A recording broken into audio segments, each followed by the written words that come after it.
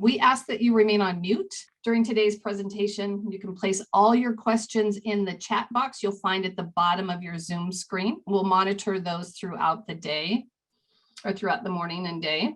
We'll be posting an FAQ document following these 4 trainings with questions and answers. So if by chance we do miss your question, please know that there'll be a follow-up document. We find that very helpful. And we will alert you via email when that document is ready to be posted. So I'd like to take a moment and introduce today's presenters. Lupe Jimenez will be presenting right before lunch. Lupe is a senior environmental planner with Caltrans headquarters, Division of Local Assistance, Office of Environmental Compliance and Outreach. Well, that is a big one, Lupe. Welcome. He's the Policy and Training Coordinator for Districts 2, 6, 9, and 11. Some of you may know Lupe. We have Bob Baca, has been with Caltrans for more than 20 years, spending 15 years in local assistance at both the district and division levels. Bob has worked diligently to help local agencies deliver their federal and state funded transportation projects. Bob currently holds the position of ER Emergency Relief and other federal programs manager in the Caltrans Division of Local Assistance. In this position, Bob manages a team of 3 other talented engineers to administer over 10 different federal programs with a total federal annual apportionment of over $100 million. That's impressive, Bob. These programs fund a broad range of transportation-related projects ranging from highway infrastructure improvements and public ferry boat infrastructure improvements to U.S. congressional earmark funding. Good morning to everyone. And Bob, I'm going to turn it over to you.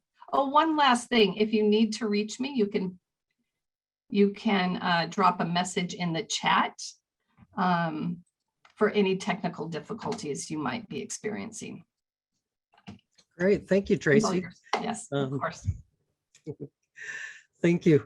Yes, that our programs are managed by more than just me. There's several people that are part of our team, and we really do have an excellent team. So shout outs to all of those that work with us. So let's go ahead, and without further ado, we'll look at the agenda. You guys this group is lucky enough to be the first one that we're presenting this new PowerPoint slide presentations, which made up of some older slides and lots of new slides. So we'll be smoothing out some kinks, and this slide presentation is in continual improvement. So we will post a final version of the slides, a handout at the end of all the trainings, so that you can have the final version with all the corrections or additions that we put into it. So in our training today, we've got our welcome. And I do want to welcome you for taking time out of your busy schedule to meet with us this morning and this afternoon to discuss the ER program. It's been a long time since we've had training, and it's really important. A lot of changes have happened to the ER program. So if you're experienced in ER, you probably know of many of the changes, but there's some new changes that have just happened as well. So this training will be good for you, but it is also really good for those that have no exposure to ER but are going to be participating in the program. We do a pretty comprehensive overview during this training as well. So hopefully we'll meet everyone's needs at least a little bit. And then there'll always be follow-ups and resources that you can go to for questions. And like Tracy said, that we'll have a question and answers document at the end of all the trainings of all the questions that have come up, and not just the ones we missed, but some that are really good questions that we get frequently. We'll put in that as well and try to maintain that document so that local agencies and districts can have another source to answer their questions. So I'll begin with the training overview, and then we'll have a 10-minute break. Excuse me. Then we'll go through the ER site eligibility, work categories, authorizations, project completion, deadlines, time extensions, funding, project end date, and some miscellaneous items. Then we'll have a short break that's not shown on the agenda, but just 5 minutes to allow us to get set up for Lupe's presentation, which will be over the NEPA process for ER projects. We'll then have a break for lunch, after which this afternoon we'll go through advanced construction, eligible and ineligible emergency relief work, have a break, and then we'll conclude with debris removal, improvements beyond restoration, and some miscellaneous items at the end, including resources and contact information. So without further ado, are there any questions at this point? If not, let's go ahead and get started. Okay, I'm Bob Baca, and you heard the intro earlier, and I think it was great, mostly because I wrote it. but in spite of that, we do have a lot of experience in our group in headquarters and the districts. Many of the districts have very experienced people. So there are a lot of resources available to ask questions for.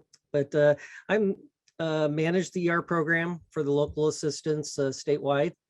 Through our districts, we work with local agencies to get the disasters qualified for ER funding and to administer the funds to local agencies as a extension of FHWA. So we help local agencies try to take advantage of the program, but we also are responsible for making sure that all the rules, requirements, and regulations are adhered to.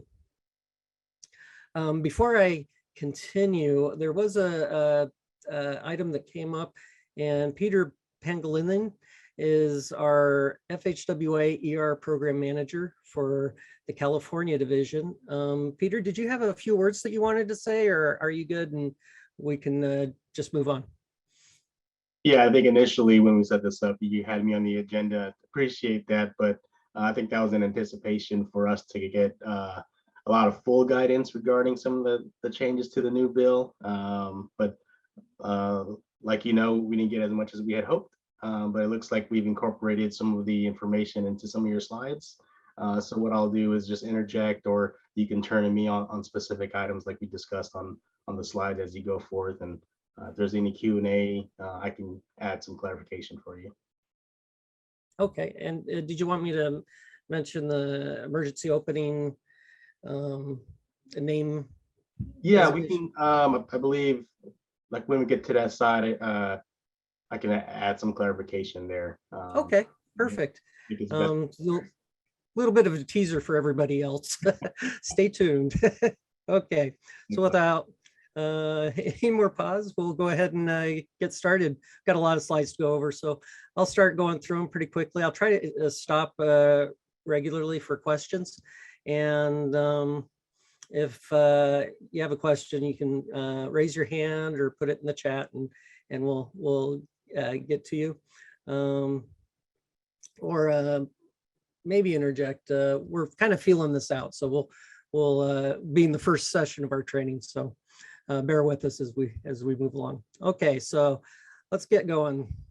Okay, so program overview of the disaster emergency relief program is it's a disaster recovery program, not a disaster response program. Disaster response is the program, those programs are the ones that pay for firefighters to go out and fight the fire, or the emergency responders. We're more of a recovery program that helps repair whatever damage was done. We do help, the emergency relief program does help protect the facilities as well, but it's really a recovery program.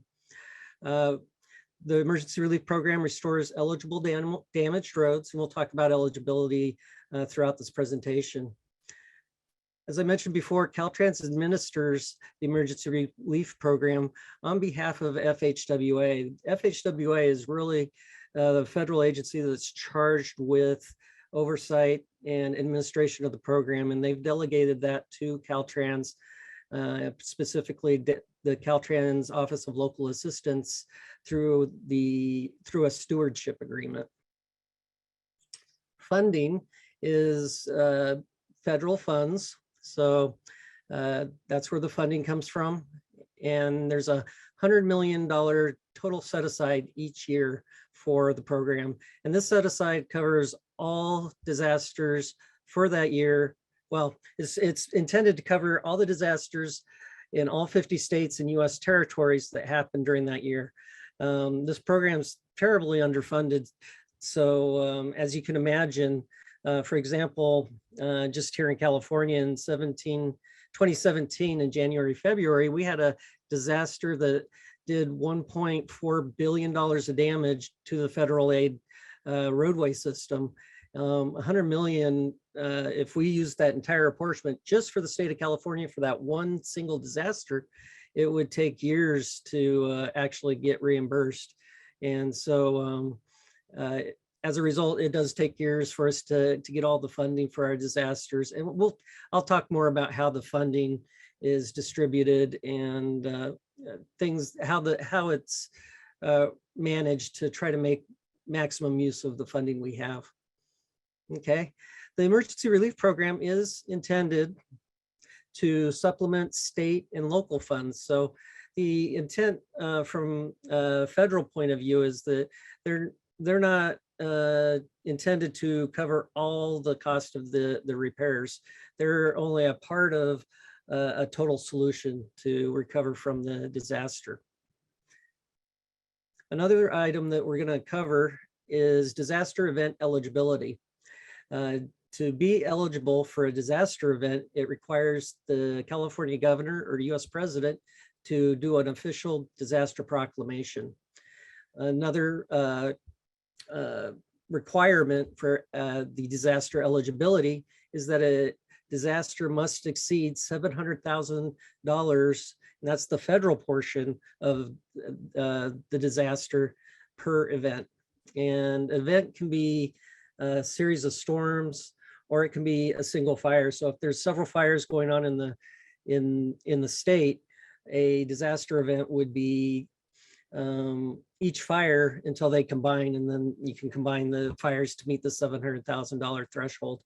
It's important to note that $700,000 threshold is total for all ER projects, not just all the local agency damage projects that are eligible, but also the state, the damage that happens to the state highway system. So sometimes, even though the local side may not get as much damage and may not look like it's going to pass that threshold, the state system does get damage, and so combined they do pass that threshold. Okay, so let's go ahead and talk about the purpose of the ER program. It comes out of 23 USC, that's US code, and it's basically to repair or reconstruct highways and roads that have suffered serious damage. I've pulled the code out to show you that there's two types of ER repairs or damage, I'm sorry. One part of ER damage is the natural disaster. Okay, these are eligible. Things that are caused by what's commonly referred to as acts of God, storms, tsunamis, slides, wildfires, that sort of thing. The other type of damage that's covered are catastrophic failures. Those are failures that are caused from an external source. So just to reemphasize the point here, natural disasters are the result of a disaster over a wide area, such as floods, hurricanes, and earthquakes. So they define it actually in the US code. Also in the CFRs, you get more information where it says sudden and unusual occurrence and it causes serious damage. Okay. Catastrophic disasters, on the other hand, are catastrophic failures from an external cause. So, for example, the MacArthur Maze, when the fuel truck tanker truck hit the pier underneath, caught fire, and the whole interchange burned down. That was considered a catastrophic disaster. It was an external cause. What wouldn't be an eligible catastrophic disaster would be something like a drainage system that had rusted through and failed, just reached the end of its service life. So important distinction there. And so, in other words, sudden failure, major element, segment of the highway due to an external cause. Okay, so let's talk about the types of disasters that the ER program has covered in the past. Okay, so these are all the different types of disasters that ER can cover. We've got flooding, windstorms, earthquakes, and you can read down through the list. And we've got natural as well as catastrophic, and that includes even terrorist attacks. So the ones of all these disasters, which ones do you think have been utilized by California? Well, actually, California has utilized or been eligible to utilize all these different disasters. We've experienced all these except volcanoes. So knock on wood, we don't have one of our volcanoes blow up, but it would cover that as well. You may ask on terrorist attacks, what does it cover? It would be something like if you had to detour roads or shut roads down, that sort of thing. Okay. Let's go ahead and do a sampling of possible ER work. ER eligibility depends on several factors, including FHWA determination of heavy maintenance, betterments, FHWA involvement, documentation, and so forth. So we've got damage to the roadway, so travel ways, shoulders, embankment, the roadway appurtenances like street lights, traffic lights, signs, drainage structures. We also do detour road work, where in some cases can be covered, not road wear that's been there. And there's some caveats as far as documenting what the condition was just before the disaster event. But it can cover those things. Detour signs, traffic barriers, erosion damage, slides, slip outs. Of course, debris is covered, but there's a caveat there.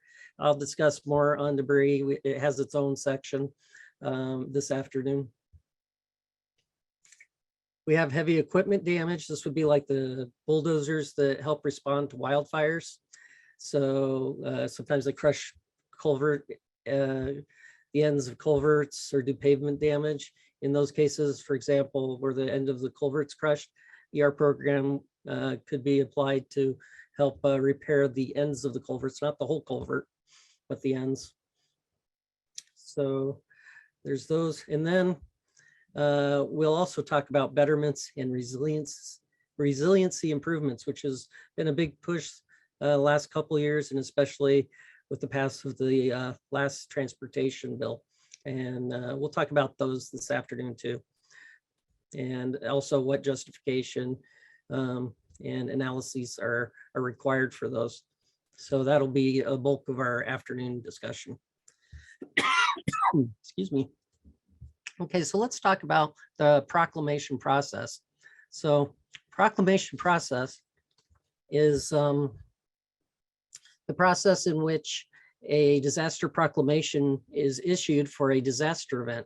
As you'll recall a couple slides ago, the FHWA ER program requires the California governor or US president to make a proclamation of the disaster, a formal proclamation. And these are issued from time to time when the disasters occur. So a local agency via county Office of Emergency Services, which is actually part of the governor's office. What they do is they report their estimated damages, not just the highway system, but total estimated damages from the disaster to Cal OES. Okay. And Cal OES gathers all this information statewide. They also, local agencies are to report initial damage estimate only to the federal aid roadway system. And we'll talk later about what that means to our office and the districts. So we get something called an initial damage estimate, and that's the estimated damage. It's a rough estimate of where the damage is and how severe the damage is. So local agencies do this reporting and send updates as they find more damage, because some of these disasters are ongoing, such as wildfires. Okay, so Cal OES gathers this information and reports to the governor. Governor then decides whether or not it's sufficient to, and Cal OES gives their recommendation also as to whether to declare a disaster proclamation, whether it's warranted, and then also if warranted, what locations qualify and what kind of damage qualifies for inclusion into that disaster. The governor makes the actual decision as to whether or not a proclamation is made. And if so, he issues the proclamation through his website. You can see in their newsroom, they have a whole section, a link to their proclamations. They make proclamations on all sorts of things, not just disasters. Okay. Cal OES at the same time takes this information, and if it's severe enough, they will contact FEMA, and that's the federal side of, that's the Cal OES equivalent of the federal government. And they do disaster and emergency management. And FEMA will do their assessment and make their recommendation to the US president. And then the president decides whether or not a disaster proclamation is issued. Okay, so some more overview on the process. So we have the disaster proclamation. Let's say it's issued. Local agency, of course, assess the damage and continue to assess the damage, because they have to, local agencies, if you're in a local agency, you got to repair the damage anyway. So you got to find out where it is and just trying to manage. This information, and this is just for emergency review process. So remember always that you have to first go to Cal OES to report all your damages. But I'm just going to focus on the emergency relief program. So the local agency reports this initial damage estimate to Caltrans, who assesses the, kind of it gives us a feel for quantity and magnitude. And again, this is a very rough first take on the damage. And usually we need that within 7 days, even though it's a 14-day deadline. Generally, we get questions, maybe even the day of, but definitely within 2 or 3 days. They're like, "Where's the estimate?" So the sooner that we can get that information, the better. Okay, so local agencies, once they send in their initial damage estimate to Caltrans, are allowed to begin work. Actually, they can begin work as of the beginning of the disaster event. And they can begin work on only the emergency opening phase of work. And we'll talk about what qualifies for emergency opening. That's kind of like the Band-Aid to keep it from getting worse and protecting the facility and the public. And local agencies also allowed to start work on permanent repair, preliminary engineering. So all this local agency can start work without getting an authorization first. And then local agency can come in after the fact, get the authorizations, and then get reimbursed for the work they've done. It's important to note that on permanent repairs, the permanent repair right-of-way and construction phases of work do require FHWA approval authorization before work begins, or else the funds are will be in jeopardy. And we'll talk about that in more slides as we move along. Okay, so Bob? yes. Hi, this is Tracy. I have a couple of questions. Okay. So one question was, it sounded like the $100 million FHWA set aside was nationwide versus just California. Is that correct? That is correct.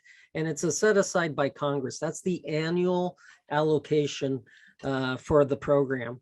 And then Congress, and they've done this over every couple of years, in the past, they have augmented that funding with a special allocation in one of their transportation bills or a continuing resolution. They'll have additional money they send out, and of course there's slides later, but and so you'll get to see that as well. But they send out additional funds to use for disasters, and that's not just for FHWA. That goes to all agencies. It depends how they write the bill, really. And that again, it gets divided up between agencies and states, but that's how the program gets additional funding. So we've been able to mostly keep up with the costs, though there are a lot of costs that are just waiting to get reimbursed and have been for years. So so far it looks like we're kind of keeping up, but there is a delay in getting federal reimbursement. No problem. I have two more questions. You have time now, or would you like to take them in a moment?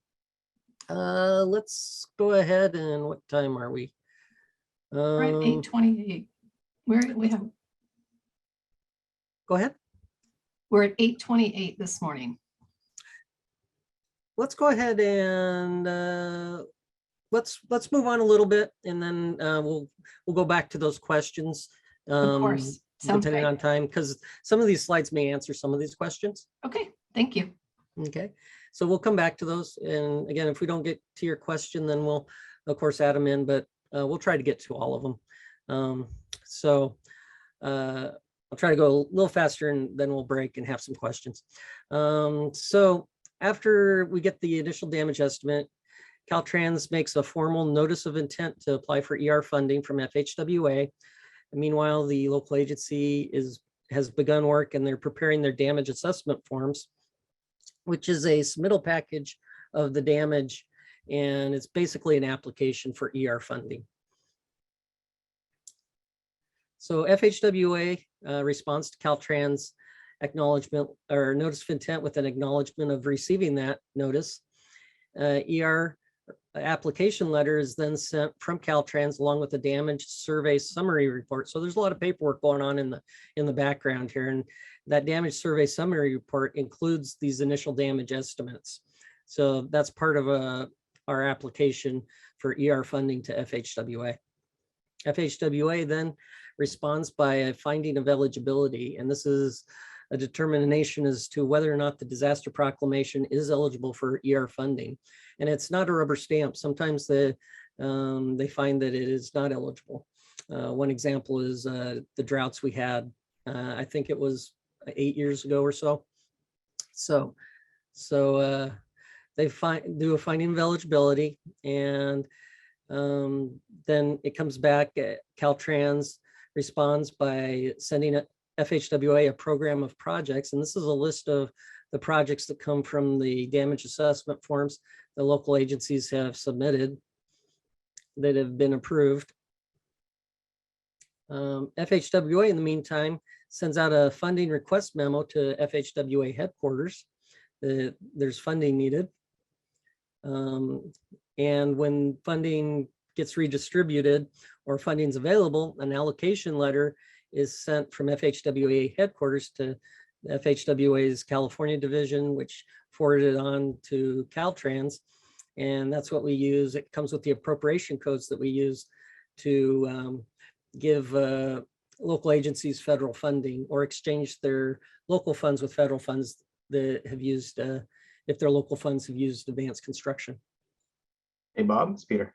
Yes, go ahead, Peter. I just want to take the opportunity to interject on the finding of eligibility so that agencies understand that It's in that response letter that FHWA and Caltrans, we established the damage assessment for due dates for agencies to submit to Caltrans.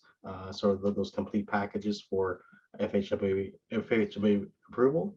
And I know that's been a question at times, for those DAF due dates and when that's established. So whenever Federal Highways issues that letter, it's established then, as well as the event start date for the actual disaster. And the event start date is the time in which you probably get to it later, when the clock starts on emergency repair work, the new 270 days clock starts, and when Caltrans has to submit that program of projects as well. So I just want to chime in there.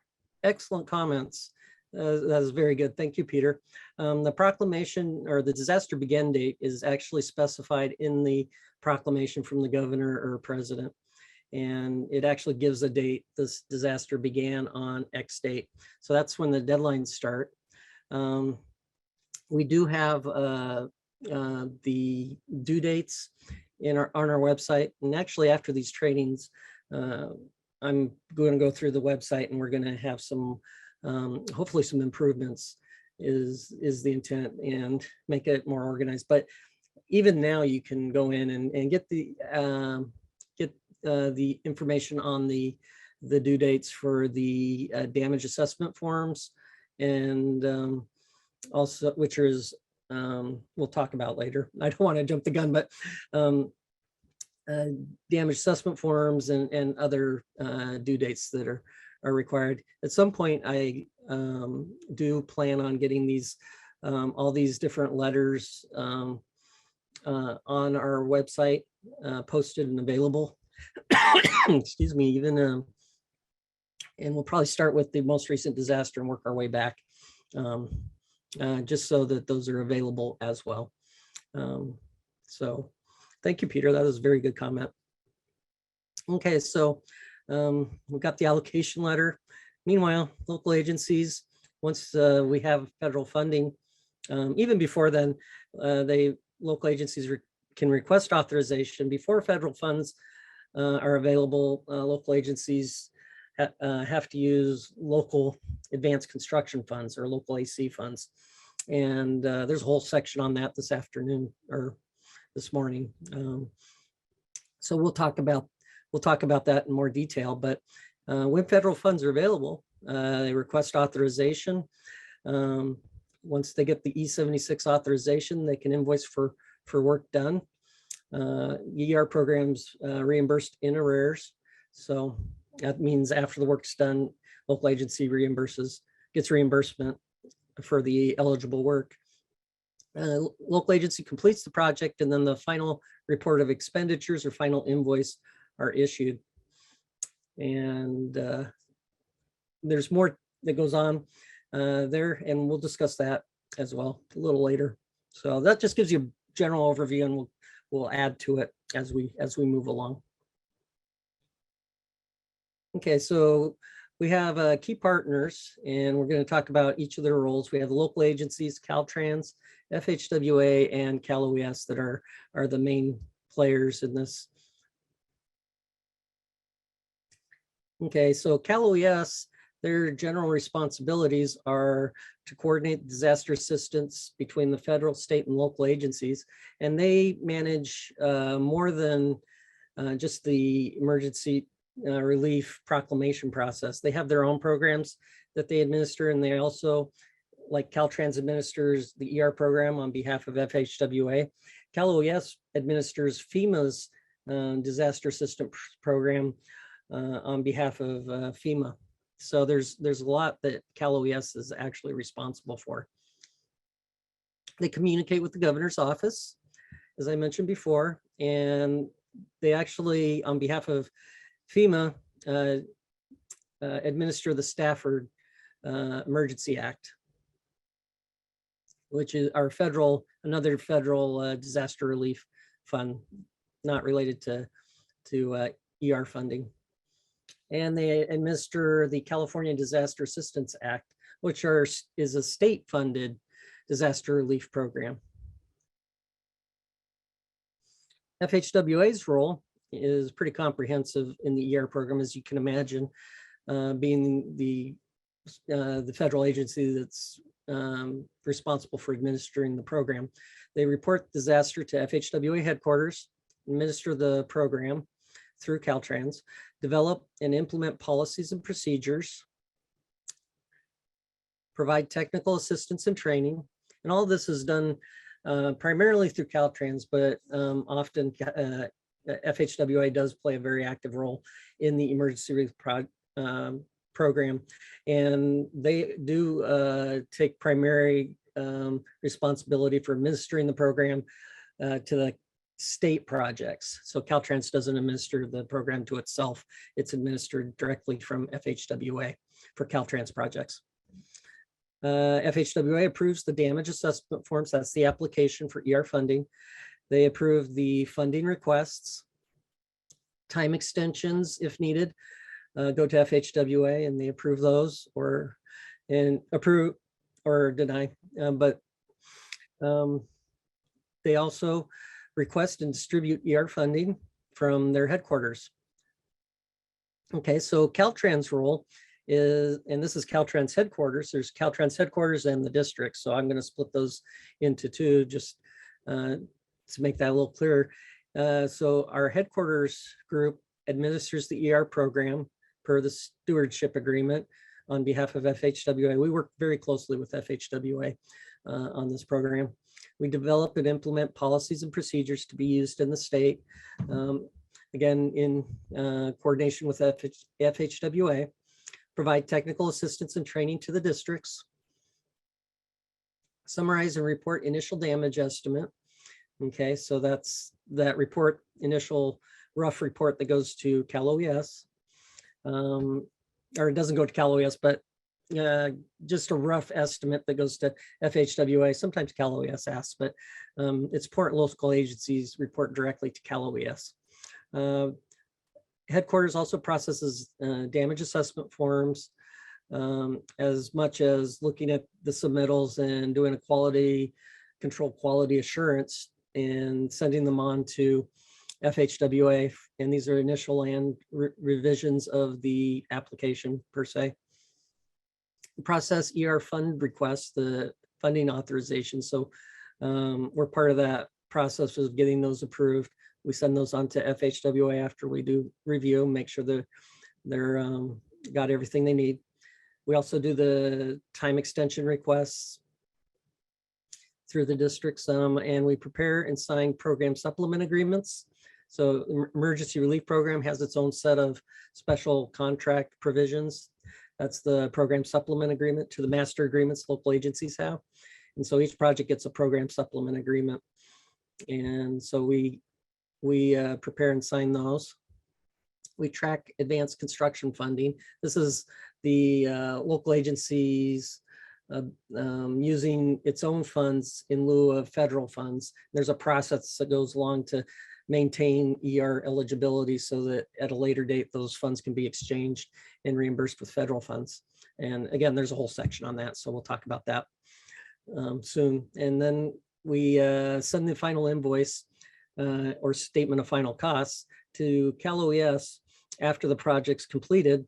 And the reason we do this is because Cal OES, excuse me, Cal OES in the past and up to now has been able to reimburse local agencies up to 75% of their out-of-pocket costs they've spent on these ER projects.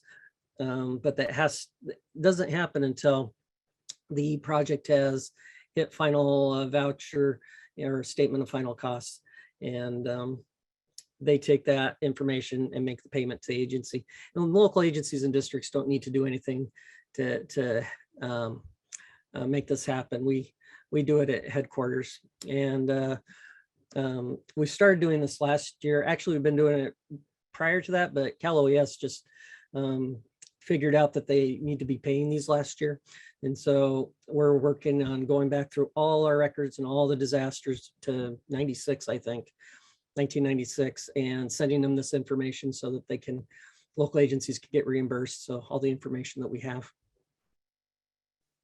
One of the things we're working on. Okay, so the districts administer federal programs and provide technical assistance to local agencies, send the initial damage estimates.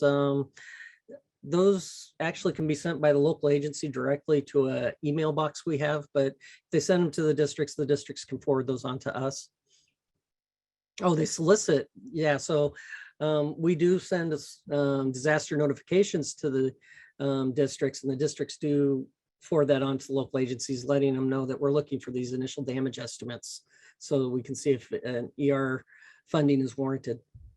They coordinate and participate in damage assessment teams. We'll talk about those a little bit later. Those are the initial teams that look at the disaster and determine eligibility. Participate in ER field reviews. Okay, and we'll talk about that soon too. That's where the application and the preliminary environmental survey forms are reviewed and possibly signed. Review and recommend draft damage assessment forms and forward those on to us for our QC/QA, and then we send them to FHWA for review and hopefully approval. Provide environmental oversight as NEPA lead agency. Review and process draft damage assessment forms and revised DAFs. So when they need revisions for cost, scope, or other things, they start with the district. Review and process ER funding requests. They get sent to headquarters, then FHWA.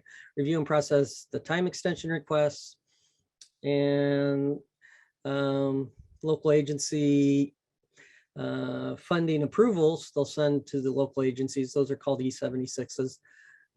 That's just the name of the form, but that's formal approval, the document that says the funds are there for you to use for this project, for this phase of work, or these phases of work. And they send them to, it says Caltrans headquarters, so I have to look at that. That might be a typo. Time extension requests, submittals, and process them forward to Caltrans headquarters. Okay. Local agencies roles. Okay, this is during and after the disaster begins. Declare state of emergency to Cal OES within 10 days. Identify and report all disaster damage on the federal aid, or all the disaster damage to Cal OES. And then identify and report federal aid roadway system damage to Caltrans. That's through the initial damage estimate. Take photos of the damage before starting work. That's a requirement of all the ER applications. If you don't have photos of the damage before work begins, it's not eligible. So that's a very important note there. Complete emergency opening repairs. Coordinate damage response with Caltrans district. Participate on the damage assessment teams. Those are the ones that go out and field review the damage sites for eligibility. And we'll talk a little more about that. Okay, so during and after a disaster begins, local agency also submits funding requests to Caltrans district. So they are responsible for processing the program supplement agreement as well, in as much as they get sent the agreement and they review it and sign it and then send that back to Caltrans for our signature and execution. So the local agencies are part of getting the program supplement agreement approved. Invoice for reimbursement of work done, eligible work done. They do the revisions to their application, the DAF forms, when cost and scope changes occur. Complete their permanent repair work. And do all the necessary work to close out the project and final invoice. It is important to note, once again, not to begin work on permanent repair right away or permanent repair construction phases of work until an E76 authorization approval is received from FHWA. Doing so before you get that FHWA approval could, well, it would mean the work done is ineligible and possibly all the federal funding for the project could be lost. Okay, so there are some things local agencies can do before a disaster to prepare for possible emergency relief program eligibility. So local agency can identify their Cal OES contact. So identify who it is they need to report their damage to. Local agencies, as part of their reporting to Cal OES, as I understand it, there's a need for either the county where the local agency resides or the local agency itself to declare a local disaster within 10 days of the beginning of the disaster event.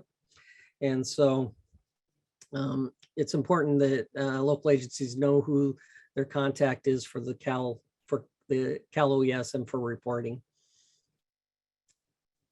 Maintain up-to-date culvert condition records. So emergency relief, the idea is that the program repairs and restores the highway section or the roadway section to what it was just prior to the disaster, to that same condition.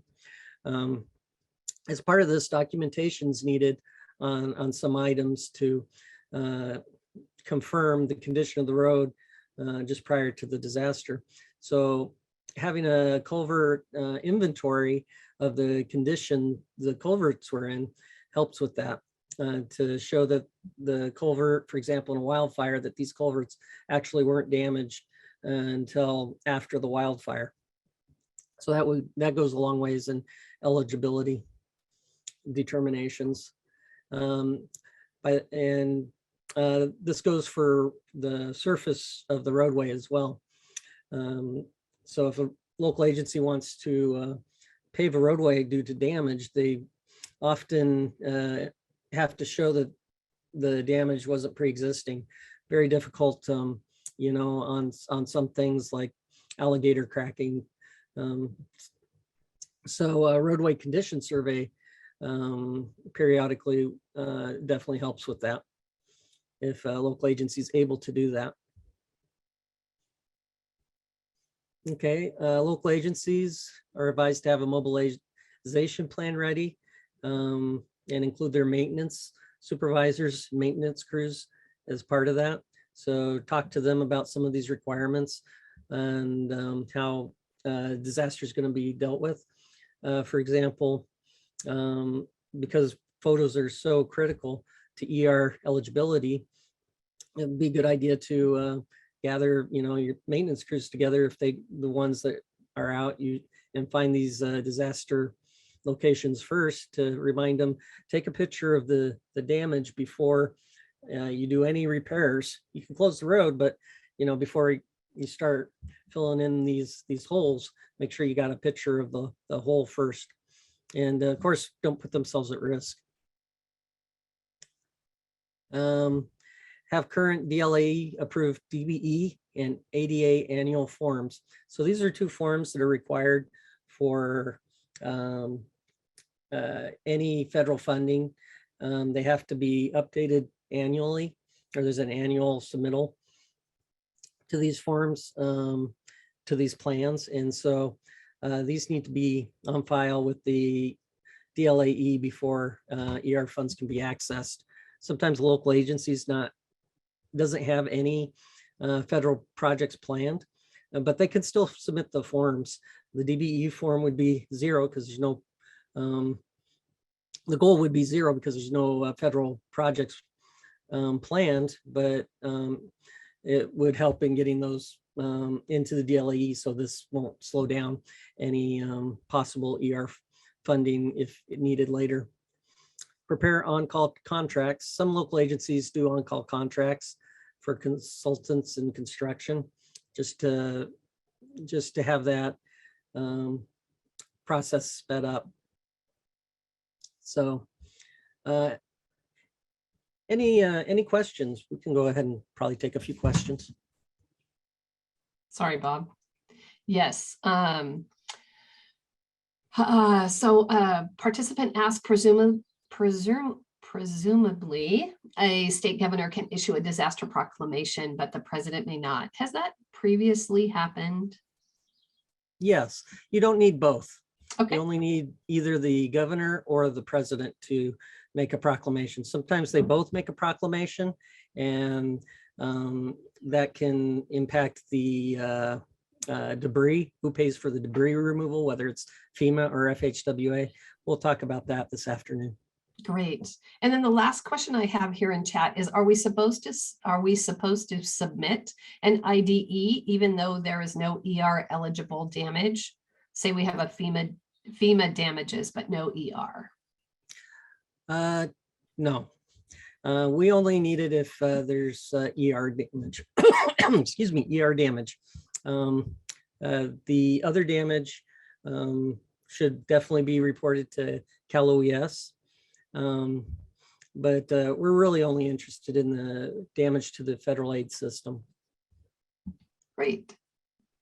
Okay. So now would be a good time if anyone else has a question, they can go ahead and come off mute.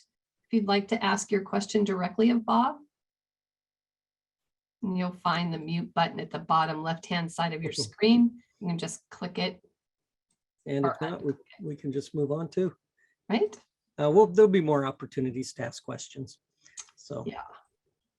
All right. Thanks, Bob. No, it's fine. Sometimes it takes a bit for someone to find the mute button and unmute, but we're good. Yeah. Thanks so much. That was me yesterday, but anyway, okay, great. Thank you. All right. So let's move on. And again, there will be more time for questions. Project approval process. Okay. So we're going to talk about how the process projects go through. And this is from identifying it as a disaster damaged location to getting approval to be an ER project. So first, you have the disaster site damaged. Okay, it's located by maintenance or local agency forces. They do need to take pictures before beginning repairs. Local agency declares a local disaster within 10 days, and this isn't an ER requirement, but it can impact not just Cal OES disaster funding immediately, but when we go and send Cal OES the final voucher of the project after the final voucher, or after the project's closed out and we've gotten federal funds, it could impact whether or not Cal OES can make any kind of reimbursement. So that's a Cal OES requirement, and you can talk to Cal OES about more of their other requirements. I'm not really brushed up on all their requirements and the changes and stuff that happen, but I can tell you kind of what's happened in the past, and just a little bit I know. Okay, so if the county has declared a local disaster, and the local agency is within that county, my understanding is the local agency does not need to declare a disaster, but check that with your Cal OES representative. Okay, report damages to Cal OES. Begin work for emergency opening, all the phases, and permanent repair, preliminary engineering only, not permanent repair, right away or construction. Only preliminary engineering for the permanent repair, but all the EO phases can start work immediately. Notify your resource agencies. That'll help your environmental process go smoother, and Lupe will talk more about that in a little bit. And then report to Caltrans. That's that initial damage estimate, and that's a rough estimate. Local agency then does a draft of their damage assessment form. That's the application, and that in the damage assessment form is a more of a refinement of the costs and locations. So it won't necessarily reflect the initial damage estimate exactly. It definitely won't reflect it exactly usually. And but you know, we don't hold them too close together because we understand initial damage estimate is very, very initial, very, very rough. So complete the damage assessment form, the application for ER funding. You send that draft package, submittal package, to their DLAE. That's the district local assistance engineer. and they run the local assistance office with their staff. Okay, then the DLAE goes out and reviews these locations with the local agency, and Caltrans FHWA is also invited and may or may not attend, but they review the sites, each site, and determines whether or not it's eligible. The DLAE does do a quick run through of each of the DAFs before going out to the sites, because some of them are going to be definitely not eligible, and those can be taken out so you don't spend all your time out there going to places you know are ineligible. But then this review in person is critical to determining eligibility, and also the best way to put the DAF form together and the proposed solution initially, at least, to repairing the damage. FHWA and Caltrans review the damage assessment form submittal packages once they're field reviewed and signed and sent in by the local agency. And this can be an iterative process, and usually is. So local agency will send it to the DAF form to the DLAE or area engineer in the DLAE's local assistance office, and they'll see some things that are wrong or some things that need to be changed or some things that are missing. Send it back to local agency, it'll go back and forth, and then the district will approve it and sign it, send it in, we'll look at it, do a quick quality assurance, make sure the signatures aren't missing, and just real general basic stuff. But we'll quickly send it on to FHWA, and FHWA will also do a full review of it, of the DAF, and the FHWA and the local agency actually communicate back and forth if something's missing, needs to be changed, or is wrong, while copying Caltrans so that we're in the loop. And this is a way to expedite approval, or try to expedite approval of the damage assessment form, is having FHWA and the local agency communicate back and forth directly to get that damage assessment form in a condition that can be signed by FHWA for approval. And then ultimately, hopefully the DAF is approved and you're good to go. Okay. So let's talk about these field reviews. Okay, so local agency identifies the damage. Okay, so there's a list of sites generally a local agency has on their federal aid system that are found to be damaged by the disaster. The local agency will complete a draft DAF submittal package and sends that to the district. We'll go into detail on what that encompasses in a little bit here. But this submittal package or application goes to the districts. The districts will do an initial review of all these drafts and removes any drafts or DAFs, removes any DAFs that are definitely ineligible. So there'll be some that they'll see and they'll say, oh yeah, no, that just can't qualify. And so those will get removed. So you're not going out to the field to look at ones that are never going to get approved, can't possibly get approved. But the remainder are kept together, and the local agency coordinates and organizes damage assessment teams. We'll talk about who makes up that team here, to go out and review each of these sites. So this team is made up of possibly an FHWA field engineer or area engineer, and they should always be invited. They may usually not go because of workload and stuff, but they may go, and sometimes they do go, and it's very important to have them there because of course they're doing the final approval. So local agency is part of the team, and that's the project engineer, sometimes consultants, environmental staff, which could also be a consultant or in-house. And then you can, if there's right-of-way issues, local agency may want to include a right-of-way specialist. Sometimes director of public works for the smaller agencies are included, or they are the project engineer too. So it can vary, but it's not just limited to these project engineer, environmental staff. There's others that also play a role. And then the district includes possibly the local, well, it definitely includes local assistance, area engineer, or DLAE, or both. And then the district environmental staff that will be working on the program are a huge advantage to include in this, because they can communicate to the local agency ways the project can be put together to minimize the environmental work needed.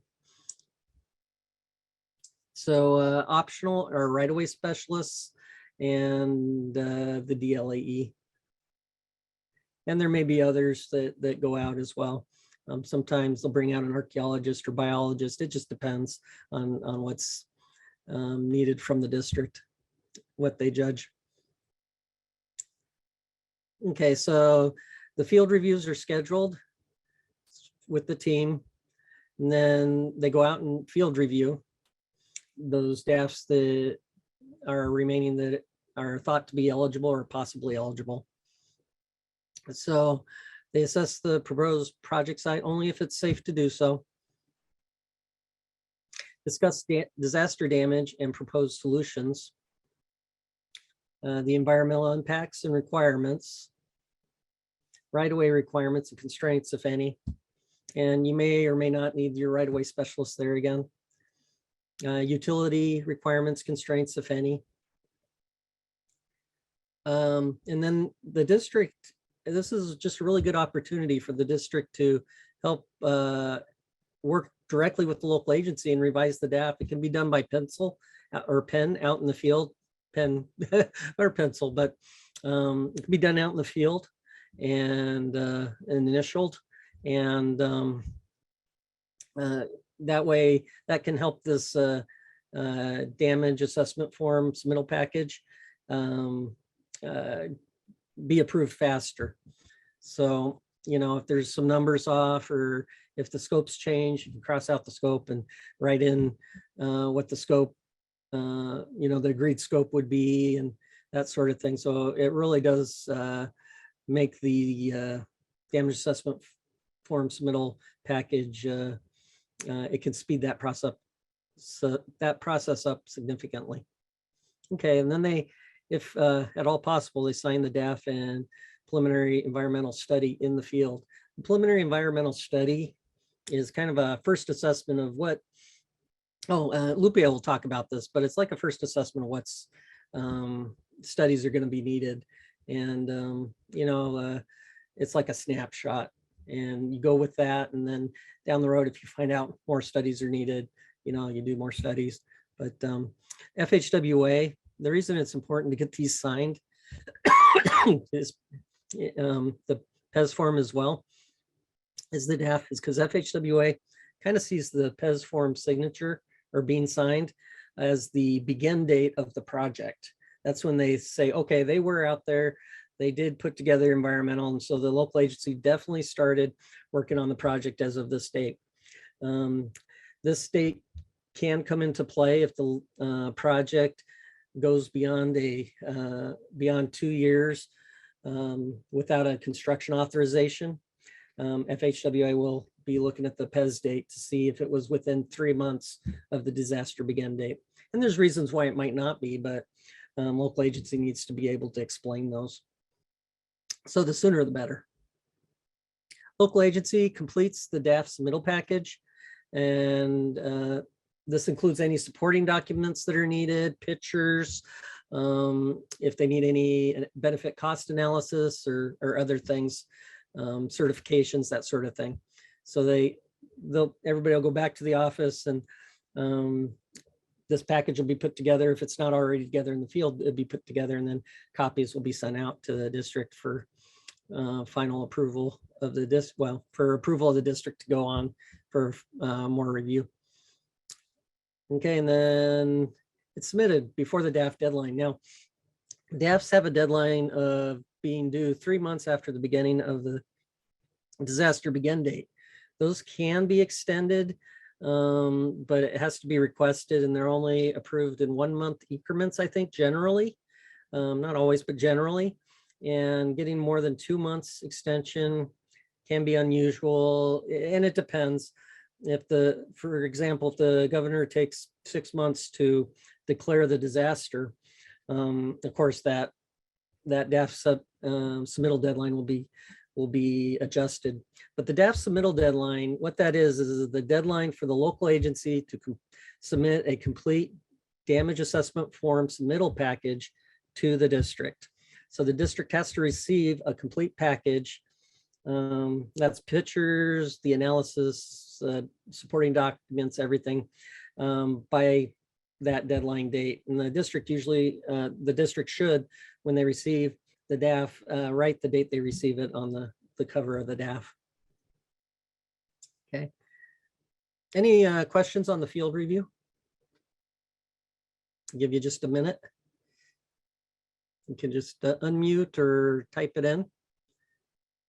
Hey, Bob, it's Peter. I just wanted to Yes. chime in there on the DAF deadlines. So sort of like another example, like we've encountered, unfortunately, in the past recently, is with the wildfire events. So if there's wildfires in particular that aren't accessible to observe or report the damage due to the fire crews and CAL FIRE still out there, that is taken into consideration when we do allow more time for DAF submittals.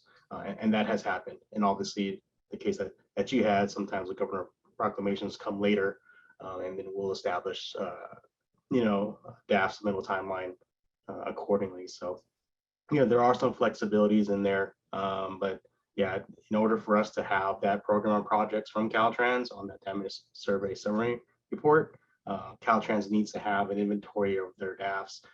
The program projects is important for us because that's what we utilize for funding requests to headquarters to let headquarters know from our perspective how much that event is going to cost and how much is needed. So I just wanted to let them know that. Excellent. Thank you, Peter. Those are all very good comments. Definitely. I thank you for bringing those up and mentioning those. Any other questions or any questions? Okay, so let's go ahead and continue. Now I'm going to pick up speed here as we move along. If I'm going too fast, go ahead and let me know. So how are project scope, costs, and approvals tracked? Okay, so we track them through 2 forms. There's the initial damage estimate, and then there's the damage assessment form. Okay, the initial damage estimate, as I mentioned before, is the rough draft within days of the disaster event, beginning of what got damaged. Okay, so here's a copy of our latest damage assessment or initial damage estimate, and it's on our website at that, or webpage at that location, our ER webpage in the Divisional Local Assistance webpage. Okay, it's a first rough estimate, shows magnitude and locations of the disaster damage. It shows it's done usually 1 Excel file per agency.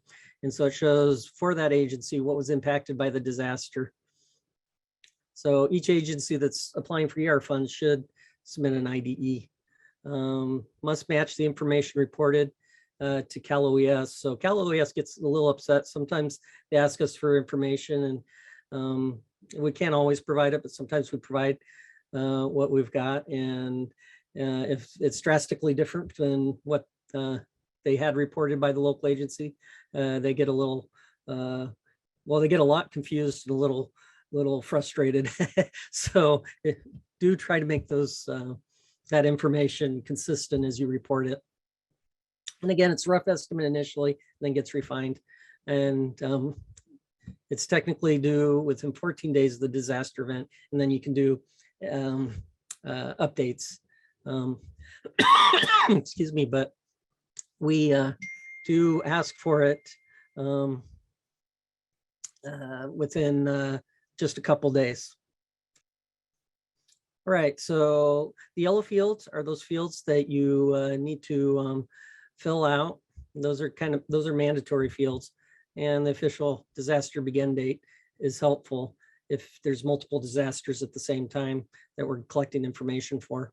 If there's a single disaster, we usually can guess. Okay, and then this last field is locations the local agency can't access, but is expecting damage on, like a road's closed because of ongoing fire. Local agency can put the road name down in the comments and say we can't access the road due to ongoing operations. But we suspect there's damage. We're expecting approximately just a rough number of maybe $25,000 in damage. And that's based on kind of a rough engineering guesstimate, so to speak. But you make your best judgment on that. And again, you can do updates to this, and the DAF form is the more solid document. This middle information here you can fill out if you like, but we don't require it. And then up in the corner, there's where you send it once it's completed. Okay, damage assessment form is the application for ER funding. You got to fill one out for each damage site, or if you're doing a string of damage sites over a length of road, then you fill one out for that length. Forms are on our DLAE webpage. It identifies the scope, cost, and eligibility, and provides a basis for allocation of funds. So, do we need to take a break, or how are we doing on time? It is 9:13, Bob. So we've been in just over an hour. It'd be great for a short break. Okay, let's see where we are, and let's see here. Let's go a little bit further. There's a spot just ahead that we can break. Let me finish. We'll finish up our talk of the damage assessment form. Okay. Submittal package. Okay, so it does provide a basis for for getting federal funding. Basically, requires FHWA approval. Costs are estimated, and Caltrans approval. Costs are estimated. It is still an estimate, and so only the actual costs are going to be reimbursed. So you may get a DAF for $1 million, but if the actual repair only costs $850,000, which is great, it came in under budget, but that's all you're going to get. You won't get that full amount. Only actual costs are reimbursed. Funds for contingency are not allowed because local agency is allowed to fluctuate in the cost range of 20% of the original DAF. If it goes beyond that 20%, then local agency has to revise the DAF and get FHWA approval again. Okay, and you can revise the costs and scope as needed. Do be sure to stay in communication with the district and Caltrans and FHWA so that we're all on the same page. It's not good if there's changes to the project. We don't find out until we're trying to get a construction authorization through that the project needs a revised DAF form, because that does take time. DAF submittal package. Okay, so we have the front page, which is the scope, cost, and eligibility. The top corner of the page gives the DAF number. It's the initials of the FHWA engineer.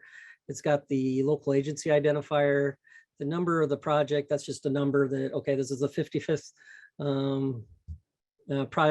project or 55th DAF that we put together from this disaster number, of course. But on the revisions, and I'll talk about the revisions in just a second. It also has place for signatures. Local agency, Caltrans district, and FHWA all have to sign and check the eligibility box for the project to be eligible. Revised DAFs are denoted by this last digit here, this -1, and that is, so they all start off with 0. When the DAF's revised, this number changes to 1. the DAF number at that first box. And if it's revised again, then it changes to 2 and so on. We've never had more than 9 revisions.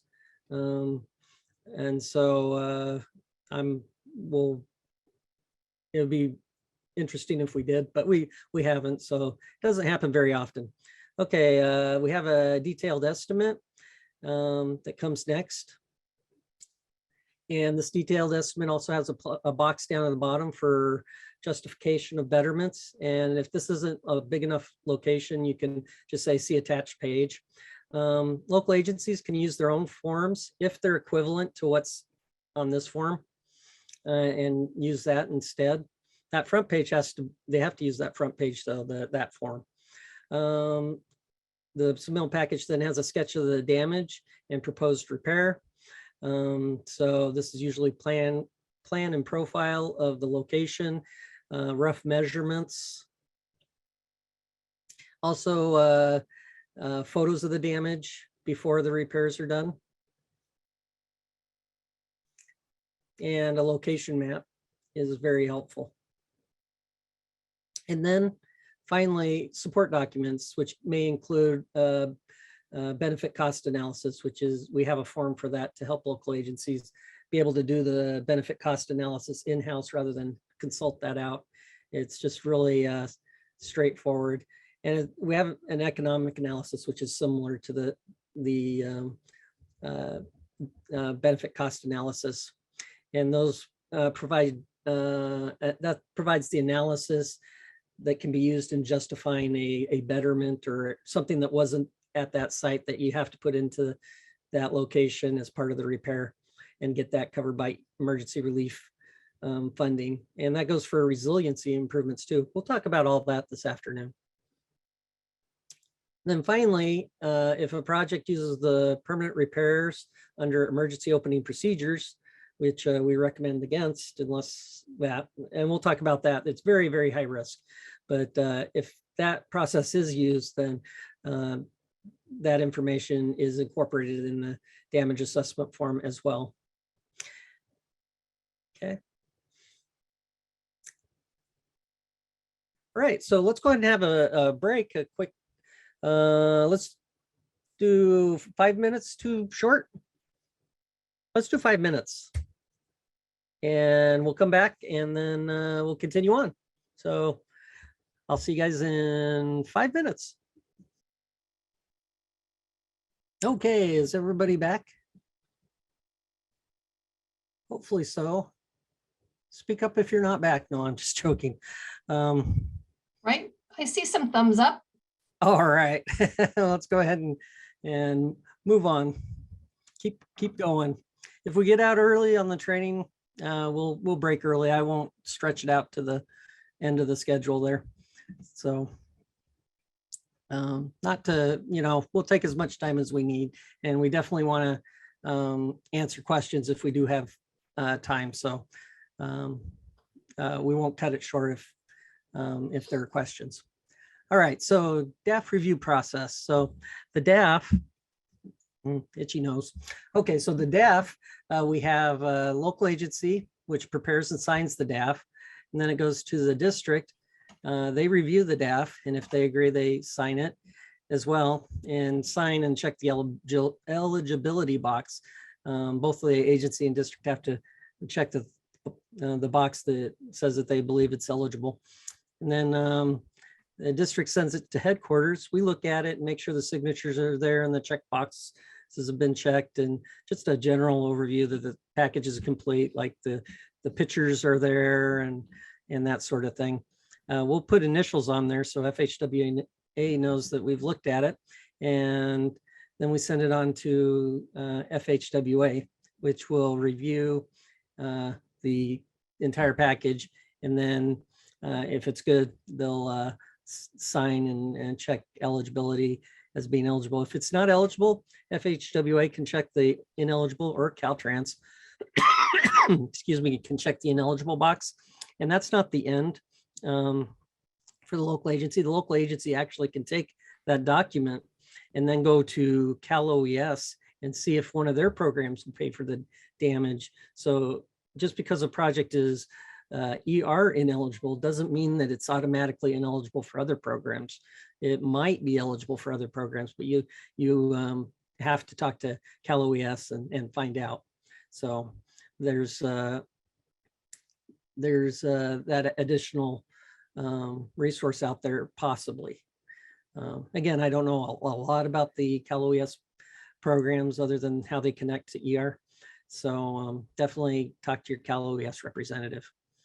Okay, so Daf revisions, when are they required? They're required when there's a change in scope of work, or what they call a significant quantity deviation. This is defined as more than 20% change in cost or increase in costs. And if it's 20% or more, then it's a revised DAF is needed. And as I mentioned on the last slide, when a DAF is revised and resubmitted, it goes through the entire submittal approval process again. To get approved, all the revisions have to go through that same process. But the way we denote its revision is by changing that last digit in the DAF number. And then once a revised DAF is approved, then that revised DAF is the governing document for the project as far as approval. Okay, so let's talk about site eligibility. Okay, for a site to be eligible, the location that site is in has to be named in the disaster proclamation. In other words, let's say there's a disaster that comes through and there's damage on the highway in Sacramento due to the disaster. However, an issued disaster proclamation only names Humboldt County as being the eligible or being part of the disaster. And these locations are named in the disaster proclamation. That would mean that the Sacramento location is not eligible for ER funding. So it has to be, if it's Sacramento County, on the other hand, was in the proclamation, then that site would be eligible. So it has to be in that disaster proclamation. It has to be damage caused as a direct result of the disaster event. And it has to be ER eligible. We'll talk about eligibility more this afternoon, but has to be meet the eligibility requirements for the project, meet program and funding deadlines. And we've got a slide coming up that gives those, but it has to meet those deadlines or have approved time extensions and meet those deadlines. Damage repair must exceed heavy maintenance. And that's going to be a fun conversation this afternoon. But yeah, that's not going to be bad. There's a lot of talk about heavy maintenance, and ER program doesn't cover heavy maintenance, but what is defined as heavy maintenance. So we'll go into that. In general, it's work costing less than $5,000, but also there's other requirements that are part of this heavy maintenance check. Federal aid road, it has to be a federal aid road, which is a minor urban collector or grader. DAF's package has to be approved by all three parties, local agency, Caltrans, and FHWA. Okay, so let's talk about heavy maintenance. Thought we're gonna wait, but this is great. Okay, so damage repairs that are frequently performed by maintenance crews and are caused by what is normally expected seasonal conditions and maybe occasional or unusual natural occurrences, and can be accommodated by a maintenance, emergency, or some other contingency program, and is less than $700,000 in total ER disaster. The whole disaster is less than $700,000 in federal funds needed to reimburse if it was eligible. So federal share of the that total cost of the damage, and is less than either each site is less damaged location is less than 5,000 for county per site, or if you do it per mile, $9,000 of damage per mile, or for cities, it's $5,000 per site or $5,000 per mile. If it's less than those, then those are all defined as heavy maintenance and would not be eligible for emergency relief funding. Okay, so there's a lot that goes into this, especially when making these judgments as such as being accommodated by maintenance, emergency, or other programs, or normally an occasional unusual natural occurrence. But we're continually working and getting better at getting that better defined, so that there's not this confusion as to what's heavy maintenance and what isn't. So that's been a sticking point in the past, especially when it first really came up. It's been in the law forever, but it was only applied really after an audit brought it up to FHWA, and it said that we needed to be applying that. So that's heavy maintenance. Okay, so it can be kind of confusing. So what I'm going to give here are some examples of what heavy maintenance, some of the heavy maintenance that has not been ER eligible. So for example, mud and debris deposits, and I'm not talking the big slides, but little deposits where you have to do a little bit of clearing off the road or shoulder. Slope sloughing. So if you have some sloughing off the embankments, that can be heavy maintenance if it's not a lot. So slip outs and cut and fill slopes. And again, we're not talking these major slip outs, but slip outs that aren't really immediately threatening the roadway. Sediment-filled ditches and culverts are often seen as heavy maintenance examples. And a big part of this is that often sediment-filled ditches, or if a culvert's filled with sediment, it's hard to tell whether that sediment was deposited, whether all that sediment was deposited by the disaster event, or if some of it was just due to lack of maintenance. And so often that's deemed heavy maintenance. Pavement settlement, and you can see the alligator cracking there. That again, without a roadway survey just prior to the disaster, within a reasonable amount of time, and within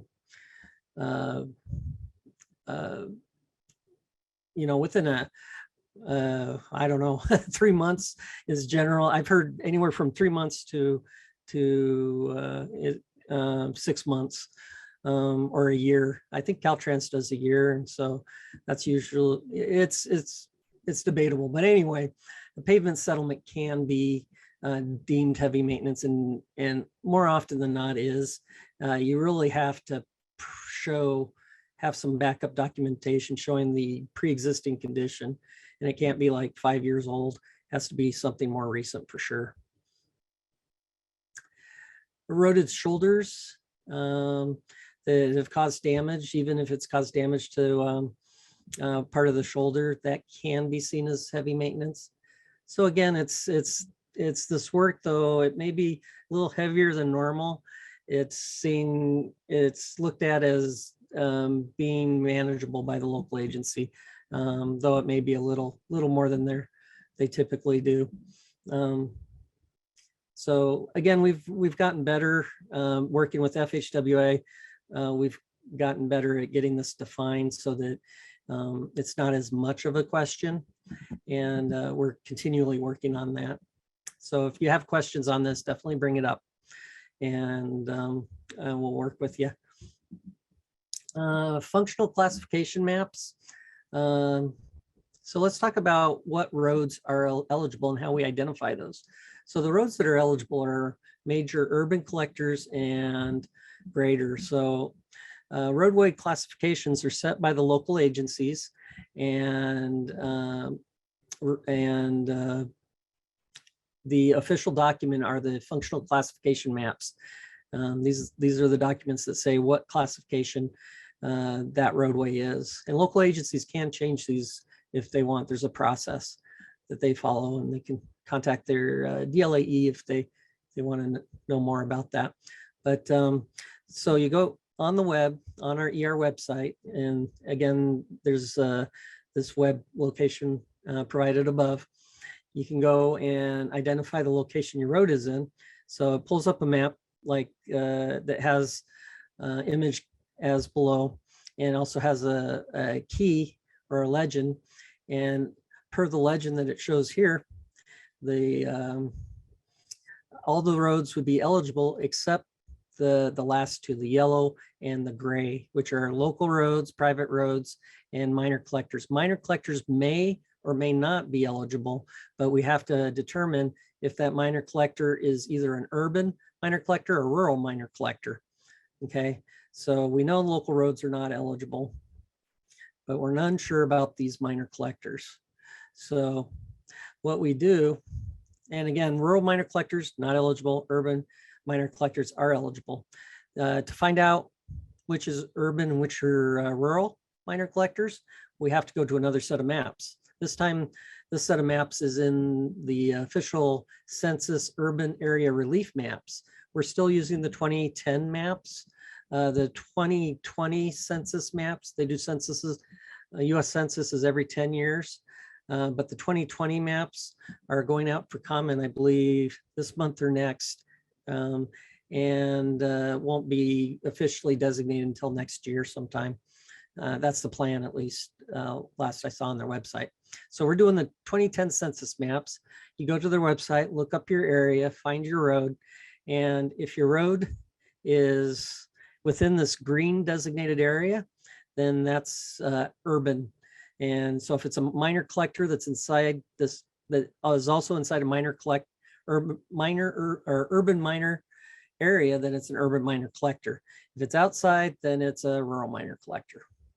Okay. Any questions on the maps? Okay, so we'll move on with emergency. Bob, this is Susie. Oh, yes. Go ahead, Susie. Just real quick, we also have a newer GIS map that shows the functional classifications. So if you go back another screen, you don't have to go to the kind of the grid map that you're showing there, right, which is kind of hard sometimes to find. We do have a GIS map that shows all of California, and you can just zoom in to your road a little easier. Yes, that's true. And I put the link to that in the chat. Oh, great. Thanks. I'll add that to my slides. So we have that for the other training, and the final presentation will have that. Thank you, Susie. That's true. This was updated to GIS. Caltrans has it on GIS now, so you can go into the GIS map and do a search and find it much easier than kind of wading through all these maps. The official document is the hard copy of the maps, though, and it's been a while since I've seen those, but I think FHWA has those, if I'm thinking correct. Peter, you can correct me if I'm wrong, but I think those come from FHWA. But we've got it online, so you don't need to worry about getting physical ones. Thanks, Susie. Yeah, Bob, I haven't touched a physical one in quite some time. But I remember the large drawers that we used to have, yeah. Yeah, definitely. Yeah, things changed. They've changed quite a bit for the better, mostly. So that's always good, right? Okay, so let's look at emergency opening. So emergency relief projects are divided into two types of work. There's the emergency opening work. You could think of it as emergency repairs, but in our documentation and forms and everything, we call it emergency opening, and permanent repairs. It used to be called permanent restoration, but we're calling it permanent repairs. So let's look at what type of work makes up emergency opening work. And this is important because emergency opening work for the first, it's now 270 days, I think. I got a slide that tells us exactly, but it's emergency opening work is reimbursed 100% for a certain amount of time. And then it drops to the pro rata. And then permanent repairs are just always the pro rata, except in certain circumstances, which we'll discuss. So emergency opening, the purpose of the emergency opening type of work to qualify is it's got to be necessary to restore the essential traffic. We'll talk about what that means in a minute. Minimize the extent of the damage to that location, to the federal aid system, and to protect the remaining facilities that are there. So if the work meets one of these criteria, then it qualifies as being classified as emergency opening and could possibly get 100% reimbursement, depending where it falls in the timeline of starting at the beginning of the disaster event. Bob, it's important to note as well that Yes. the emergency opening sort of phrase is to help distinguish between permanent repairs and emergency repairs. But it's important to know that by definition and regulations, it's actually emergency repairs for these three criterias. And like Bob said, it's or. It doesn't have to meet all three, just has to meet one of these to be Yes. constituted emergency repairs. And that's when the 270 days will apply in terms of 100% reimbursable. And then after 270 days, if the work is still continuing, then it'll just be converted back to the pro rata for the remainder of the work. Great, thank you, Peter. That's really good. I'll add a slide to explain in the regulations. It's called emergency repairs. Our documents all point to emergency opening. So just so you have it in mind what the term used is in the regulations, and maybe some day down the road we'll change that. But it would be confusing with just ER being used for emergency relief program. So we'll figure that out. Yeah, But in California, I mean, we've used that emergency opening for quite some time. So yeah, we understand that. Like you and I talked about, it'll take some efforts to get the change if it's going to happen, trickle down through all of the forms. And I know other program areas use emergency opening as well. So, but yeah, for the point of the training, I just want to emphasize the regulatory phrase that's used. yeah, and that's good. We did have that with permanent repairs. Used to be called permanent restoration. We've been pretty good about getting that switched over. We still need to update our manual, but it can happen. It just takes a little time. So for now, emergency opening, and the work only has to meet one of these criteria.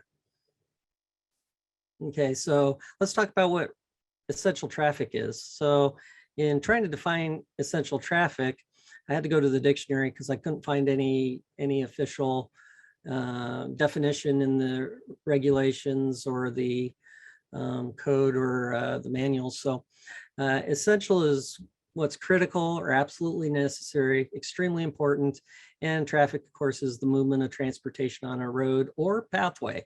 So it could be a pathway. Okay, so what qualifies as far as essential traffic for the emergency relief program?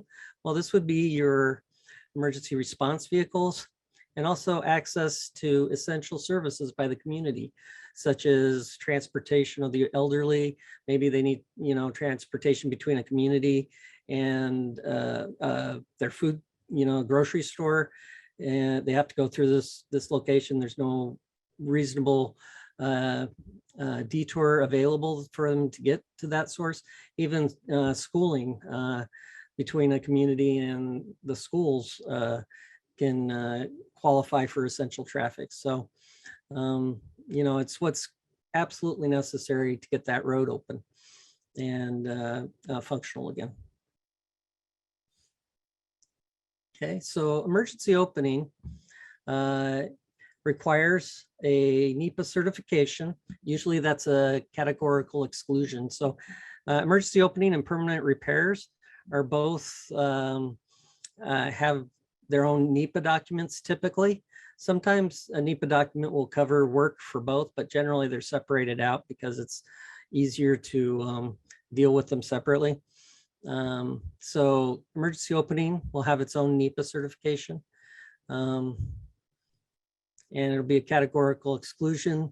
The NEPA, remember, for emergency opening work can be begin immediately, that begin date of the event, disaster event, and that work is expected to be concurrent with emergency opening right away and emergency opening construction work. So all three of those phases for emergency opening should be worked on concurrently at the same time. So even though they're out doing construction, should be getting that environmental and also any right-of-way work that needs to be done. But speaking of right-of-way work, generally right-of-way work is not needed for emergency opening work. But you should always have a right-of-way certification. But if their right-of-way work is entirely within the local agency right-of-way, and if there's no utility work on the project, then we don't require a copy of the right-of-way cert to be sent to us to request authorization of construction for emergency opening. Again, this is only emergency opening. So something to keep in mind there, trying to reduce the amount of paperwork that you have to submit to us. So let's talk about request for authorization. So it comes after the fact for emergency opening work. And it's for all phases. And again, emergency opening is like a Band-Aid. You stick on the damaged location. You're just trying to get it stabilized and to a point that you can maintain it until you get the permanent fix back in there, which is to return that location back to its condition it was in just prior to the disaster. You may also request permanent repair preliminary engineering work. Excuse me. You may begin that immediately, that work as of the disaster begin date, and also get that reimbursed and do an authorization after the fact for the funding and then get reimbursed for the work. That's only preliminary engineering though, not the other phases of permanent repair, which follow the regular federal aid process. So the permanent repair right away and construction both require a authorization approval from FHWA before beginning reimbursable work on those phases. Okay, and so can begin work immediately, and you do need to begin consultation simultaneously. So your emergency opening consultation work should be started immediately. You shouldn't wait until your construction's done. And Lupe will talk more about that, but if you wait, you miss out on some special procedures some of these local or resource agencies have. Okay, emergency opening, some examples of the repair work. So let's look at this. We've got barricades and detour signs, flagging, pilot cars, temporary bridges, like Bailey bridges. Now it's important to note, if you get a Bailey bridge, the total cost of the Bailey bridge is prorated for the time use on the project. So the ER program won't pay for the entire Bailey bridge. They'll pay for the Bailey bridge, the number of days used for the Bailey bridge over the expected life expectancy of that Bailey bridge. So that was a problem 25 years ago, 20 years ago. So just keep that in mind so you don't make that mistake. But you can use Bailey bridges and get them partially reimbursed. Removing slide material. Bridge repairs like taking drift or on the pilings. Placing RSP replacing bank infillment, and regrading roadway and embankment. Okay, so let's talk about permanent repairs now. What's the purpose of the permanent repairs? Well, it's to restore the roadway to pre-disaster condition. Permanent repairs are reimbursed at 88.53%. It follows the regular federal aid process for right-of-way and construction. And actually the NEPA process is the same as well. Preliminary engineering may begin as of the disaster date of this, or as of the begin date of the disaster, but the NEPA process for permanent repair must follow the regular federal aid process. Force account work for permanent repairs requires a public interest finding.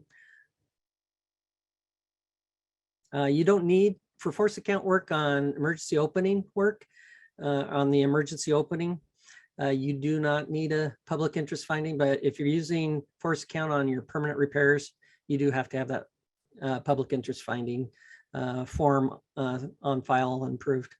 Replacement in kind, whoops, I overshot. Replacement in kind and pre-disaster condition are what we are looking for as far as things getting permanent repaired. So requesting authorization follows the regular federal aid process. So permanent restoration for right-of-way, utility, construction, and CE must have that E76 FHWA approval before beginning work. Otherwise, you're jeopardizing all your federal ER funding. So do keep that in mind, and very important. It requires a separate NEPA document, and you do need to include a right-of-way certificate. Even if there's no right-of-way, you got to send us the certificate. That again, get your authorization before beginning reimbursable work on those two phases. And you have to complete NEPA before you begin work on your right-of-way and construction. That's the regular federal aid process. Okay, and you have to complete your right-of-way before construction. Before you can request construction, get authorized, and then begin construction. So very important information there. Okay, permanent repair examples. We've got preliminary engineering and construction engineering, NEPA requirements. So any mitigation required by NEPA is eligible, but that would come under permanent repairs. Right-of-way requirements, construction, and long-term environmental mitigation, as I mentioned. Okay, so any questions up to this point?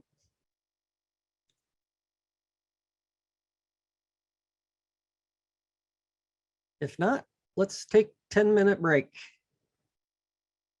And we'll get back at 10:05.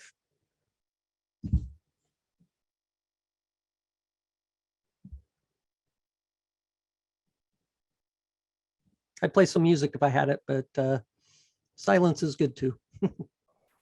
Bob, Yes. Bob, this is John Everett with Lake County. I have a kind of an ongoing question about an ER project that I'm working on.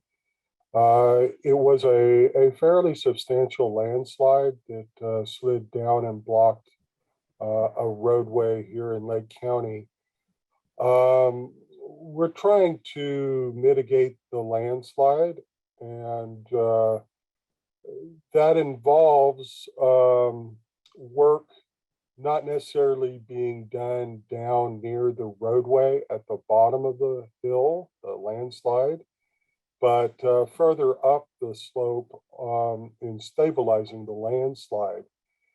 To do so, I was reading the ER program guidance, and it says that we have to be able to maintain whatever facilities that we are installing outside of the public right-of-way. And I was also reading in there that the ER program typically does not participate in right-of-way acquisitions outside of the the right of way. Is that the case? And what can we do to obtain the easements, maintenance easements? We are reestablishing some storm drainage that was obliterated as part of the slide to de-water the slide and prevent it from occurring again. I do realize that we can sell a lot of things, a lot of issues with the idea that we are protecting the roadway, and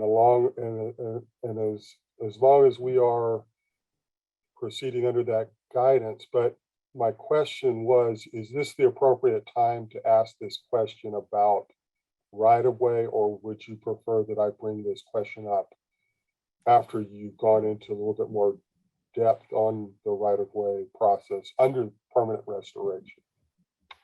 Okay, good question. Thanks.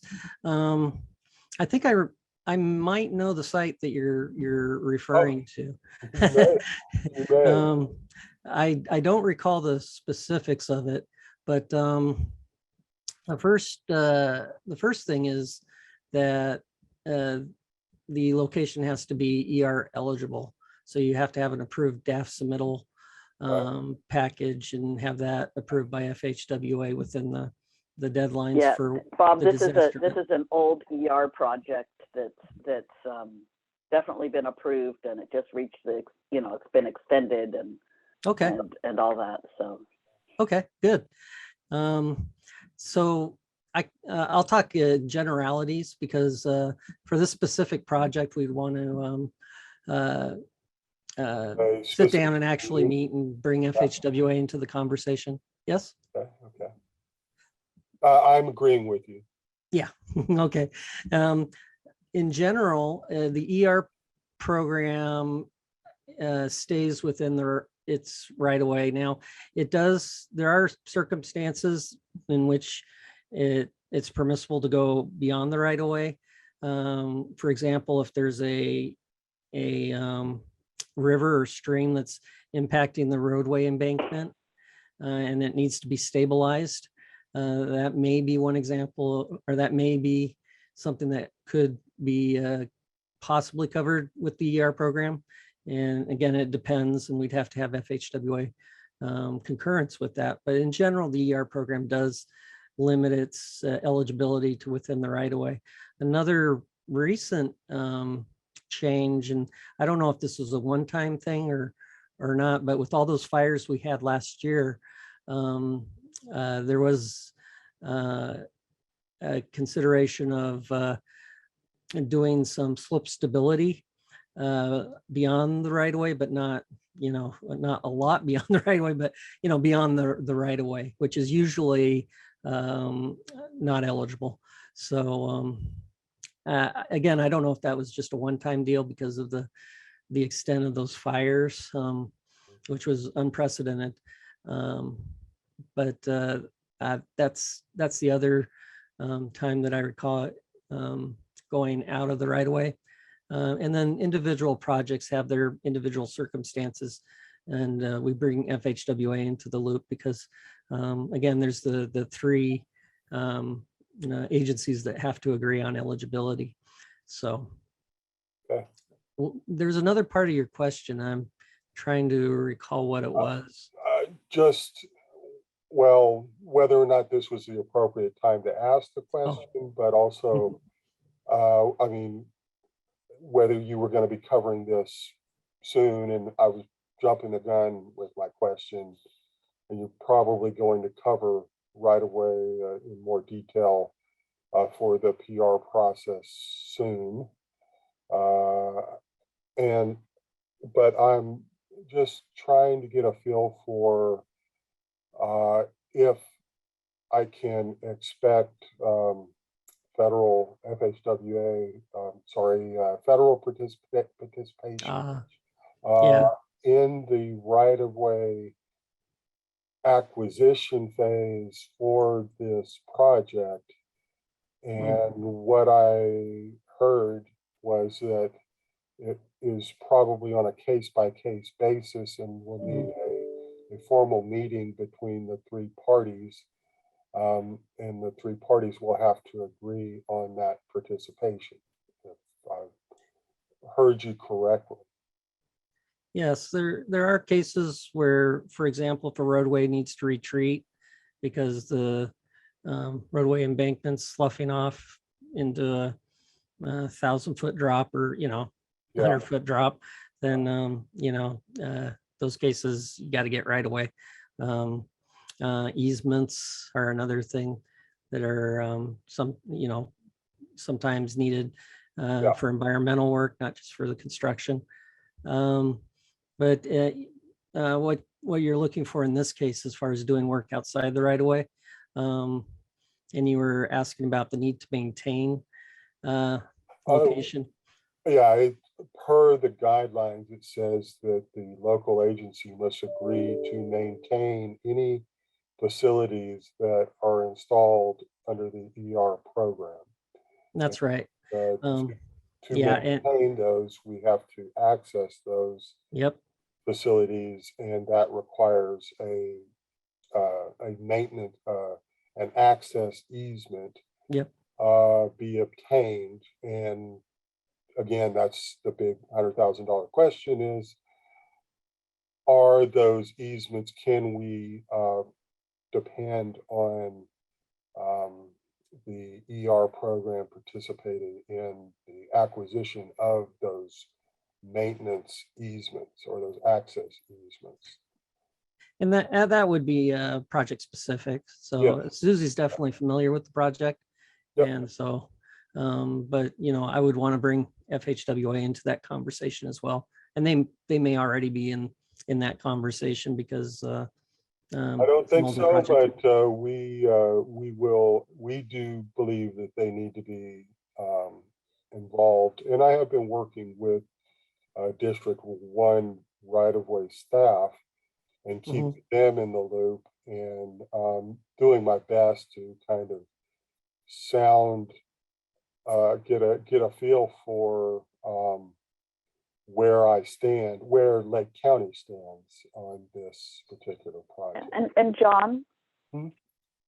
John, I think this is a great time to just kind of, every ER project has unique instances, and some of them need to have a unique meeting with our headquarters and FHWA partners and to sit down and work through, especially some of the eligibility stuff. So we'll set up a meeting for that. Awesome. Hill Road project, right? Thank you so much, Susie. Yep. Thanks. Great. Thanks, Susie. It's Peter. I walked back in my office when the tail end of that, but yeah, every project is unique. And yes, I'll be open to having a meeting, Susie, if it's required to have that for a project specific issue. So Great. Yeah, Thank you. Great. So Mark Mueller's our engineer on that. He's out for the next couple weeks, so we'll set that up in May. And John, if you could just kind of summarize the issues that you'd like addressed, we'll have a meeting set up for May.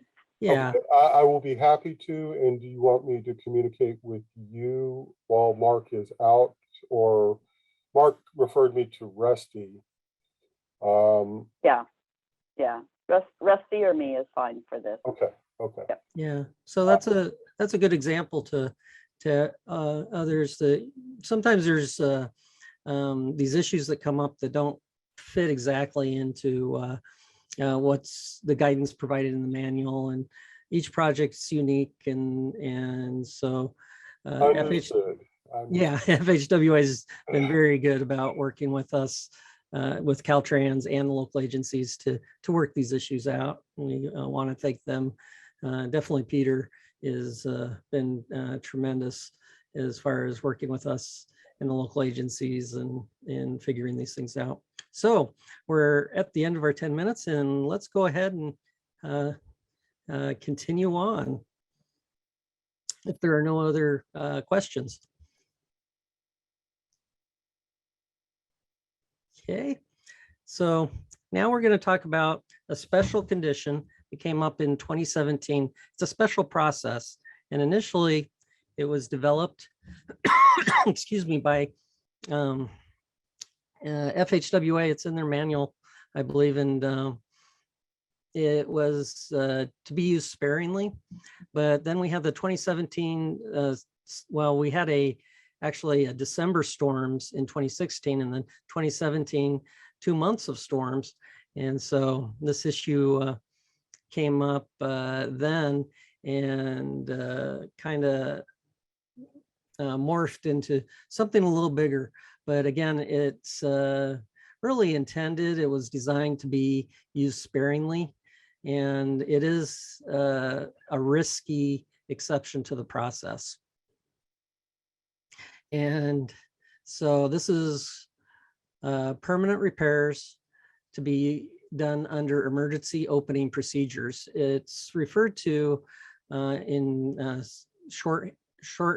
shorthanded speech as PR under EO, shorthand, I guess. I like to say, just because you can do something does not mean you should. Again, this is very high risk, and we've had a number of agencies that have lost money on this, and I'll explain why. Well, I'll explain now, actually. So in the past, to be able to proceed with doing the permanent repairs using emergency opening procedures, which means you start the work before authorization for your permanent repairs, is required FHWA pre-approval prior to starting any repair work. Okay, so this exception that was allowed, that we're functioning under today, is having this a blanket conditional approval, which means you can move forward on the condition that you've met these requirements, and you don't get your pre-approval requirement. You don't find out if you qualify until afterwards, and that can be a real big problem. Okay, because you're assuming that you have that eligibility, which may not be true. Again, this is very high risk. So my advice to local agencies, and I thought I'd cross that sign out too, but only use this if you, being the local agency, are ready and willing to pay for the entire project using your local funds. So if you're willing to risk the chance of not having this work be ER eligible, then you can go ahead and try for this. But if not, you really should think twice about using this procedure. Okay. And again, we've had local agencies that have lost a lot of money on this, so lost projects. So very high risk. So let's talk about more specifics of this, and so you can make a better judgment call if you do decide that you want to try it. So in the first two disasters of the federal fiscal year of 2017, that's the December 2016 storms and the January, February 2017 storms, FHWA issued a letter, that was back in March of 2017, that gave a special blanket conditional approval for those two disasters specifically. And this conditional approval was that all the work had to be entirely within local agency right away and no major utility issues. Okay, and I should add to this that the work, another precondition of the work is the road had to be closed to, or PR, the permanent repairs had to be required to restore essential traffic. Okay, so that's critical. If the roadway is open, then don't even think about, if you've opened up the roadway already, don't think about using this process.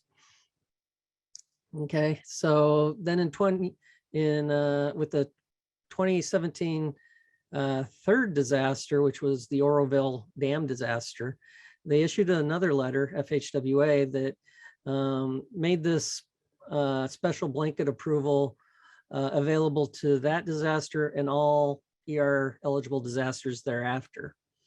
Okay, And so again, we have the all work must be entirely within the local right of way, and the work has to be required to restore essential traffic and no major utility issues.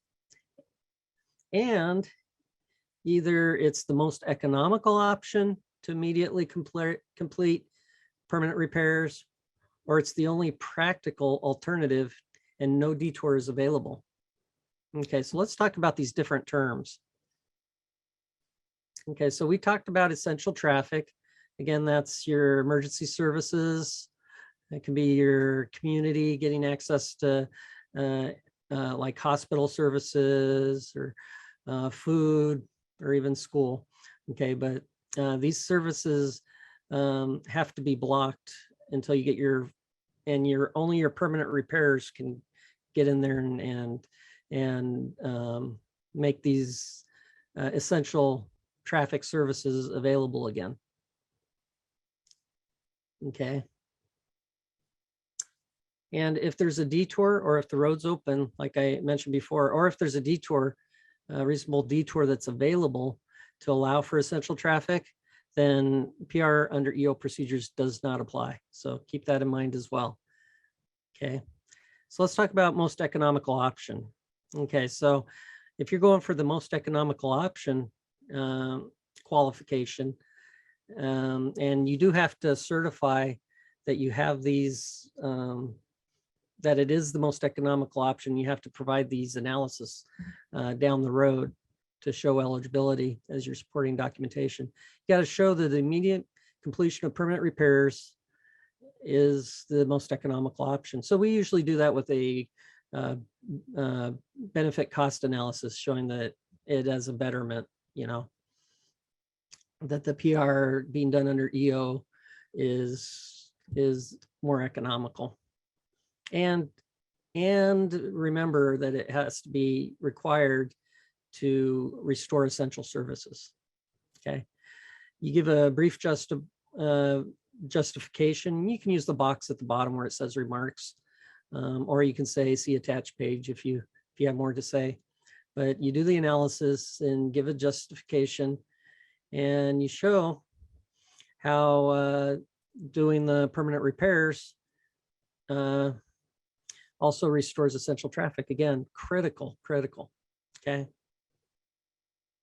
And then there is a certification that you have to fill out and sign, and it's signed by a person that's in responsible charge, full-time employee, accountable for the project, and they have to be a public employee of the local agency. Okay, so all these conditions and documentation needs to be provided. Okay, the only practical alternative, which is the other option available to qualify for this, you've got to show that permanent repairs are the only practical alternative to restore essential traffic, when a detour that can safely accommodate the essential traffic does not exist, or a reasonable detour. You know, we don't want them going 6 hours out of their way to get to what would normally be a 20-minute drive sort of thing. But you can ask if you have any questions on that. Okay. So again, you would use you'd have to provide documentation. So you could provide a benefit cost analysis. Actually, this should be a location map.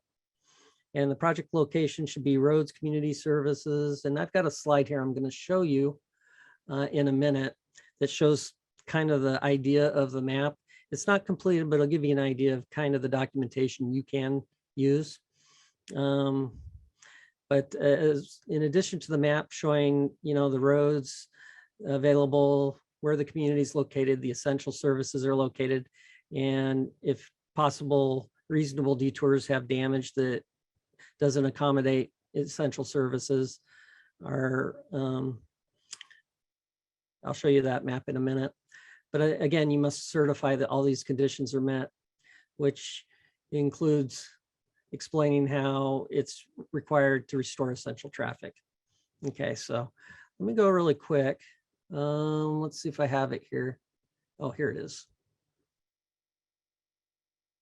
Okay, so this is an unfinished slide. So if you have to do a class review, don't demerit me on, on this one.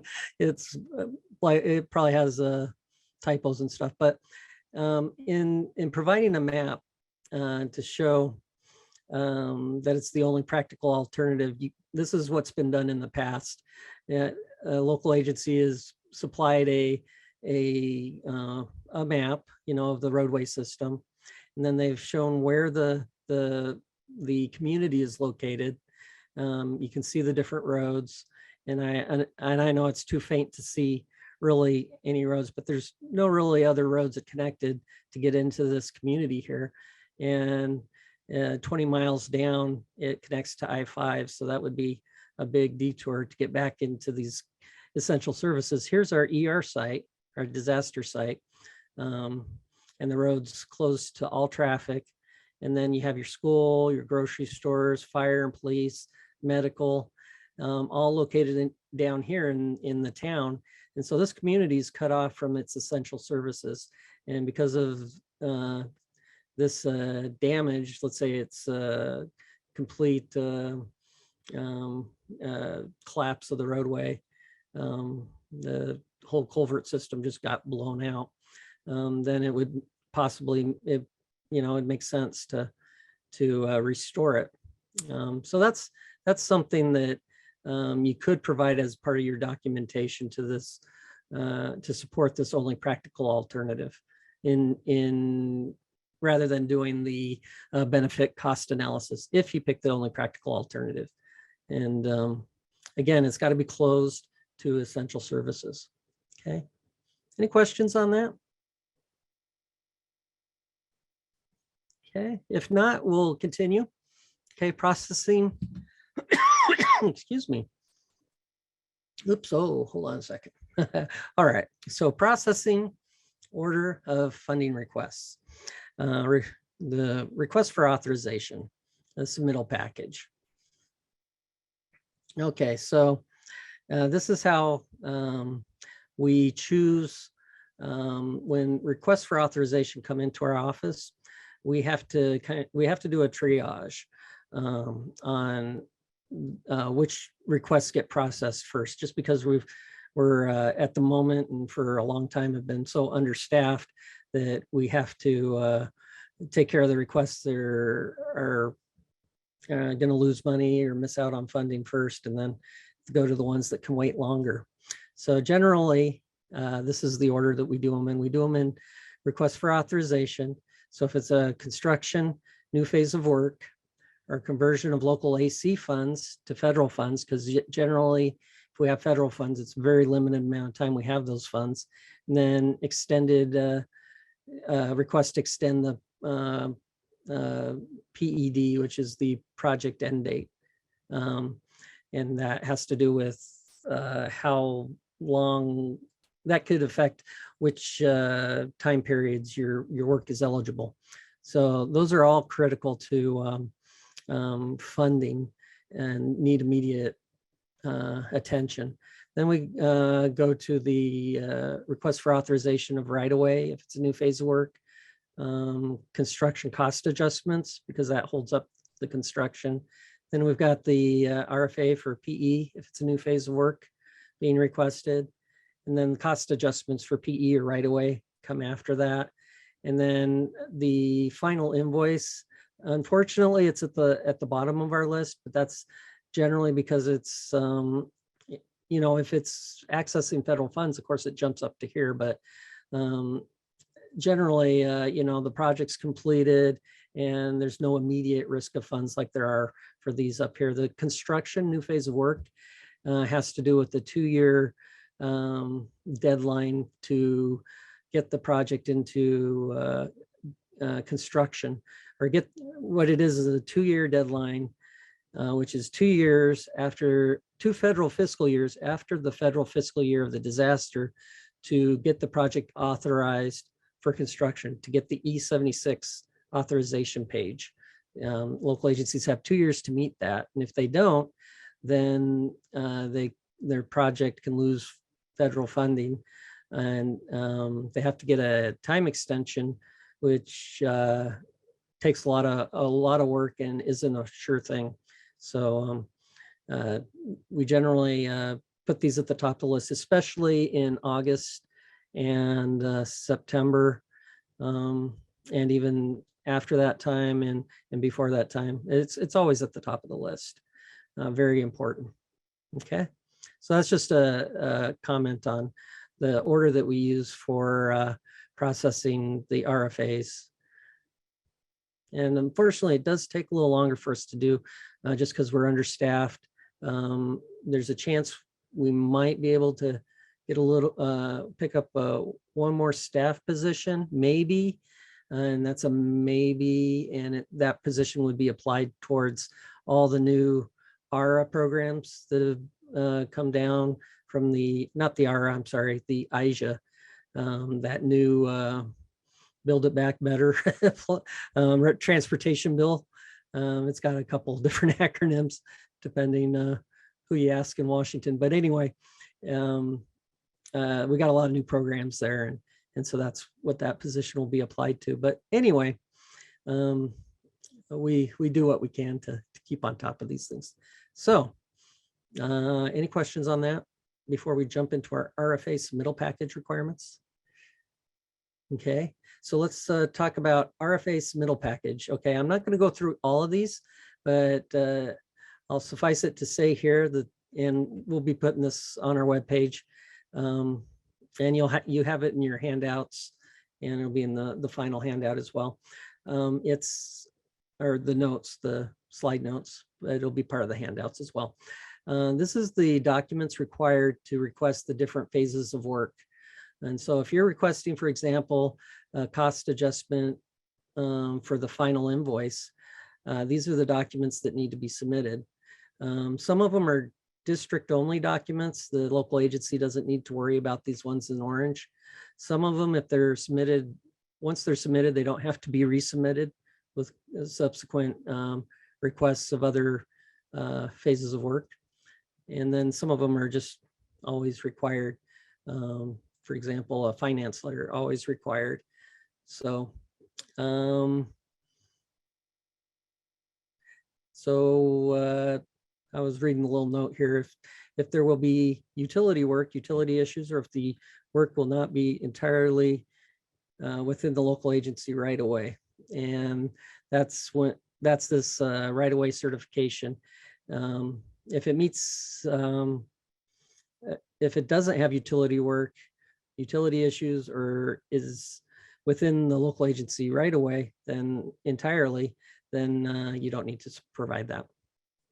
So that's what that little note is. Okay. All right, so let's see where we are on time. All right, so project completion and closeout. Okay, local agency conducts the final inspection, accepts work, submits the final report of expenditure and final invoice within 180 days of acceptance. District local assistance verifies the project is constructed and scoped per the authorization and damage assessment form, approves the final report of expenditure and final invoice. Okay, so then local programs accounting pays the invoice with state funds, and then they turn around and invoice FHWA and get federal reimbursement of those funds. This is because there's a deadline on getting the local agencies paid within a certain number of days. They issue a final voucher. We actually end up with a similar document, which is called a statement of final costs. And so for the last couple of years, it's been statement of final costs that has been the document that we've provided to Cal OES, which will pay up to 75% of the remaining local agency costs, maybe.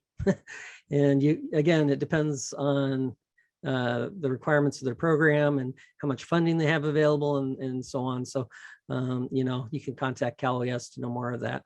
But once that statement of final costs is issued, then we turn around and and send it on to Cal OES with along with a project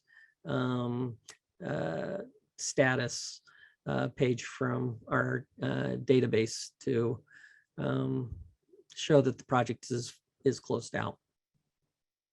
Deadlines and time extensions. Okay, here's some important ER deadlines all on one slide for us. They're measured from the begin date of the disaster event, unless it's specified otherwise. And again, the federal fiscal year ends on September 30th. So federal fiscal year goes from October 1st to September 30th of the following year. Okay, so the initial damage estimate or assessment, that's that rough estimate. The deadline is 2 weeks. We really need to have it within the first week. 3 days is even better. I know that's near impossible for local agencies, but get it to us as soon as you can. You can always do updates later. We've got the references on the code on the right there. So for Caltrans, we have to get the ER application letter and that damage survey summary report to FHWA within 6 weeks of the beginning of the disaster. And so that's why we need this initial damage assessment so quickly. We're gathering for the capital side as well, and these reports have to be written and include this documentation. And then it's due again, the finalized form in 2 years.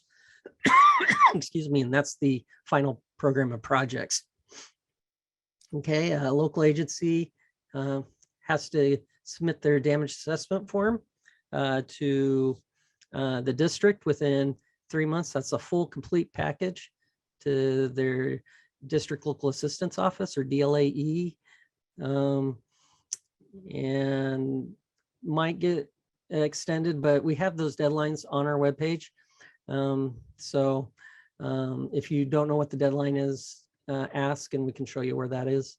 Local agency also has to complete the emergency repairs, including permanent repairs under emergency opening procedures. They're expected to complete those repairs within 3 months. There is going to be some ongoing, if there's permanent repairs to be done as well, there's going to be some ongoing maintenance, but the majority of the repair has to be done, or it should be done within that first 3 months. That's the expectation. If it takes longer, this hasn't really been enforced like we're enforcing some of these other deadlines, but it could be. So it's definitely try to get that done within that first 3 months. Now for wildfires, again, there's some leeway. The FHWA is going to be reasonable. They're not going to hold us to that. 3 months if you can't even get into the site for 2 months, say, but do try to get it done within 3 months of being able to access that site. Local agency for 100% of the emergency opening reimbursement ratio. So it was 180 days up until this last transportation bill, which is IJA. I can't tell you what it stands for at the moment. Let's see if I wrote it in my notes, but that's that new transportation bill they just passed. But the White House is calling it bipartisan infrastructure legislation. That's what the White House is calling it, but really it's IJA. David Bob, the acronym is Infrastructure Investment and Jobs Act. There you go. But There yeah, you go. you just go by IJA or Bill. Yeah. Yeah, we'll know what you're talking about. Right. Thank you. Thank you, Peter. Yep. Okay, so then we've got, and so once that passed, it was changed to 270 days. So the older disasters will still have this 180-day requirement, but the new disasters, that 100% is 270 days. And that began in 2022. And if you look on our website, it shows you can see which disasters that applies to, because we have those dates actually set for that deadline. Okay, so local agency, the permanent repair authorization for construction is due 2 federal fiscal years after the federal fiscal year of the disaster.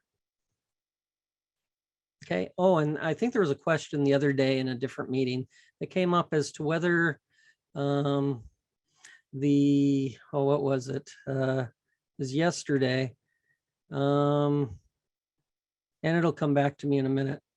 Let's see. And if it comes back to me, I'll mention it. If it doesn't, we'll put it in the questions and answers. How's that? It was a question that comes up from time to time, but it's not critical if I don't answer it here. But it is something that's, oh, I know what it was. It was the legislation. There was a move to include in the legislation that 2-year deadline, extending that to something longer. That was in the legislation 2 years ago, but by the time it passed, it had been pulled out. So that did not make the cut. Okay, time extensions. So say you don't make that E76 or construction authorization, having that form in your hand, make that deadline. It's not the deadline to start construction, it's deadline to get that approval.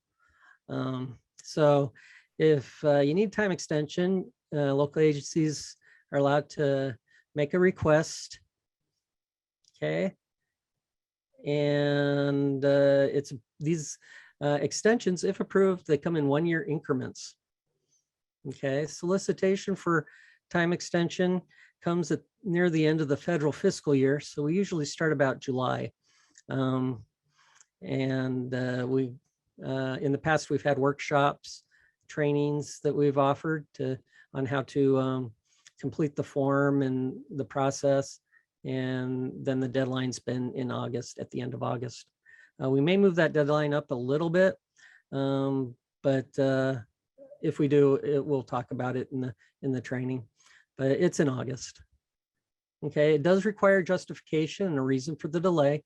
And non-starters are lack of staff or resources. If you use that as your reason for needing time extension, you won't get a time extension approved.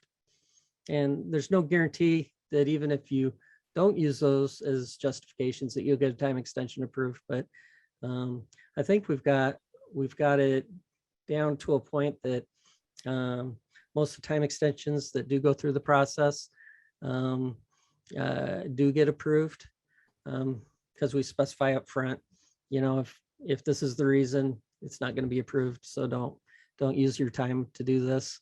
It could be we can do other things, be looking at other options with that time. Okay.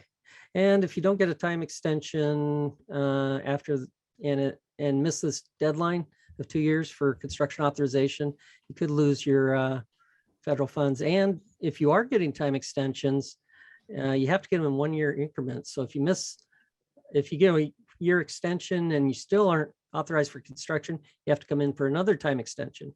And you may get that one, but eventually, it's just going to be too long down the road, and FHWA will probably reject the request. But they're reasonable. So, it is possible to get multiple time extensions, but you really have to be able to justify those and show that the local agency was proactive in trying to get that project to construction authorization and didn't delay the project. Okay, any questions on that before we go into federal funding?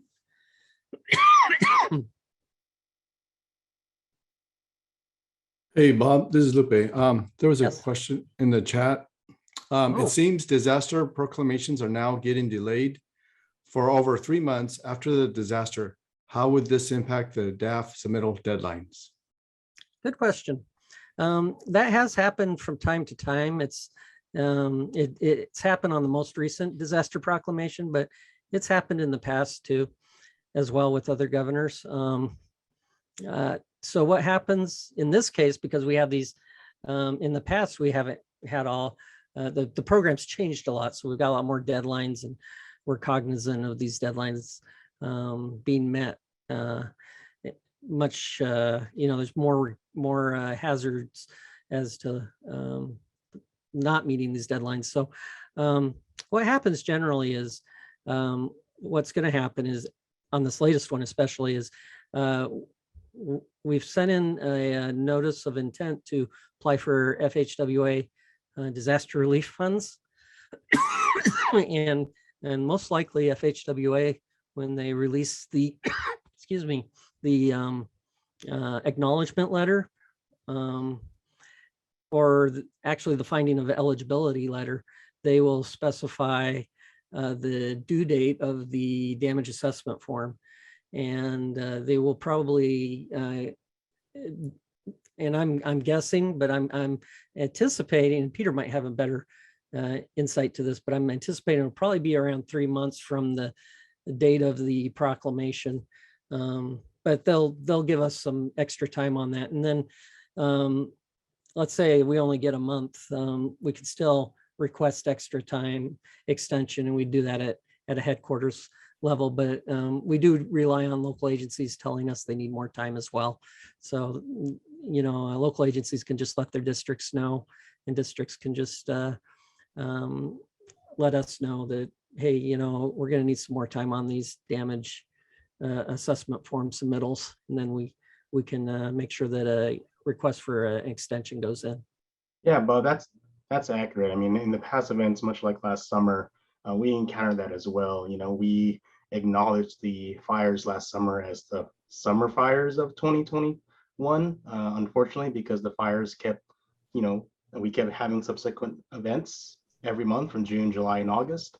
And there were additional proclamations that was established. Even though we set the event start date early or in June, there was a fire that started in August and a proclamation that covered that fire. And what we typically do is we just issue supplementals to our finding of the eligibility letter. And that supplemental will add the county and the fires to that event. And then within those supplementals, we establish a DAF due date specific to the ones that have been added. And last year we had a number of fires, so we created in that finding of eligibility letter a matrix of all the fires and events in counties, and then all the event start dates and DAF due dates. So unfortunately, we do have that experience having to deal with these widespread fires statewide in different counties, and so we've had to find ways to kind of distinguish when those due dates are for DAFs, and we do that in the finding of eligibility. Or if there's a proclamation shortly after, maybe a month after the first proclamation, when we issued our acknowledgement letter, we sometimes would issue supplemental acknowledgement letters as well. But that's how we've dealt with them most recently, and I think in the last couple of years. Great, thank you, Peter. Yep.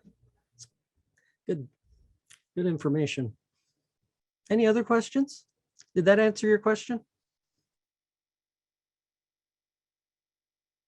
I'll take that as a yes. Yes, okay, good. And yeah, if you have any other questions, let us know, and we'll go on with federal funding. Okay, so let's look at federal funding. Okay, here's the path that federal funds take from Congress. So Congress will allocate funds to FHWA. Their headquarters are in Washington, D.C., and that gets passed down through the FHWA California division to Caltrans, and then to the local agency. So when the funds are allocated, and especially in these transportation bills, these supplemental allocations that aren't part of that 100 million, the 100 million comes directly to FHWA. But if it's a disaster package and it's for disaster relief, I recall a couple years this happened a couple years ago. When the Congress sent that out, it wasn't just for FHWA. A number of agencies got a piece of the pie. So you had Department of Interior, Office of Human Services, or yeah, Human Services, or House Human Services, I think. Anyway, FEMA, Federal Emergency Management Agency, Health Services, that's what it is. Office of Health Services, sorry about that. They all took a piece. And so when the news went out, it was like, I don't know, I'm going to pull a number out of the air because I can't remember the exact number. Say it was like $1 billion. Well, FHWA is only going to get a piece of that. And so then when FHWA gets the money, they in turn have to divide it among all the states with disasters. And so there's a number of states that get split. The FHWA portion gets split among. And then once the state gets it, FHWA headquarters actually allocates a portion of the state's share to each disaster. And so we have to use whatever they allocate to each disaster for only that disaster. And then within each disaster, it goes to whatever agencies are in that disaster that need the funding. And so as you can see, from the time it gets announced and passed in Congress, it goes through a number of reductions until it finally gets to the disaster and local agencies. So that's why, especially for like 17.2 of January, February 2017 disaster, the funding, when Congress sent out some supplemental funds, we didn't get the whole amount that we needed at that time. And it's just because, it gets diluted by the time it gets down. So let's talk about how FHWA deals with the lack of the underfunding of the ER program. So this is really good. They what FHWA does is they twice a year, it's been about twice a year. So I'm calling it the biannual redistribution of ER funds. This is not to say that they may reduce it to once a year or increase it to 4 times a year. But currently we're going every 2 years, or I'm sorry, twice every year. And what happens is FHWA in Washington will take all the unallocated or unobligated funds. Those are the funds that haven't been authorized on disasters from all the states and territories. They'll rescind all those funds, take them back to their headquarters, and then they'll turn around and redistribute these funds to the disasters that used all their funding, that didn't have unobligated funds when they took the funds back, and they'll put more funding on those disasters that need it, that used all their funding. So that's part of the reason why we really push hard to, when there's federal funding available, it goes to our top of our list to get that funding obligated. Usually we obligate it to AC projects, and then if there's leftover, we'll use it to obligate projects that are just coming in for authorization. Okay, so it gets redistributed to disasters that used all their funding in the different states. Okay, and it's showing FHWA California division, but really it's FHWA headquarters that sets the distribution between the events. And so when it gets redistributed, it's not only among the states, but it's specific amounts are set for each disaster. And these specific amounts can't really be changed. We can request a change, but our requests in the past have been declined. So it really, they're set, and then we have to wait for the next redistribution for any kind of adjustment. And then so once it gets set to the distribution amounts for the disasters get set, we at Caltrans headquarters will process the AC funding. We'll do a swap of the local AC funds, advanced construction funds, which I'll go into more, I think this afternoon. No, actually it's just in just a minute. So we'll process the local AC funds and swap it with federal funds. And I'll tell you what that means in a minute, but also we'll use that funding to obligate to disasters that are coming in for funding. And that goes to local agencies. And of course, we have multiple agencies coming in for different disasters depending on the specific disaster. So that funding goes to many local agencies in need. Okay. Any questions on the biannual redistribution? This is not to be confused with the August redistribution. That's a whole different, separate, unrelated thing. ER program doesn't take part in that at all because ER program has its own obligational authority. And so we don't worry about the redistribution. That doesn't apply to this program. Okay, so let's talk about project reimbursement. Okay, once a DAF is approved, local agency requests authorization for a segment, and for a segment like emergency opening or permanent repairs and a phase of work. The ER projects are reimbursed in arrears, which means the work is done and then the local agency gets reimbursed. Once the DAF is approved and E76 is received, the local agency goes through the regular invoicing process, the regular federal aid process to get the funds. The 6-month requirement to invoice a project does apply to emergency relief projects. And up until recently, it hasn't been a real problem because we haven't really paid attention to deobligating, because it gets deobligated, we just turn around and reobligate. But because of this redistribution that has been put in place this last year, it's actually been kind of phased in over the last 2 years.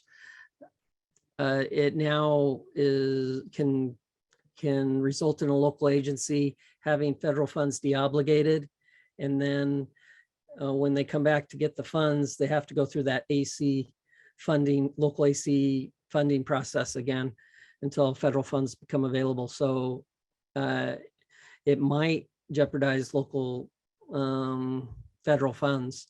So this is a really important requirement to pay attention to now.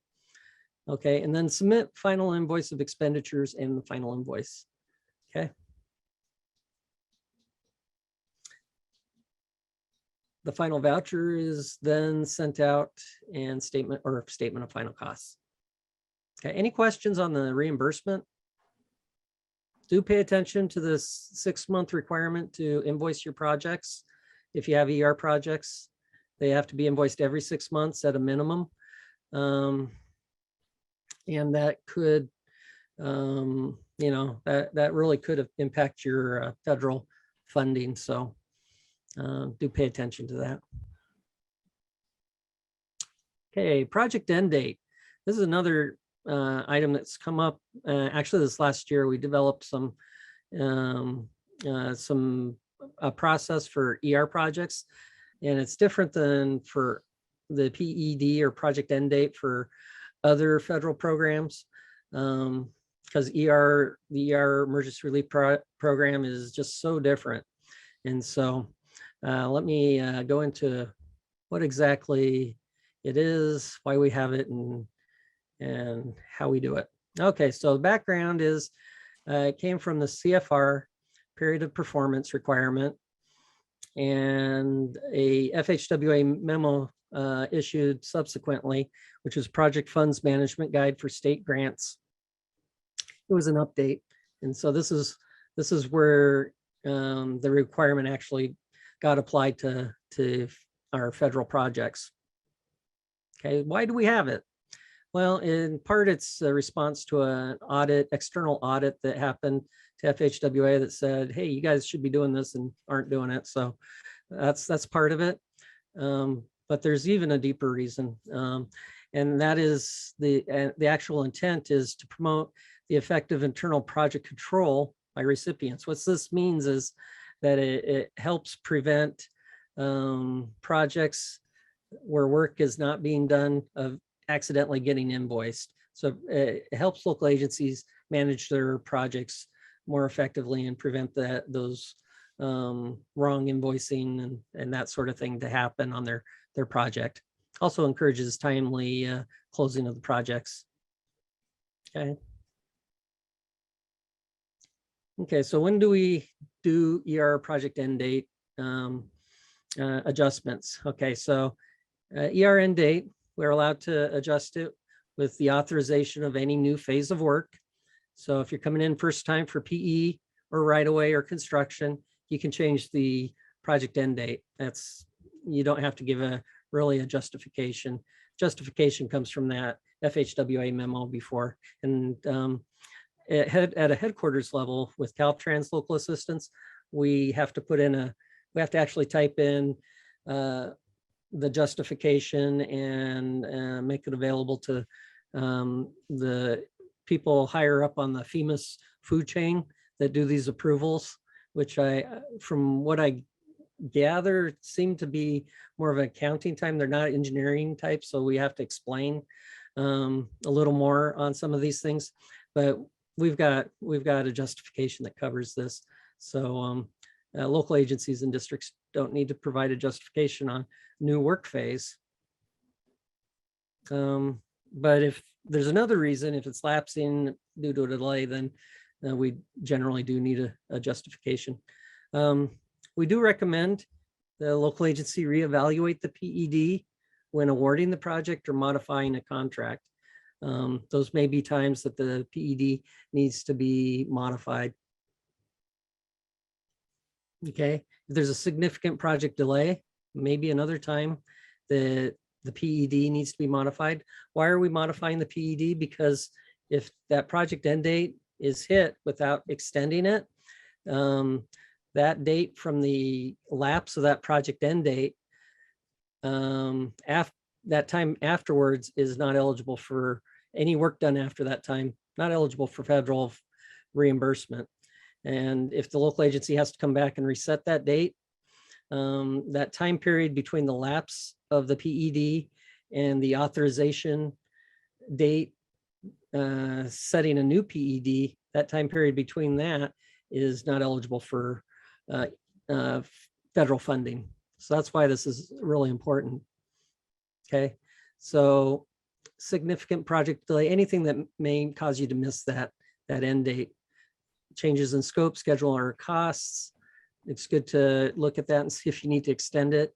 If it's lapsing within 6 months, good idea to extend it because it takes us a while to currently to sometimes to get these authorizations requests approved. So you want to get that in and give us as much time as you can to get the project end date revised. Okay. PED is allowed to lapse, and this is a very important difference between us and other federal programs, how they manage their project end dates. When the project construction is accepted and the local agency has finished all their reimbursable work, then the PED we allow to lapse because there's no further work until, and this is if there's advanced construction, local funds on the project we need to exchange. Local agencies just waiting for federal funds to come available. We allow it to lapse during that interim, just so the project's not getting charged and there's no need for the local agency to track that PED date. When federal funds do come available, then in headquarters, we reset it and swap the funds for a final invoice of the project. We give generally generally 6 months, but a local agency can ask for more time to get their final paperwork completed and final invoice in. So if it's like 2 months, the PED is going to lapse and we just are processing the request to exchange those funds with federal funds, we'll reset that PED date out several more months. So we have a minimum of 6 months. Usually it's between 4 and 6 months because it takes time from the time we actually set it to the time the E76 gets approved. Okay, so PED is allowed to lapse when all project work is completed, except the local AC conversion to federal funding, and the final report of expenditures, and the final invoice submittal. Okay, so as I mentioned, we go back and take that conversion and do that. Any questions on that? There's a comment Sure. in the chat. It says, just for clarity, does an RFA need to be made, or is it just after the DAF is approved that the E76 is authorized? Good question. Okay, so this doesn't pertain to PED, so we don't confuse anybody. This is a question before. So the authorization, okay, so the RFA, which is the application for funding, that needs to be approved. That's the project application. So it needs to be approved. And then an authorization request comes in when after the fact. Let's see what's the best way to explain this. Okay, so we have, let's see if I do have something back before that I used to show this process. Let's see if I can find it.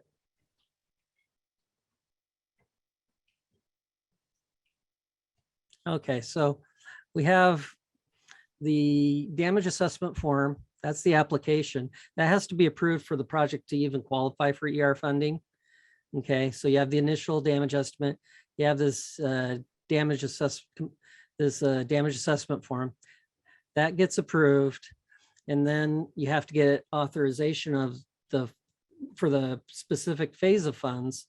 And then you can reimburse for work that's been done in that phase. Does that answer the question?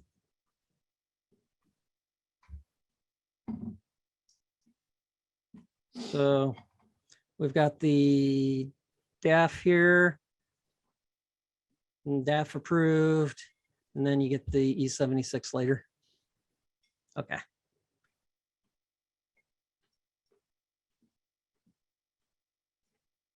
Hopefully that answers the question. Let me know if it doesn't. Yes, thank you. Okay, Bob. great. Thanks. See, just the PE. Okay, so we saw this page, I believe, and we're on to the next one. When requesting a ER project PED extension, be sure to request a reasonable amount of time. Don't request like 8 years or 5 years, or even beyond 2 years for new projects. The reason I say 2 years is because you're expected to get to your construction authorization by that time. And if you're in PE phase and you request like maybe 4 years, then that's going to raise red flags for our folks at FHWA headquarters, and we're going to have to explain. So unless there may be a case that you can bring up, have a good justification for that, but do try to make it reasonable, something that you can explain, because we do need a justification with the PED extension request, unless it's a new phase of work. If the PED is beyond that 2-year deadline for construction authorization, or a 1-year construction authorization deadline, this is for projects that haven't authorized construction yet, then definitely you want to think through your justification there, and we absolutely will need one. We generally need the justifications anyway. So do account for the length of time you're requesting and explain what caused the delay from your initial guesses to when you would finish the work for that project phase. Okay. And include justification for additional PED time requested. Okay, so let's talk about the PED, the ER project closeout at PED. Okay, so this goes in actually, and I may be able to show it better here. Okay, there's 3 scenarios. your project may have it at conclusion when the project construction is completed. We have, your project is fully federally funded. So when all phases of work are complete, the local agency comes in for a request for authorization, doing a final cost adjustment for the federal dollars. The PED should be a minimum of 4 months. If it's not, at headquarters level, we'll give it a couple of extra months for that final cost adjustment. And usually our justification is the local agency needs that time to process the final paperwork and invoice and do the final closeout required paperwork. So we give 6 months. We'll set it at 6 months generally, but between 4 and 6 months is generally what we end up with setting it. Okay, and then the final report of expenditures, final invoice are submitted, and that's it. The project's done.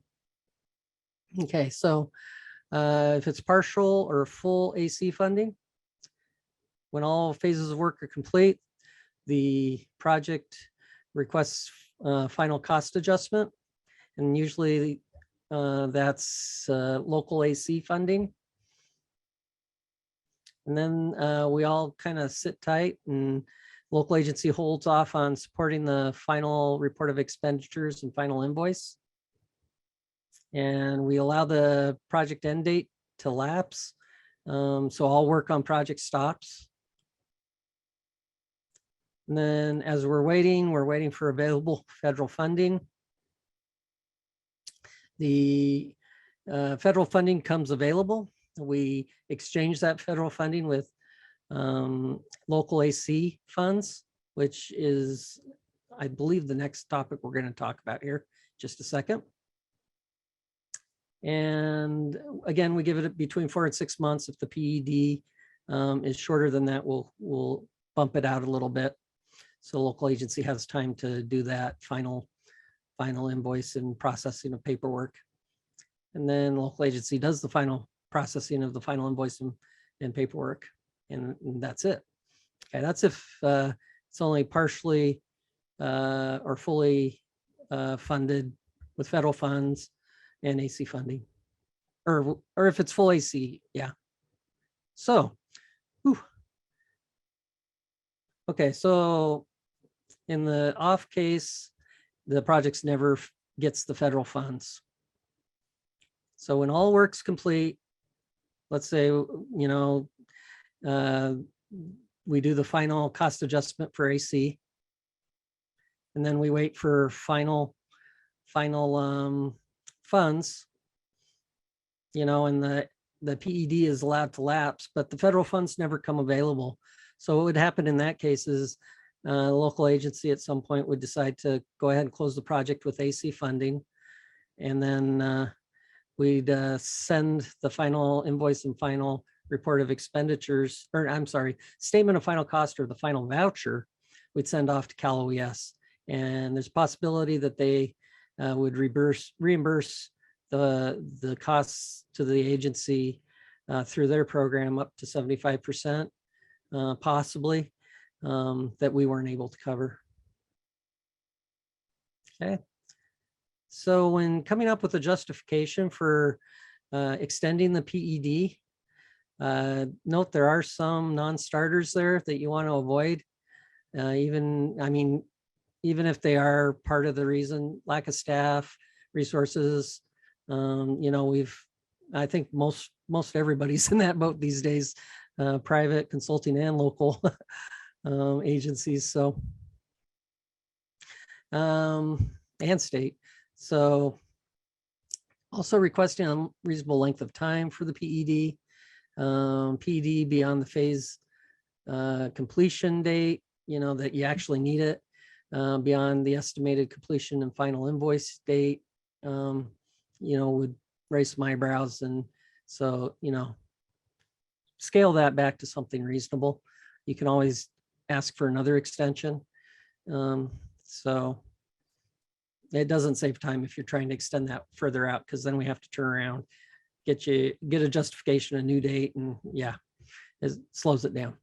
So subrecipient not billing in a timely manner is a non-starter, unfortunately. Project not progressing, that's doesn't give enough detail, especially if it's a local agency, if it's within the local agency's control.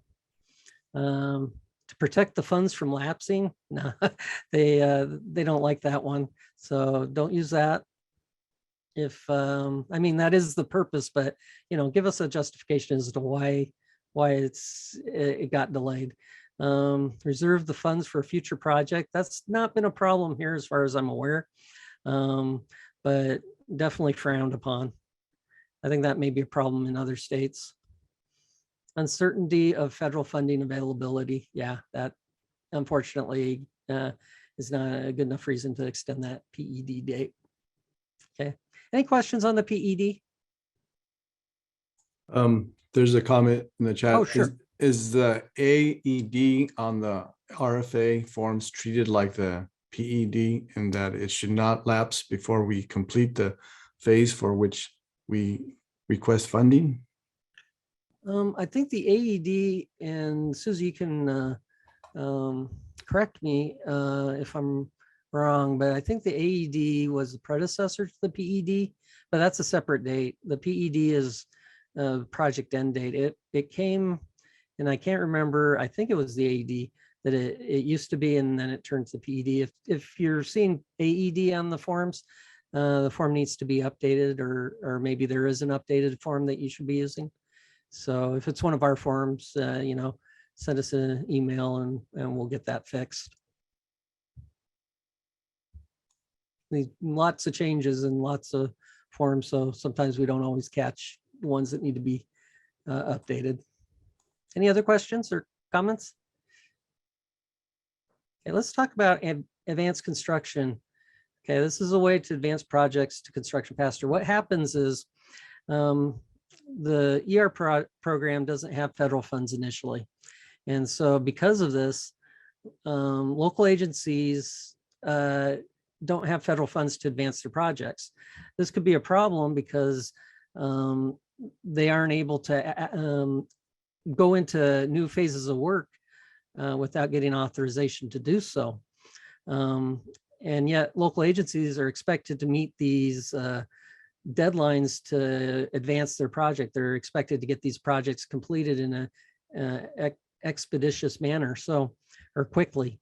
So advanced construction is a technique, and it's not only for construction, but it's a technique used to for a local agency to use its own local funds to advance a project without jeopardizing federal eligibility to come in for federal funds at a later date.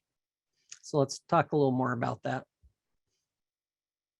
Okay, so definition is a project authorization technique allowing FHWA to authorize a project without obligating federal funds. So in other words, and I'll go ahead and read this, AC allows agency to accelerate unfunded federal aid project by using non-federal funds, yet retaining federal eligibility with possibility of later federal funding reimbursement.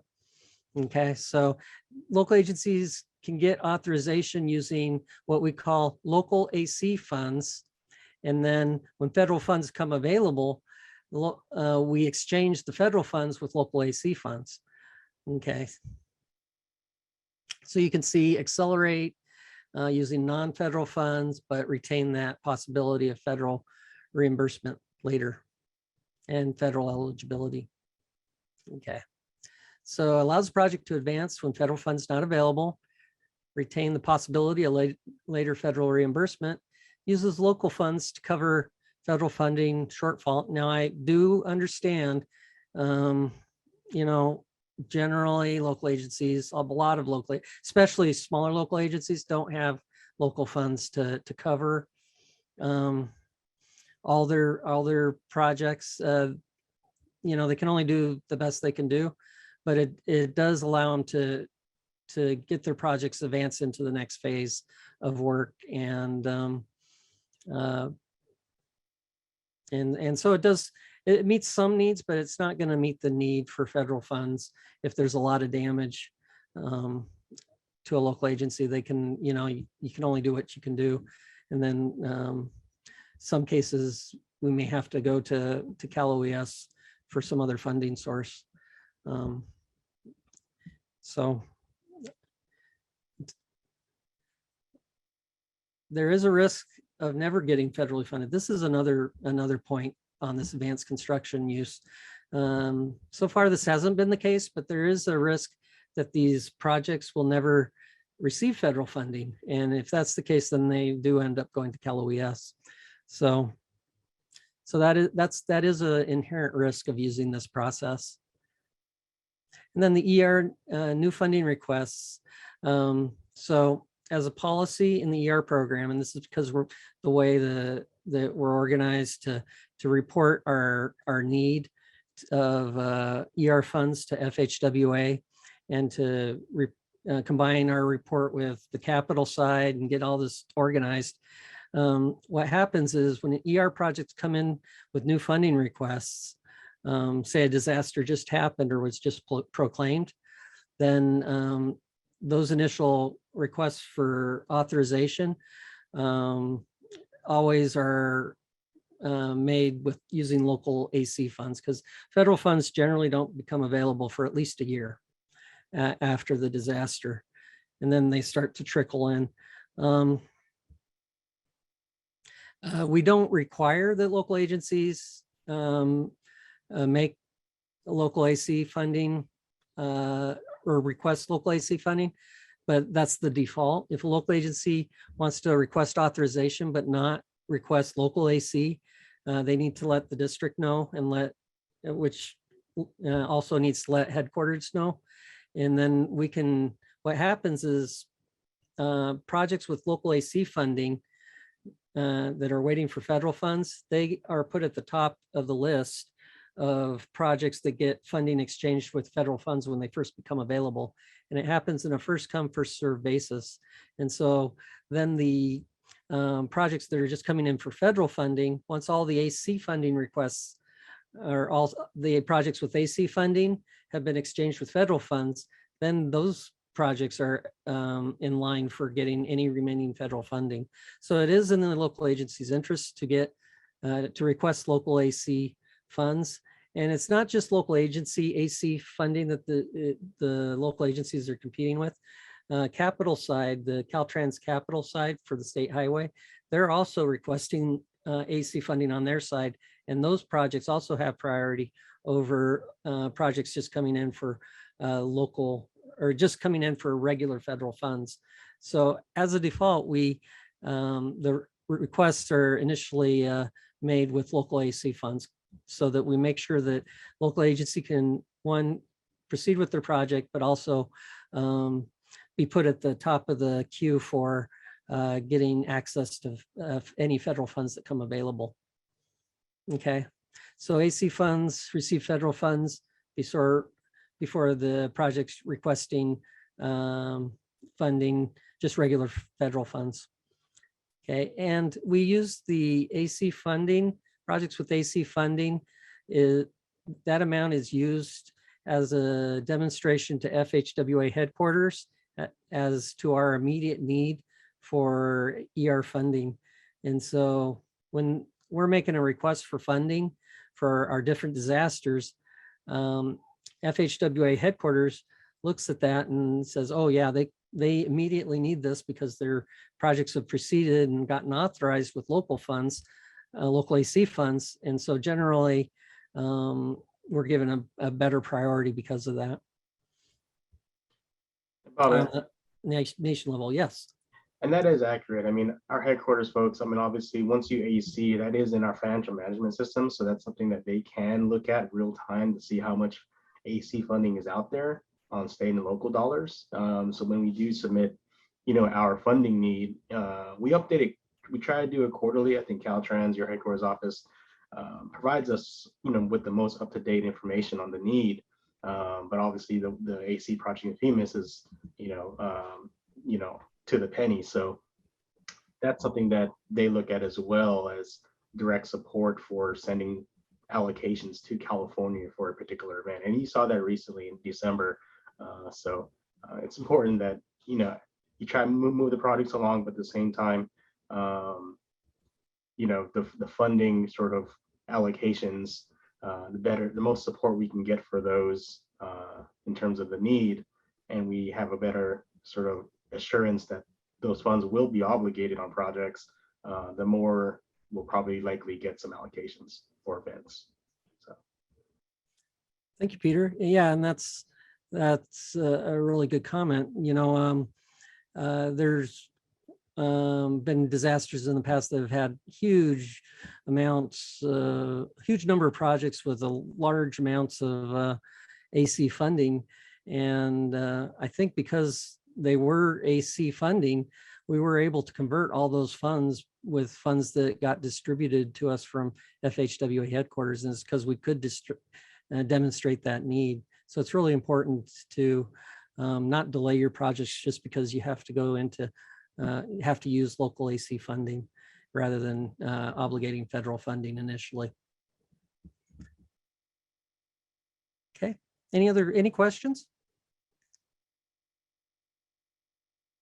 Okay, there is a note on AC funded projects. So this does play around a bit with the federal project number prefix. This is, excuse me, this is so local AC funds can work with our federal aid database system that we use to obligate funds.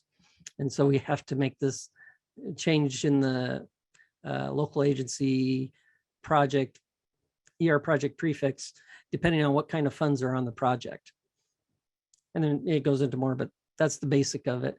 So prefix for depends on what kind of funding. So if it's 100% AC funding on the project, it's given a project prefix of AC STP. So for example, the federal project number could be AC STP, and then if it's a 17.2 disaster, it would be 32 LO and then the paren 001. Okay, but this would be the prefix of the project if it was 100% AC. If it's mixed AC, or if it changes to mixed AC, it gets a little bit of federal funds. That prefix changes to AC ST-ER. Okay, and this helps us track these projects as well, these AC projects. And then if it's 100% ER federally funded, we just use the ER prefix. Okay. Okay, so let's talk about the project fund selection process. Okay, local agency requests local AC. Headquarters checks to see if federal funds are available. If federal funds are available and they're, let's say this local agency AC request is at the top of the queue, then we would exchange that with the federal funding. We just make the changes to the finance letter, and instead of authorizing local AC, we'll get it authorized for federal funds and send that request to FHWA for approval. So we do that in headquarters, so you guys don't have to worry about taking care of that. It's an extra effort, but you know, it is probably the fastest way to get that done as well. Okay, if there are no federal funds available, then we go ahead and process our request for authorization, RFA request, under local AC and get that approved. And then that puts the local agency in the queue for federal reimbursement at a later date when federal funds come available. And when we're swapping out these federal funds with local AC projects, the swap is done in a first come, first served basis. So the projects that came in with local AC requests for authorization and got authorized, they will get federal funding first, and then the next ones, and so on and so forth. Okay, let's talk about the AC project closeout process. So federal funds are available. Then construction's completed, final invoice gets delayed, work stops. Headquarters converts the AC to federal funds. The project is final invoiced and everybody's happy. If there are no federal funds available, then construction is completed, final invoice is delayed, work stops, local agency closes with local AC funds at some point down the road.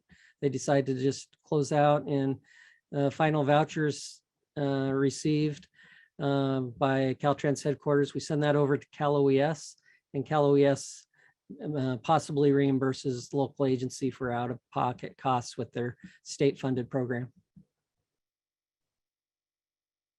Okay. So let's talk about the federal reimbursement process, beginning with some reimbursement scenarios. First one is the federal project meet or exceed all the, it says disaster needs. Federal funds meet or exceed all the needs of the disaster. So federal funds are all available for everybody. Everybody's happy.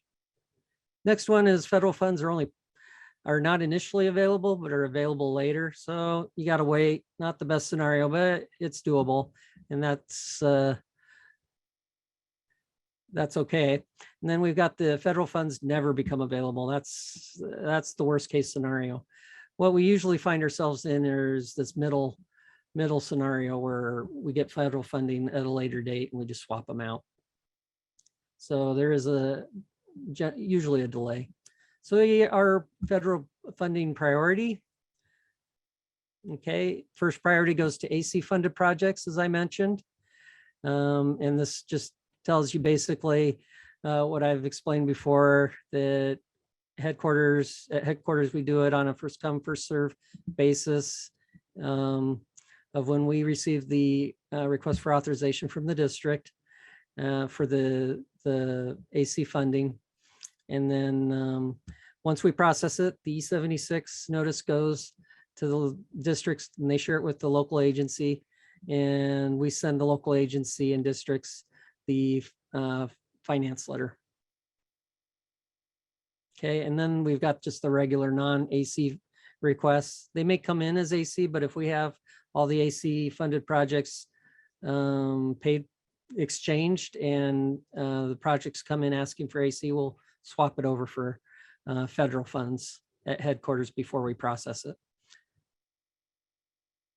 Okay, do keep in mind that allocations from FHWA are disaster specific, and we exchange the funds on a priority effort, or local agencies should RFA their projects in order of priority as well. That's good to note. Okay, special ER RFA submittal package, special expedited procedure for PED only extension requests. Okay. This came up because the regular process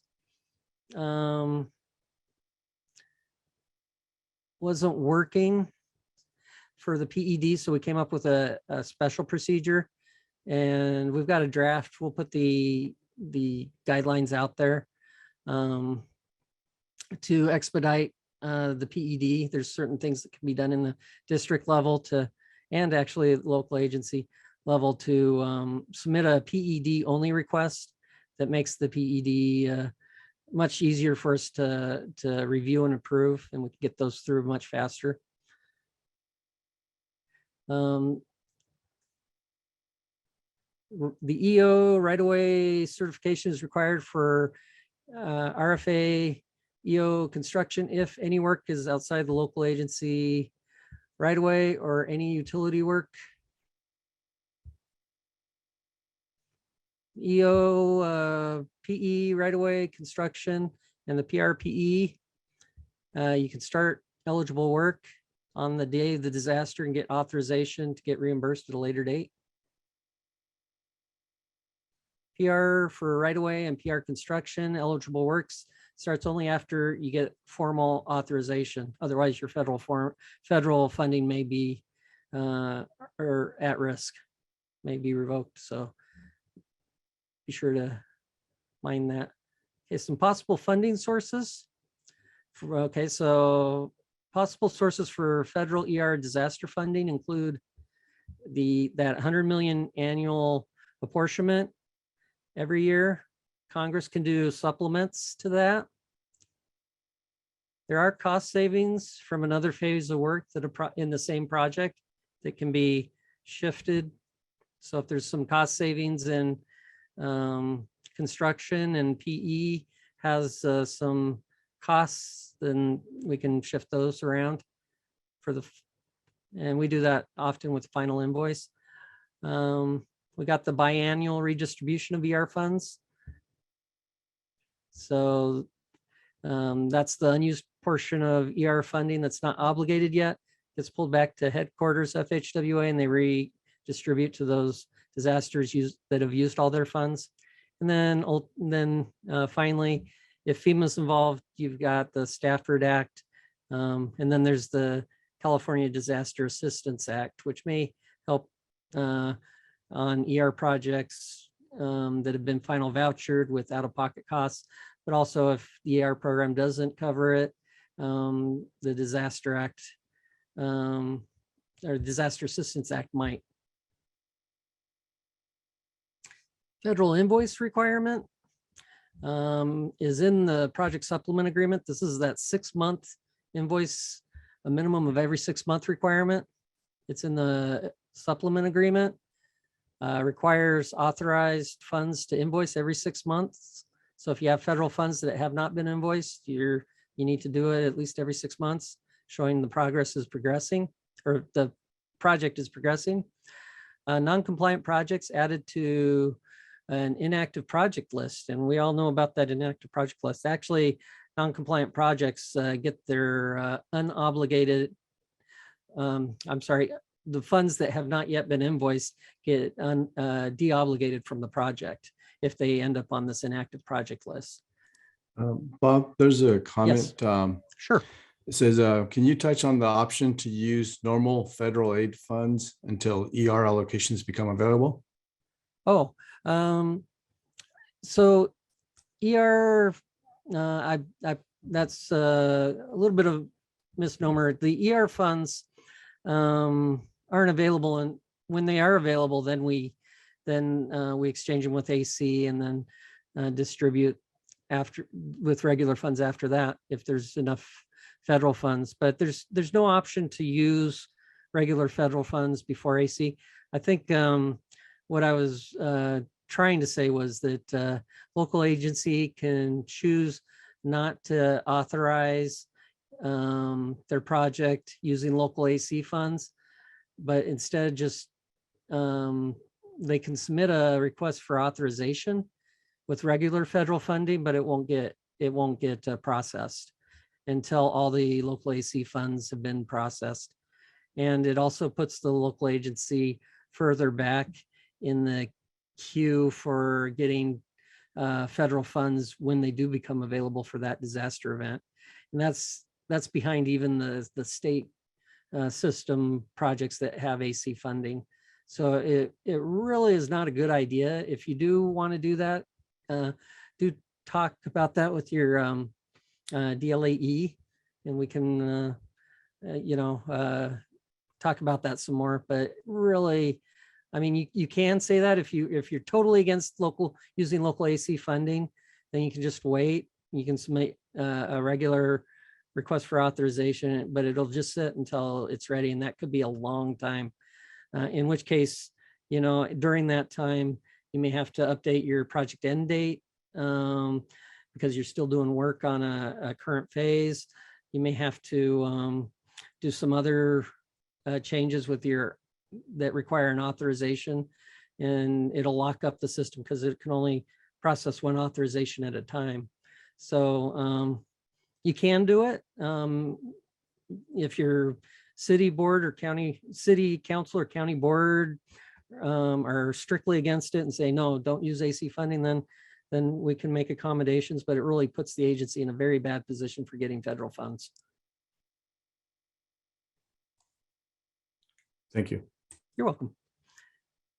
Okay, so let's see, invoicing and inactive projects. Okay, so inactive projects that haven't been invoiced, that have federal funds that haven't been invoiced on the project, those funds get deobligated. It places the local agency's project, excuse me, it places the local agency's federal funds they just lost at risk of never returning to that project, because the local agency will likely have to go back to requesting local AC. They get put at the bottom of the agency or the AC first come first serve list, and there is that chance that the federal funds never come available to cover all the projects, but it will also delay those federal funds getting back to the local agency. It can, and so it's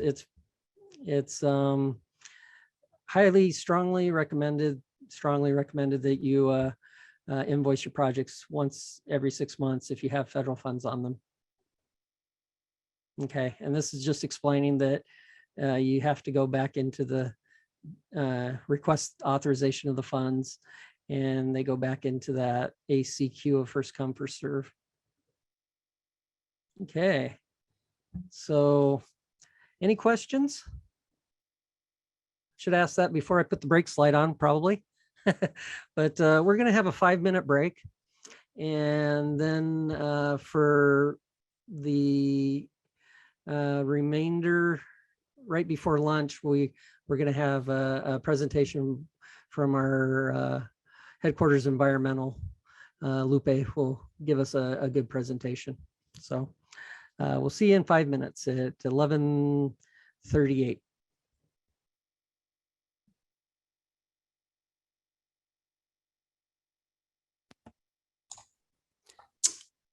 Okay, it's 11:38 and we're going to get started. So I'll be discussing the emergency relief federal environmental requirements. And this presentation is going to focus on what type of projects are considered under emergency relief, federal environmental requirements, and what consultations might be needed with resource agency partners. The 3 types of projects considered under emergency relief include the emergency opening. And this occurs whenever there's a disaster and repairs are required to open a damaged road to essential traffic. This work can be conducted immediately with environmental completed after the fact with required consultation. Permanent restoration occurs after the road is reopened. Environmental compliance will be processed as a normal federal oversight project. And permanent restoration work completed under the emergency opening are projects which include permanent restoration work completed as part of the opening, and the work is done within the existing right-of-way. Permanent restoration work must meet very specific criteria in order to qualify for funding. And your project will proceed under various scenarios, each with different requirements under NEPA. So the next few slides I'll provide examples of road closures that you might encounter during or after an emergency. In this example, we have a road closure that has been washed out due to a major flooding event. This closure occurred to silt material covering the roadway. This road closure was caused by a landslide. And once again, the environmental opening will return essential traffic to the road. But permanent restoration, if needed, will require coordination with Caltrans and the various state and federal agencies. Early coordination will help deliver the permanent restoration effort later. So the first project type is emergency opening. Emergency relief projects are subject to federal and state environmental laws. This presentation will focus on the federal requirements. Local agencies are responsible for CEQA compliance. Repairs will reopen the road to essential travel minimize the extent of damage, or protect the remaining facilities and are normally classified as a categorical exclusion. And specifically 23 CFR 771.117C9. Now, during disasters, emergency opening repair work may begin immediately.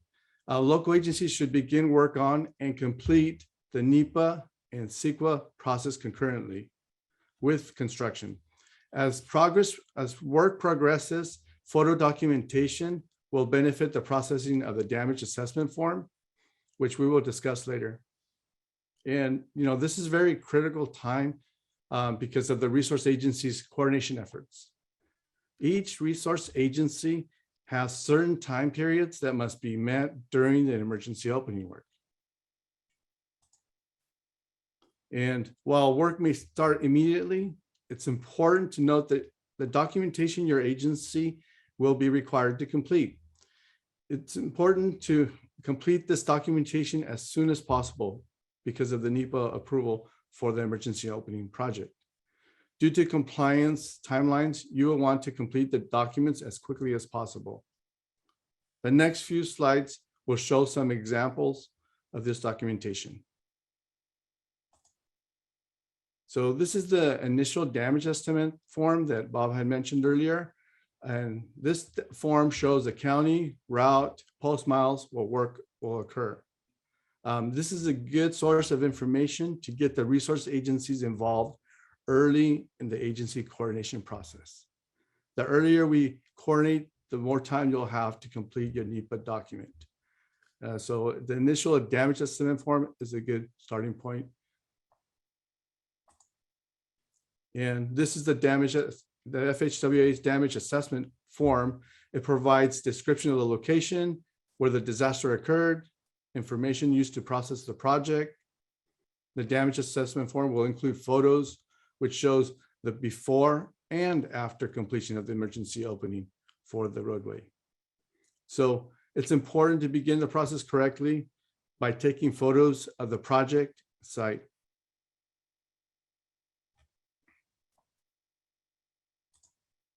And mapping and a clear description of the needed work will facilitate resource agency coordination. Local agencies have additional documentation to use. This is an example of an emergency notification form from Humboldt County. The county uses this form to coordinate with resource agencies and assist county staff in establishing a clear understanding of the work required and provide additional information for those resource agencies affected by the emergency opening work. The form lists the types of resource agencies, the regulatory jurisdictions, as well as additional project information. Now, photo documentation of the area before performing any work is very important. They are required for eligibility. You need proof of the pre-emergency opening work and post-emergency work, and will be included in the administrative record. And they're also useful during the early consultation and coordination efforts with the resource agencies. And the photos are especially useful if there will be mitigation involved during the early consultation efforts with the resource agencies. Contact your district local assistance engineer to find out who your local assistance environmental point of contact is and what information they will need to begin the NEPA process. It's also important to have a signed damage assessment form, but is not required for the emergency opening work to begin. And if possible, Caltrans environmental staff should be invited to the initial field reviews. NEPA approval is required during or shortly after work is completed. So if repairs will require work in an area with sensitive species or habitat, work can begin without obtaining permits and approvals from the applicable resource agencies. However, consultation and coordination with the resource agencies must begin either simultaneously with the work or as soon as practicable after the emergency is under control. And in the event consultation with U.S. Fish and Wildlife Service or National Marine Fisheries Service results in the need for mitigation, the mitigation features are eligible for funding and are not considered betterments for the purpose of the emergency relief program. So, the question often comes up, which mitigation measures are reimbursable? All mitigation measures in the emergency opening phase are reimbursable. And once again, depending on the circumstances, emergency opening coordination and consultation may include any of the listed agencies here. These are some of the consultation time periods of the agencies that one should be aware of. The U.S. Army Corps of Engineers, the Regional Wild Quality Control Board, the U.S. Fish and Wildlife Service, and the National Marine Fisheries Service all require that you notify them within 48 hours of start of work. That's 48 hours start of work. They need to be notified. Other agencies such as the Office of Historic Preservation requires to be notified within 30 days of a formal proclamation. And in the case of California Department of Fish and Wildlife, they require notification within 14 days of start of work. In summary, there are some key takeaways to remember here. Authorization date for emergency opening phases of work is the disaster begin date. Authorization is done after the fact. Required NEPA mitigation for emergency opening is emergency relief eligible and not considered a betterment. A reminder to identify your local assistance point of contact. Most importantly, invite environmental staff to your field reviews and share photos of the site.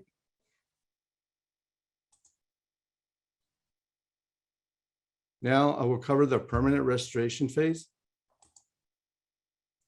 For permanent restoration, the preliminary environmental study form is required to be completed. Description of the work to be done can be found in the permanent restoration section of the damage assessment form. Permanent restoration is processed the same as a regular federal oversight project, which means environmental technical studies are to be prepared when necessary and environmental documents approved. Depending on the project impacts, the environmental document can be a categorical exclusion, an environmental assessment, or an environmental impact statement for approval. Now, there are 5 recommended field review procedures. In the first step, the local agency sends the district a draft damage assessment form and the draft preliminary environmental study form to the district local assistance engineer. In the second step, the district local assistant engineer reviews the draft damage assessment form for initial funding capability, eligibility. And in the third, the local agency schedules a field review. Invitees include district local assistance engineer, district local assistance environmental staff, and depending on the project impacts, the invited environmental specialist could include a biologist, an architectural historian, an archaeologist, or a hazardous waste specialist. In the fourth step, the local agency and Caltrans district staff would review the draft damage assessment form and preliminary environmental study form at the field review site. In the fifth step would be to revise, if needed, during the field review before signing the damage assessment form and the preliminary environmental study form. So it's very important to have a consistent description of the damage assessment form and the preliminary environmental study form. If there's any changes in the draft damage assessment form, those changes must be also reflected in the PES form. And this process is what have been found to work best with your projects in the past, and it's generally recommended.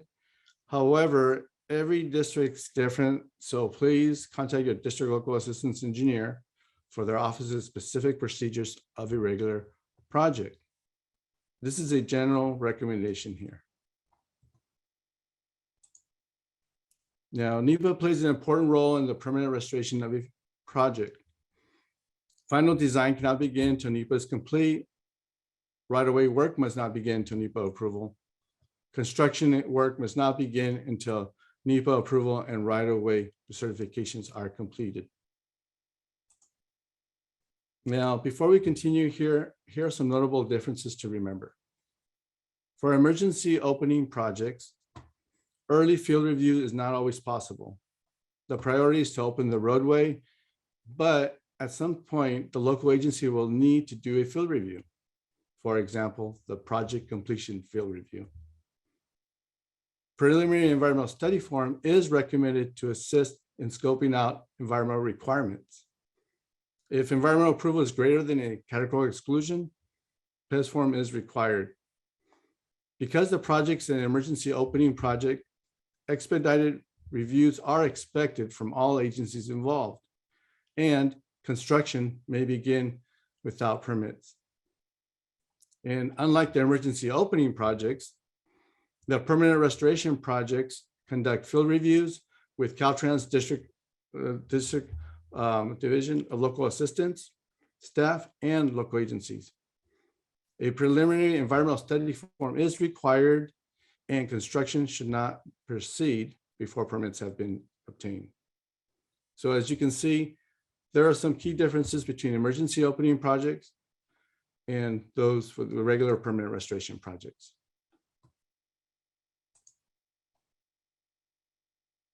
Now I will cover the permanent restoration that may be completed during emergency opening. As the name implies, this combines features of the emergency opening and permanent restoration into one process. Permanent restoration under emergency opening procedures, certification, analysis, and supporting documentation must be part of the Federal Highways Administration approved damage assessment form submittal package for emergency relief eligibility. Proceeding without Federal Highways approval is a very high risk because the local agency is proceeding with the assumption that they will meet Federal Highways conditions. Unfortunately, this isn't always the case, so proceed with caution. When all conditions are met and FHWA gives their approval, the exception allows permanent restoration work to proceed prior to NEPA approval and right-of-way certification. Permanent restoration may occur as part of the opening work under certain conditions. The permanent repairs must occur within the existing right-of-way, and either of the following two conditions must be met. First, immediate completion of the permanent repairs is the most economical option to restore essential traffic. Second, permanent repairs are the only practicable alternative to restore essential traffic when a detour that can safely accommodate essential traffic does not exist. As soon as possible, the local agency contacts Caltrans Environmental to discuss permanent restoration work. Caltrans Local Assistance Environmental works with the district local assistance engineer to confirm that permanent restoration work can begin prior to NEPA approval. Caltrans Local Assistance Environmental determines if there are additional avoidance, minimization, or mitigation measures that need to be implemented during the emergency opening work. For permanent restoration projects under emergency opening, an approved PES form may be required by district if environmental document is not a categorical exclusion. PES form is not required prior to initiating construction. Permanent repairs must occur within the existing right-of-way, and the environmental approval should be a categorical exclusion.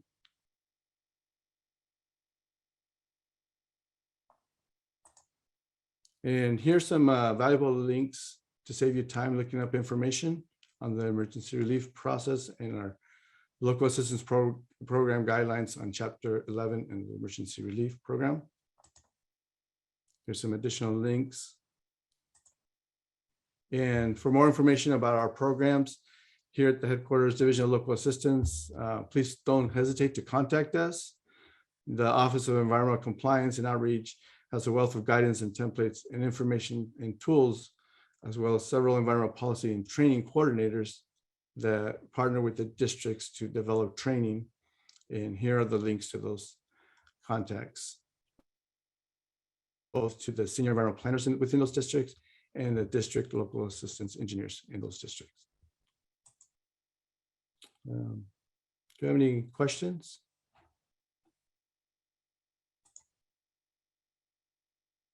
Lupe, there was a question that asks about being placed on the inactive project list. So that could have been from before. Oh, inactive project list. Shall I read it? Yes, Yeah, I can take that afterwards. Oh, if, okay, if, great. All right. Let's see if there's any environmental questions.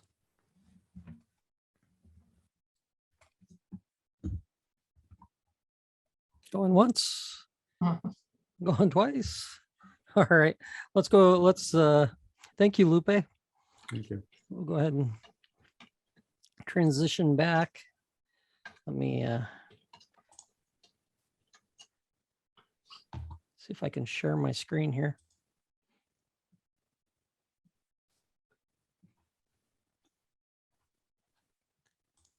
Let's see.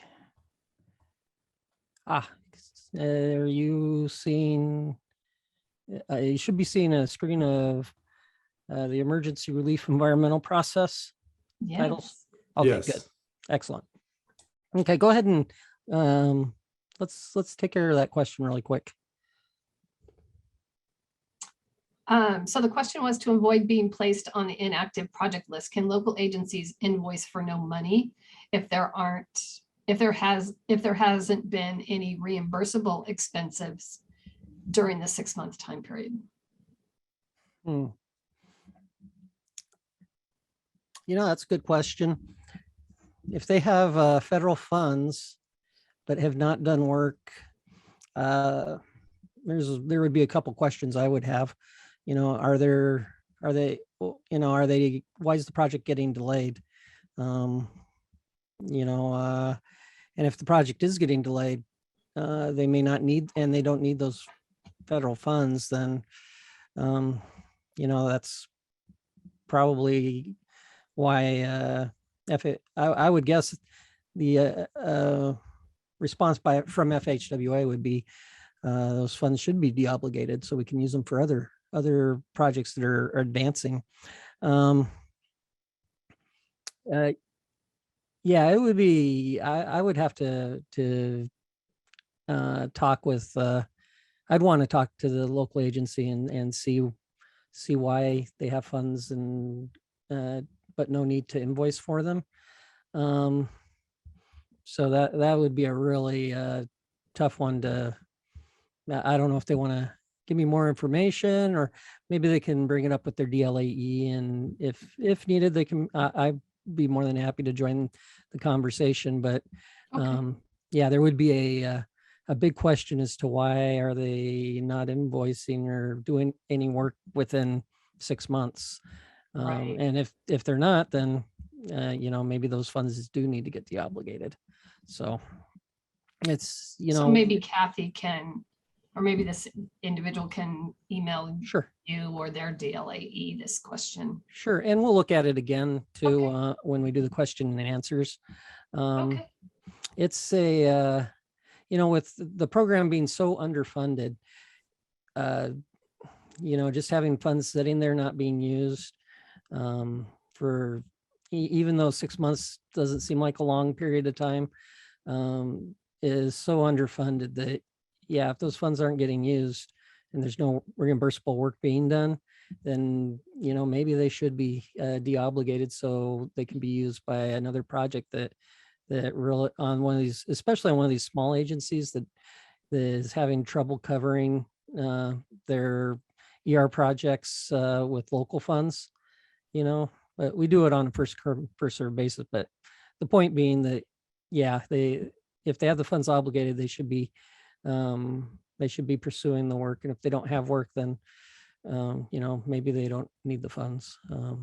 I'm saying that without knowing the specifics of the project, but yeah, that would be a very that's piqued my curiosity for sure. Hey, Bob, this is Peter. Oh, yes. Just Go to ahead, Peter. clarify that, the question of a no money invoice, for Federal Highway's perspective, I don't think that exists. There's, invoices are for expenditures. But yeah, you're correct. We would have to understand the circumstances as to why this project that was obligated funds hasn't been able to invoice in 6 months. There has been instances where a project can do it, that it's out of their control. Obviously, the one that comes to mind immediately is like litigation. If there's some kind of claim at the end of Okay. a project and the agency's going through the acceptance process, and the contractor comes back with a claim, and there's some holdup as to the agency not wanting to release some of the obligated funds that they haven't expended yet, or they're not sure exactly how much they need to reimburse that contractor for whatever the outcome of a claim is, or whatever the litigation efforts results in. So just want to make that clear. Federal highways, we don't process $0 invoices. Yes, and it's good to have to know, because there's always exceptions, but it's good to hear of an exception, just so it gives kind of an idea of what it would take. Yeah. So thank you, Peter. Yeah, no problem. Any other questions? With I'm not that, sure if Matt's question was answered. Can you touch on the option to use normal federal aid funds until ER allocations become available? oh, use normal funds. Okay. ER allocations. I'm not quite understanding the question, I guess. So 'Cause Matt, if- maybe Matt Yeah. can come off of, Yeah, maybe you can explain that a little Yeah, I better. don't mean to trip you up, Bob. Oh, Matt, hi. Hi. Aha. So we haven't used this option in California, and it may be fraught with challenges and problems that I can't even foresee. But I do want our partners to know that in the ER program, it is extremely unique in a lot of ways. And one of the ways it's unique is it does allow for, say, STBG funds or NHPP. I'll call them general, very flexible, Yeah. normal federal aid formula funding to be used to get going on an ER project or even complete the repairs. And then, fingers crossed, ER allocations are available down the road. AC, you explained it very well. That's one option to get going and hopefully be reimbursed later with ER funds. But also, we can use regular federal aid funding. A lot of agencies, frankly, they can't cash flow a project, AC, and actually pay a contractor, but they could use STBG funds, be reimbursed in real time like a normal federal aid project, and then a year later, 2 years later, ER funds are available. Those original STBG funds go away and they're replaced with ER funds. And so the agency's not having to bear the full cost of the project. That is the only federal program that we can pay with one color of money and replace later with ER. So we haven't used it. I'd like for our partners to know that. And again, I expect there are probably other challenges that don't meet my eye, but I want to get that out there. I appreciate that, Matt. This is Peter, Bob. For those, I know that there's a lot of LPAs on here as well. Bob recognizes Matt's name, voice, but for those, he's the project delivery director for Federal Highway Administration in the California Division Office. He's my boss in the California Division.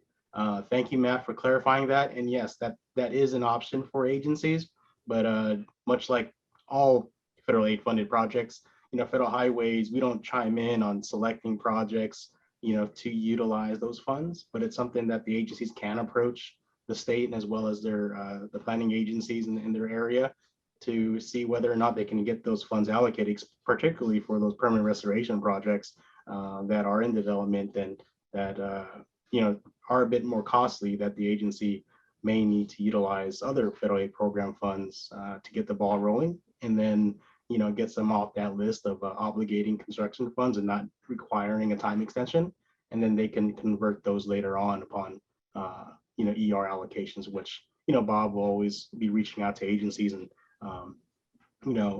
tracking those. And obviously, if it is obligated in FEMA, we'll know that, and we'll take those into consideration for conversion as well, for the ER needs whenever that call comes from the biannual sort of allocations. So thank you, Matt, for that clarification, and for Bob, specifying the background for AC and how to utilize that. But there are options. It's just on the LPA and Caltrans for you guys to work out how you guys want to pursue those other federal aid funds on projects. So, Well, thank you, Matt and Peter. I have heard the proposal to use other funds. This is the first time I've heard that ER funds could swap those funds back. My curiosity would be, if those funds were programmed or set for a certain year, but the ER didn't get reimbursed for, say, 3 years down the road, how's that work with deadlines and stuff? But I'll talk to Peter about that and see if we can't find out more about that, so we can present that better to our local partners. And definitely we want to know about that if it's a viable option. So thank you for bringing that up. Okay, any other questions? Okay, with that, we'll go ahead and break for lunch. And we've got, let's see, I've got it 1 hour, but let's get back at 12:45, and that should give us enough time so we can end and maybe take care of all the questions, and who knows, end early maybe. But we'll go ahead and have a break till 12:45, and then we'll reconvene and go through this afternoon. It'll be good because we're got a lot of really good information with eligibility and things coming up. So see you after lunch. Welcome back. Let's go ahead and get going. Let's see, I check to make sure my screen is being shared. There we go. Can you see the legislative changes screen? Yes. Excellent. Okay, so let's go ahead and get started. I hope you all had a good lunch. We'll get through this and end a little early, hopefully. Although if you have questions, we'll definitely take care of those too. So let's go ahead and get going. So legislative changes. So these are the changes that have happened recently with legislation and other policy memos, those sort of things. So let's go ahead and talk about that. Excuse me. So this bipartisan infrastructure law made some definite changes to the ER program. First of all, it extended the emergency opening 100% reimbursement period to 270 days from the 180 days that it had been. It rescinded the 10-year rule. And that was 10 years to reach construction after authorization of PE or right away, I believe. That's for the PE 10-year rule. Yes.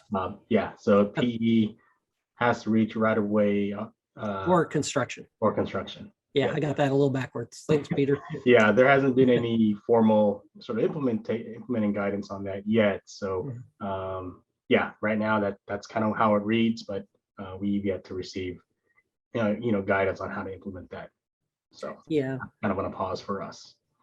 Yeah, so we'll see how that impacts the ER program when it gets sorted out. In the past, that's been a rule to keep projects from being on the books forever, but we'll see what happens with that. But that did get changed. Permanently closed bridges are not eligible for ER funding. And extended eligibility to resiliency improvements, and that's something that's been happening over last couple years for sure, but it was further defined especially for the ER program recently with this new Transportation Act. And that's those features include, or those improvements include protective features that are economically justifiable or mitigates risk of either recurring disaster damage or cost of future repair. Okay. Disasters beginning after October 1st. That's when the 180-day, 100% emergency opening reimbursement change happened. Before then, it was 180 days was the 100% window, and then after that, it was the pro rata 88.53%, and also work that does not meet the emergency opening type of work or purpose of work, was reimbursed at 80.53. So after the IJA law got passed, it became 100 or 270 days. And then the 88.53% pro rata kicked in for reimbursement. Again, it's got to meet the emergency opening purpose. Also may include temporary or permanent work if the emergency opening purpose is met. This time period for 100% reimbursement could be extended. One example of that would be if the site cannot be safely accessed. Sorry, and that of course needs approval from FHWA. Okay, let's talk about eligibility. So eligible work, some work expenses that are eligible are the in-kind roadway repairs, engineering and right-of-way, NEPA required mitigation, SWEEP, that's the stormwater prevention pollution policy or program. That's like keeping the dust down, that sort of thing, keeping sediment out of the rivers, revegetation. Indirect costs with approval. Talk to your DLAE on how to get your indirect costs eligible for reimbursement. You have to work through Caltrans accounting to get that set up, but it is possible. Traffic damage to the roadway surface. If you have the sufficient supporting documentation.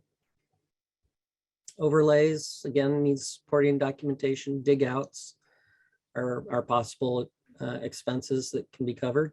Slides, traffic control devices. Of course, the appurtenances on the roadside, you know, your light, street lights, signs, traffic signals, temporary grade raises. Debris removal is a maybe.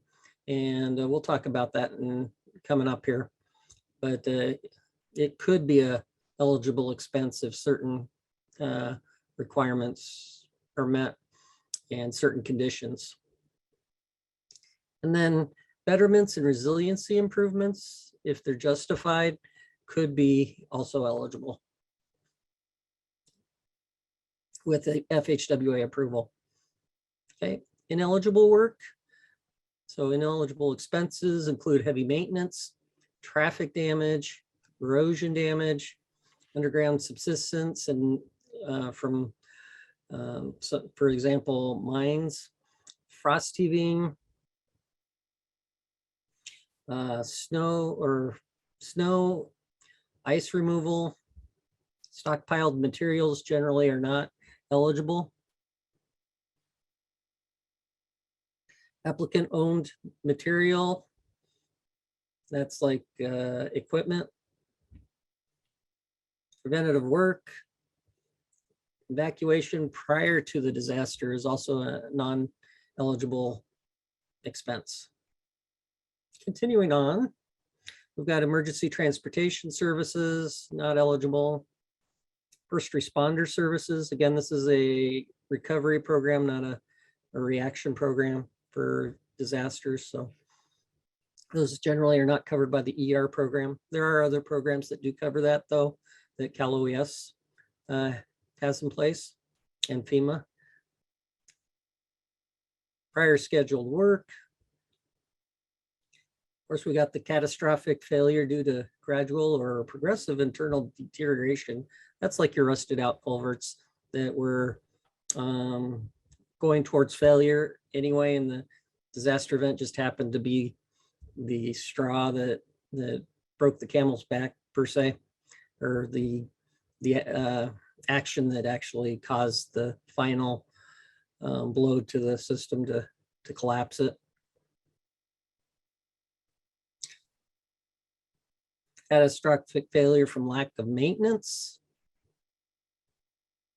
Work beyond local agencies right away, generally an ineligible expense. Of course, there are exceptions, but generally it's an ineligible expense. Radiological contamination.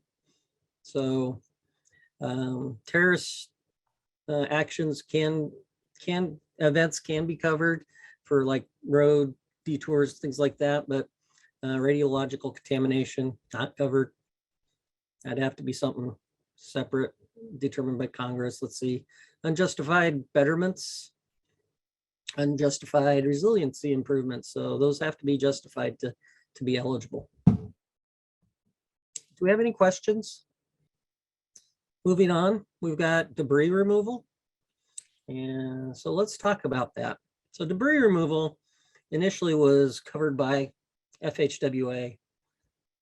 And then several years ago, a Transportation Act passed, and it was the responsibility was split between FHWA and FEMA, depending on who who proclaimed the disaster. So we'll go into that part of it in a minute.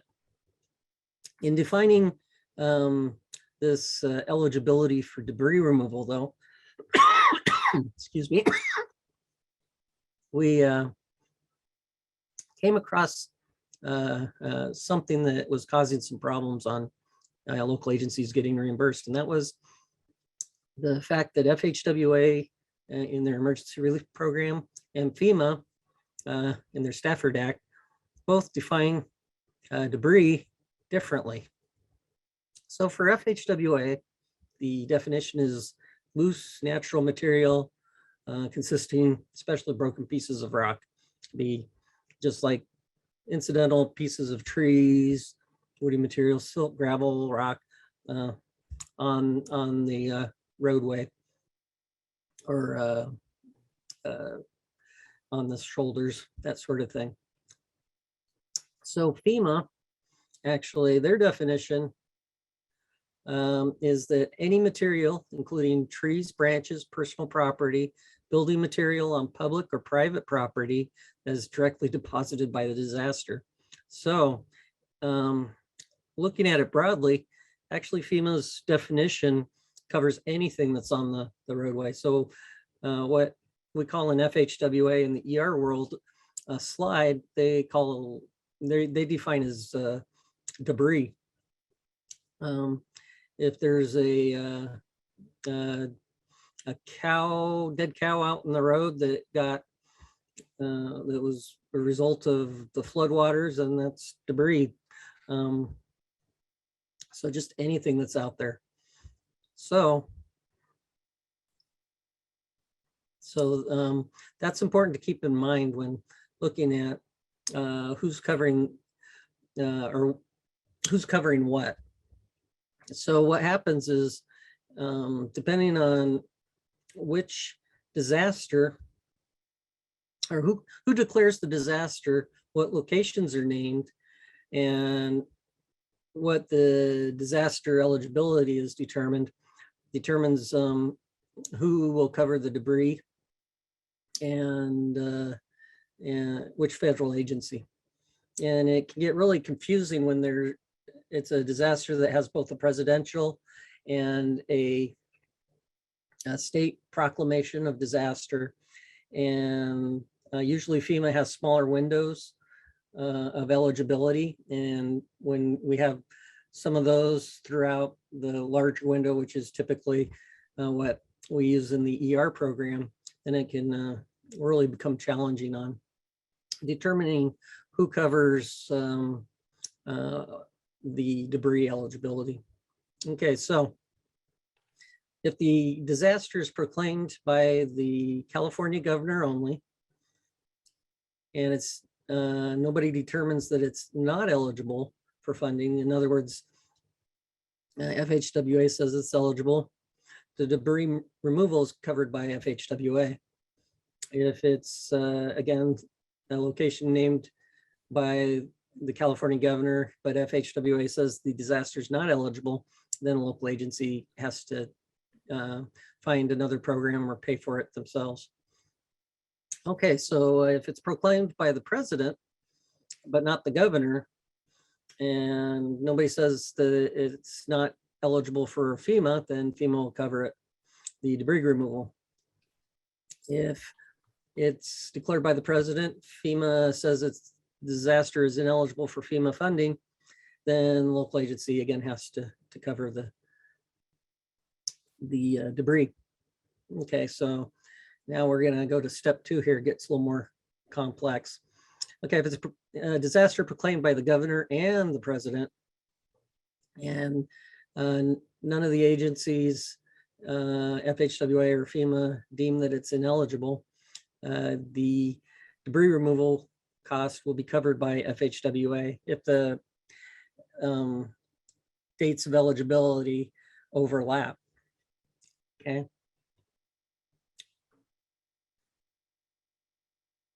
If it's deemed ineligible, then it's covered by, if it's deemed ineligible by FEMA, then it's still covered by FHWA because FEMA controls the Stafford Act disaster assistance. So that doesn't impact the ER program. However, if it's covered by, if it's proclaimed by the governor and the president, but FHWA says the disaster is ineligible for ER funding, then, but FEMA says it's okay, then FEMA covers the disaster debris removal. And in the last case here, if both federal agencies deem it ineligible for federal funding, then local agency has to pick up the cost of the debris removal. Oh wait, there's more. Okay, so if we have it proclaimed by the governor and the president, and a location is named by the governor, and this is in the governor's proclamation, disaster proclamation, he'll name the areas that are impacted by the disaster, and this is essentially the areas that are eligible for disaster relief funding. So he'll say in the counties of, let's say, Lake County, Santa Cruz, and Sacramento. Fires started on the state and stuff. So those would be the counties that are eligible. Same thing with the president's proclamation. There's certain locations that are included in the proclamation. So if the areas, if the area includes the area of the disaster damage is named in the governor's proclamation and deemed ineligible by FHWA, that would end up being covered by a local agency. If it's set in the president's proclamation, but deemed ineligible by FEMA, local agency again. If the location's named in the presidential proclamation, FHWA says it's ineligible for ER funding, then they don't impact FEMA, which is what the president, when he does his proclamation, activates, then FEMA would cover that disaster damage. And likewise, if governor proclaims a disaster, FEMA says it's not eligible for Stafford funds, FHWA doesn't say that it's ineligible, then FHWA would cover the debris removal. Okay, so hopefully that's not too confusing, but there are those differences between the two programs, and it impacts debris eligibility. If you're not sure, ask your DLAE. And if DLAEs are not sure, ask us and we can help you with that. Okay, so debris removal, as far as emergency opening eligibility, is emergency opening eligible if the work meets one of those three criteria that we talked about initially, which is the purpose of the emergency opening work: minimize damage, protect facilities, restore essential traffic. If it's limited to debris in the travel way, and that includes down like a down tree, it's only within the travel way that would be eligible for removal under emergency opening work. We're not talking permanent repairs yet. If it covers the removal and disposal of debris, so when it's ER eligible, it does include the removal and disposal costs, but not storage, I don't believe.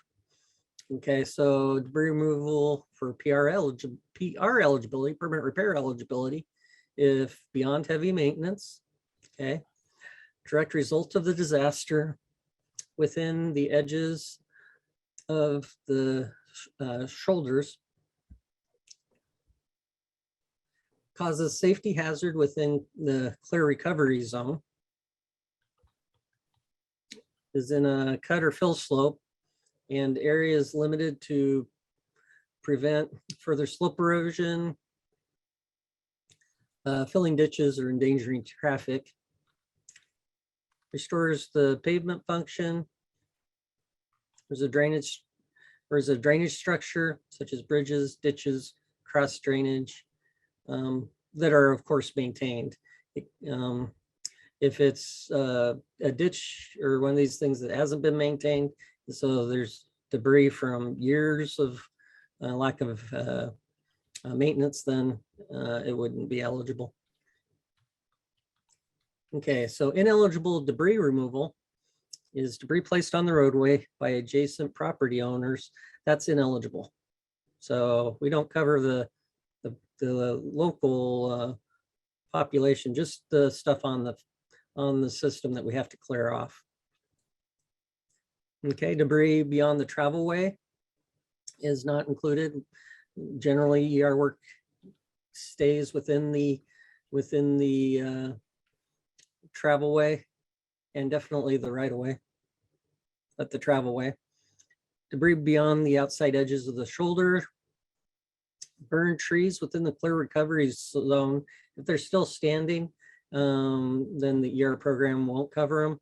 I understand that, it's still a hazard, but in the past, we've not been able to get those to be eligible. So they're not, as of this time, they're not eligible for ER funding. Hauling costs to locations beyond the general proximity of the damaged road. Okay.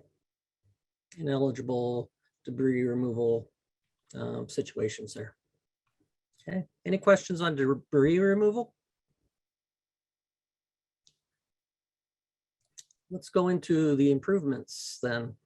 And these are your betterment and resiliency improvements. Okay. So you can do improvements beyond just the in-kind restoration and get those approved. They do have to be approved by FHWA. And the three improvement categories are betterments, replacement facilities, and betterments. And then we have resiliency requirements for non-ER projects. And that's a different category entirely, and we'll talk about that. But for the ER program, it's betterments and replacement facilities, or replacement betterments. Okay, so let's talk about betterments.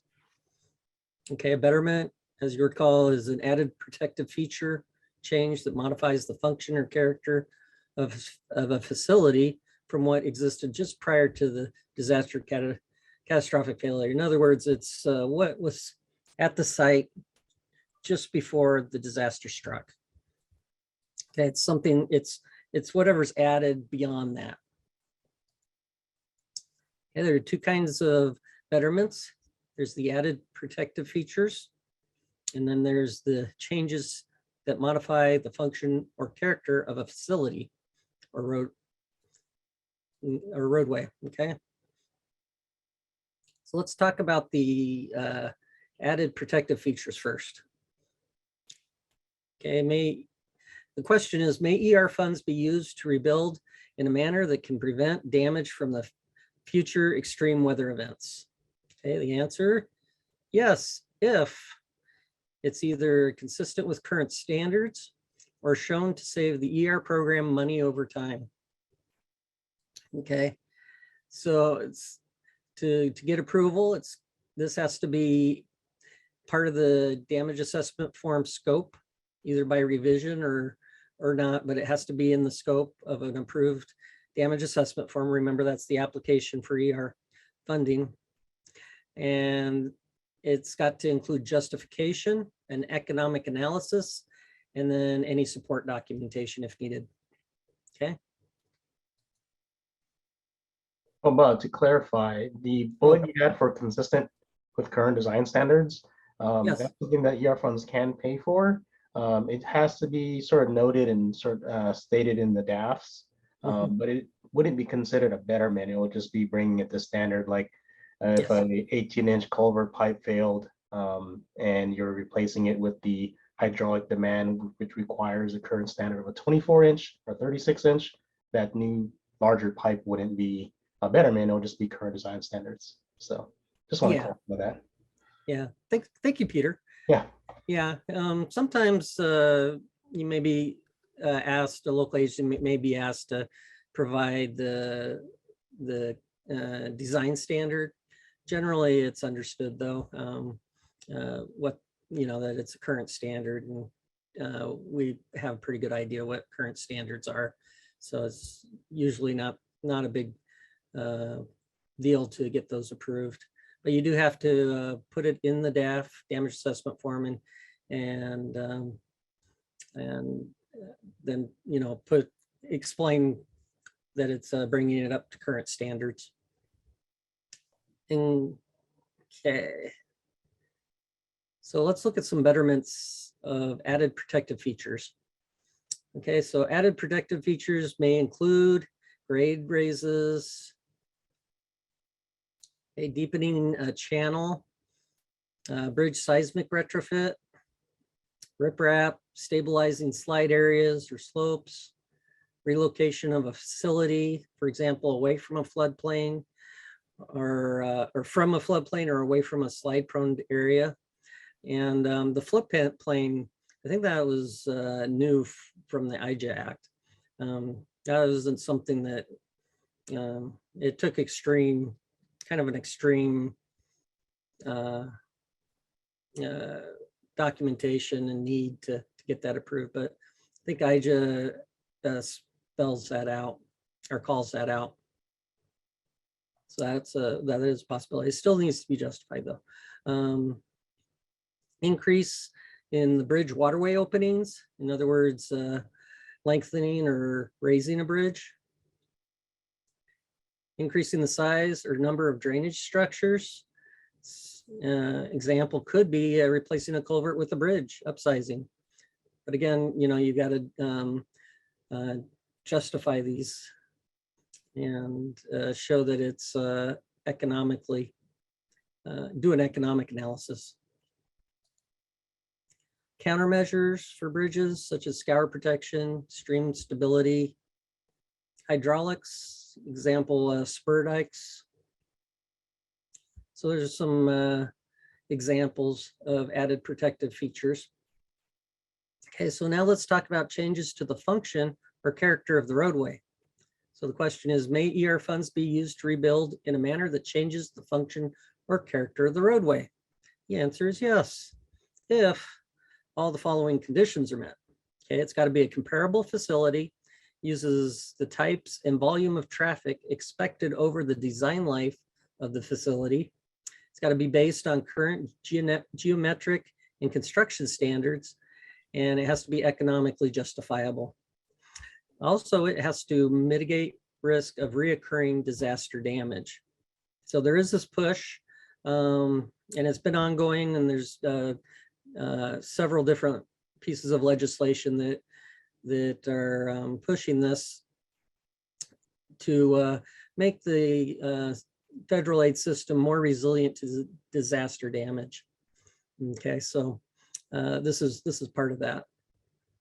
Of course, keep in mind that these still must be approved by part of an approved DAF, and that includes the justification, the economic analysis, and support documentation. Okay, so let's look at some examples. You can add lanes. You can add grade separations, improve access control, upgrade roadway surface, example, gravel to paved, change cross-section, for example, a rural cross-section to an urban cross-section. So those are some examples of changes to the function or character of a road.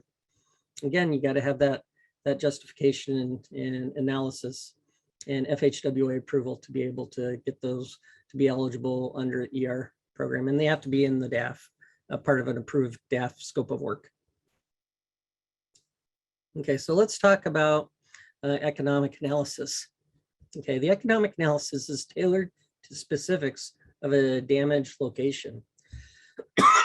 Excuse me. This includes site, type of damage, frequency of the damage. So that's kind of what you're looking at when you're doing an economic analysis. Okay, and what you're really comparing is no betterment as opposed to betterment. So the cost of the risk of reoccurring damage and future repair as opposed to doing the betterment and the increased cost that usually is associated with that, but avoiding the cost of future repair. Okay, do note that an economic analysis is not required for grade raise due to basin flooding. You probably won't need to provide other documentations like a floodplain map and that sort of thing. Hydraulic analysis maybe. And permit required basements, betterments or needed approval. Betterments needed for approval of permits and that sort of thing. Required permits. Okay, and these still may need justification and support documentation. They just wouldn't necessarily need the economic analysis. Okay, when is a betterment or improvement? When a betterment or improvement does not require justification. And as we mentioned before, when current design standards are being used, if it's a NEPA requirement, if it replaces an older feature with new feature, and you do not need to prorate for the difference in service life between the old and new feature. For example, if there's a culvert that is getting replaced, and that culvert went in just last year, so it's fairly new, or it went in, let's say it went in 10 years ago, you still get the full reimbursement for the brand new culvert. We're not gonna split hairs and prorate these things, drive ourselves nuts. So it just doesn't make sense for what it is. Okay, so impractical or infeasible to replace in kind on existing locations. So comparable facility must be selected, in this case, using the NEPA process, and it is considered a rare circumstance. So there are special conditions that apply. So if you are looking to use this impractical or infeasible to replace in kind on an existing location, know that you're gonna, the burden of proof is that it's needed. The justification is really going to be on the local agency. So that might be a little bit of a uphill battle on that. So keep that in mind. Bob, there's a comment on the chat. For our landslide project, are added facilities to stabilize the slide mass and prevent future slide movement, always considered betterment. Read that to me one more time. For our landslide project, Mhm. are added facilities to stabilize the slide mass and prevent future slide movement, always considered betterment. I would say, I think they are. Peter, you can correct me if I'm wrong. I think as far as the way the program's been run, those are features that have not been in place just prior to the disaster. And so they do need to be justified. Now, the justification probably is not going to be a difficult thing to argue. It's probably not going to be difficult to justify, but you still have to justify it. Yeah, and I think that's accurate, Bob, and it kind of goes to your slide you have here. Typically, when you're stabilizing large slides, as you're going through that environmental process, if a design solution, selected alternative is a particular wall or feature, that's something that's required through the NEPA process. So if that's the alternative selected and you can't put in kind, then that's just what it has to be, and ER funds pay for that. But if you have an area that has minor slides, you're trying to stay and you continue to stabilize it through subsequent events, and then if you want to put in an MSC wall or something in place, even though you can still bench the slope, but you have justifications showing that there's savings to the ER program, not having to always come back and stabilize that slope just with earthwork. You can just do like a structure, then that can be justified as well. So it depends, unfortunately. So Yeah, and this also goes for features that are out of sight per se. For example, underground drainage features like geotech materials and drainage systems that help keep the maybe a water source that's saturating the slope to stay dewatered so the slope's stable, those sort of things. So yes, thank you, Peter. Yeah, and all those are supported again when you do that sort of preliminary engineering or exploratory engineering, right? You'll get geotech to support that solution or hydraulics, and then that's what you'll use as your basis for selecting that repair solution or adding that betterment. That's right. And geotechnical reports usually have a recommended repair, and those are generally used to provide a supporting documentation for the betterment. Great, thank you, Peter. Okay, any more questions? No. With that, let's go ahead and take a 10-minute break if you want, and we'll be back in, let's say, 1:32. Welcome back. Let's keep going. This is the final stretch here. So thank you all for hanging in there with us. We got two really good important things coming up. So I think you'll find it worthwhile. So let's talk about replacement facilities. Okay, so ER program may pay for replacement facilities. Usually in-kind restoration is the preferred repair activity, but it's not always possible. Hence, we need the replacement facilities. These can be allowed in certain situations, but the ER eligibility for a replacement facility may vary. So you may have it fully covered to not covered at all. Okay, so FHWA gives us an example in the ER manual. Excuse me, the FHWA ER manual. And so let me go through that. Excuse me. So let's say we have a location and it gets destroyed by disaster there and needs to be repaired. So actually FHWA's manual had several different scenarios on how much would be covered. So I tried to break that into a flow chart. So we'll see if it works here. So is the existing facility repairable? If it is the replacement facility type new? Let's say it is, and let's say the replacement location is existing. In such case, the ER funds would be limited to the repair of the cost of the existing, of what it would cost to replace the facility in the existing location. And that would be applied to the new facility in the new location. Okay, so let's say existing, oh, that's existing location, right? So limited to repair costs, right? Okay, so let's say existing facilities repairable, replacement facility types new, and it's going to be replaced in a new location. Okay. So again, repairs are limited to what it actually costs to repair the existing, but that would be applied to that new facility. Okay, so if you're repairing the facility in the existing location, covers all the repair costs.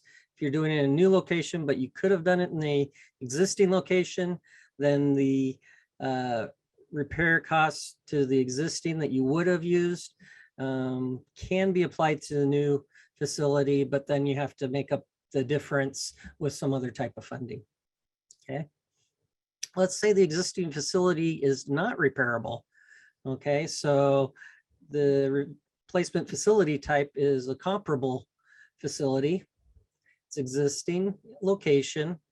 So in that case, ER funds may cover the total cost. It just depends on the what the comparable facility actually is compared to what was existing. Okay, so that it might, that's a maybe. It depends on the specifics of the location. Let's say the existing facility is not repairable. So a comparable facility is decided upon, but it's desired to put that in a new location. Well, if the idea to put that in a new location is dictated by the NEPA process, and that turns out to be the preferred NEPA alternative, then the costs may be totally covered by the ER program. So if the replacement at existing is not practical or feasible, okay, and those are key words there, NEPA may choose to replace the comparable facility in a new location. This is a rare exception. And so in the manual, ER manual, it does say that not practical nor feasible, it has to be rigorously tested. It doesn't say what test, but it's got to be pretty rigorous testing. And so it's up to the local agency to find out what that would be to FHWA satisfaction. And then it, of course, has to receive FHWA approval. Okay. Any questions on that?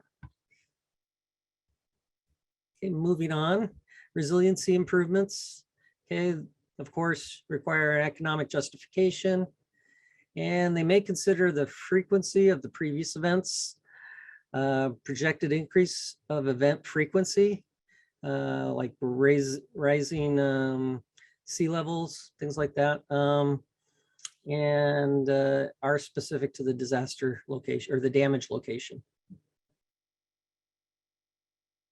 Okay, so this is for resiliency improvements. We've got an example for this, not a flow chart this time. We stuck old school, and so we've got location of and damage for this this example. It's a 3-mile road.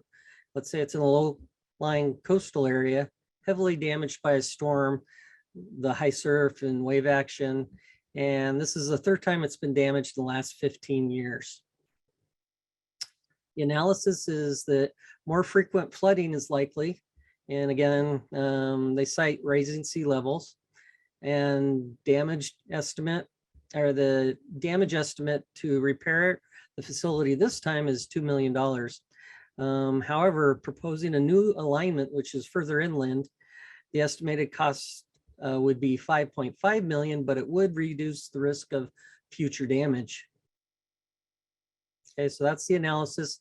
And with that analysis, they come up with relocation is a betterment, of course, but if they give an economic justification and get FHWA approval, it could be eligible. Okay. So let's talk, this is actually not directly related to the ER program, but this is something that's going to be applied to all projects, federal projects. It's actually somewhat being applied now, but it's going to be very, very much, it's going to be a big thing, I guess is what I'm trying to say. So this is the next big thing coming up as far as requirements. Okay, so I'll give you a preview of this. I do need to talk to our implementation office and work out some of the final details, but I'll give you what the requirements are for non-federal funded projects, non-ER federally funded projects here. Okay, so there's a requirement for system resiliency. Okay, so back a while ago, the Code of Federal Regulations 667 was enacted, and it stated that each state acting through its or the state DOT shall conduct statewide evaluations to determine if there are reasonable alternatives to roads, highways, and bridges that have required repair and reconstruction activities on 2 or more occasions due to emergency events. Okay, that's a lot of words and might be a little hard to get your, get the brain around, but in a nutshell, if a proposed project, a federally funded proposed project has 1 or more locations of repeated disaster damage that have been from ER disaster events, the agency, whether it be state or local, administering the project must consider as part of the proposed project a resiliency improvement to that location that addresses or mitigates the possibility of future reoccurring damage. Okay, so we're trying to make the system more resilient. We're using our ER past records of disaster locations to do that. This is something that's been implemented nationwide, and it's something that is part of the federally funded programs now that we have to do this, and I'll actually explain more on that now. Okay, so this is required of all federal aid projects that have a NEPA document. Okay, non-compliant projects are banned from listing that project in the FTIP until the requirement is met. So if the project is in the FTIP, it will be removed, and if it's not in the FTIP, it will be restricted or prevented from being listed in the FTIP until the requirement is met. Okay, and furthermore, these projects won't be able to get a federal authorization until it's listed in, or until the requirements met. So not only is it prevented from getting in the FTIP, for programs such as ER that don't have to be in the FTIP, they still will be restricted by not being able to get federal funds. Okay, so once they're compliant, then these restrictions are removed.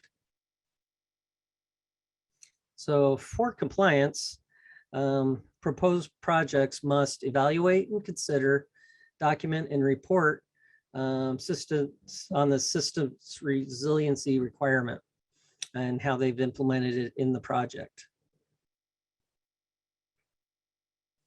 Okay, so let's talk about each one of these. To evaluate and consider, They need the evaluation consideration must be part of the project planning and development of work. So that's the PA and ED, or the PE portion of the project. It should be, that's when this evaluation consideration should start. For all proposed, it's applied to all proposed federal aid projects, because it is a requirement. There's federal funding on a project. These projects are required to identify reoccurring past disaster damage, and see if that damage has, if there's a site of reoccurring disaster damage located within their project limits. Okay. And then if they do find one of these sites within their project limits, they have to consider, as part of their proposed project, addressing the root cause of the reoccurring damage and either mitigating, partially or fully resolving the cause of the multiple disaster damage. Okay, and these would, if it's an ER project, would be eligible based on an economic justifiable improvement to mitigate the recurring damage. And even if the economic analysis comes out and it's not necessarily economic justifiable, we'll find out. We haven't had one go through that yet, but if it makes the system more resilient, there might be a case to make an argument that it could be still worth doing.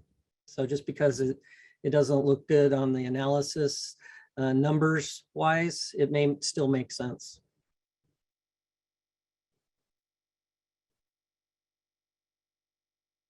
Okay. Oh, let me go back to this really quick.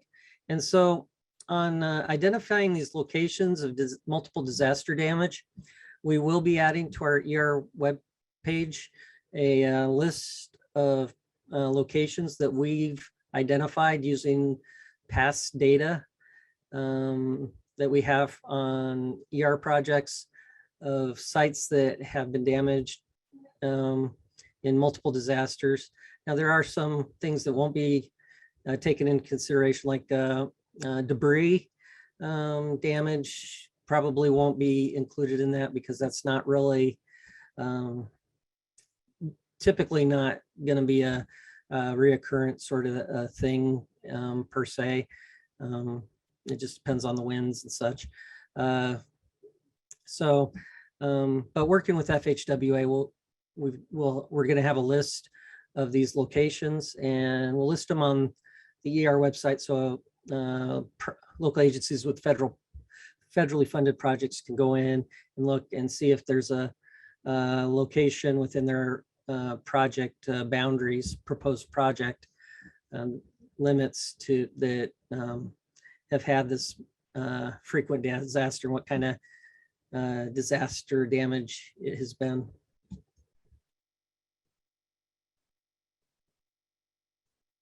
Okay, so let's say that it has been considered, evaluated and considered, and then considered doesn't mean that it necessarily has to be improved. There may be a case where it just doesn't make economic sense to improve it, and so it even though it was considered, it may not be improved. It may be the project isn't right for it, or there could be different reasons, but this needs to be documented per the Code of Federal Regulations. So to document this, and the local agency needs to document it to show that they did this process with their project.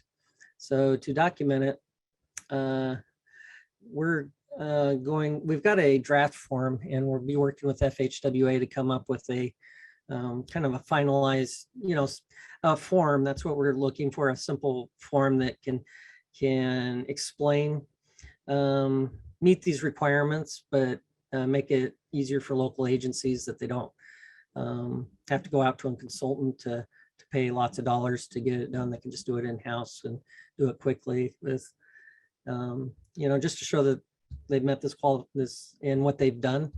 I did come up with a form from a another state, and I modified it for our purposes, another state that is doing the same effort, because again, this is a nationwide requirement. So this form, in theory, using this form, the local agency will be able to identify what alternatives were identified, considered, and reviewed, and then document what the results were. Did they implement it? If they did, or if they didn't, why? Why did they implement it, or why didn't they implement it? Okay. And so this document would be the evaluation, consideration, and results portion. And it would include any support documents and calculations. So, the benefit cost analysis or the economic analysis could be included. Other documents from the project file could be included to be supporting this document, just attached to the document. And again, we're looking at hopefully getting this into a simple form that can be used. And then that certification would be kept in the, well, let me tell you where it'll be kept. Okay, so once that's done and then certified, the local agency has to report. And that's because Caltrans has to report and FHWA has to report. So it goes all the way up. So the local agency reports the results by sending a copy of the certification to the district and headquarters.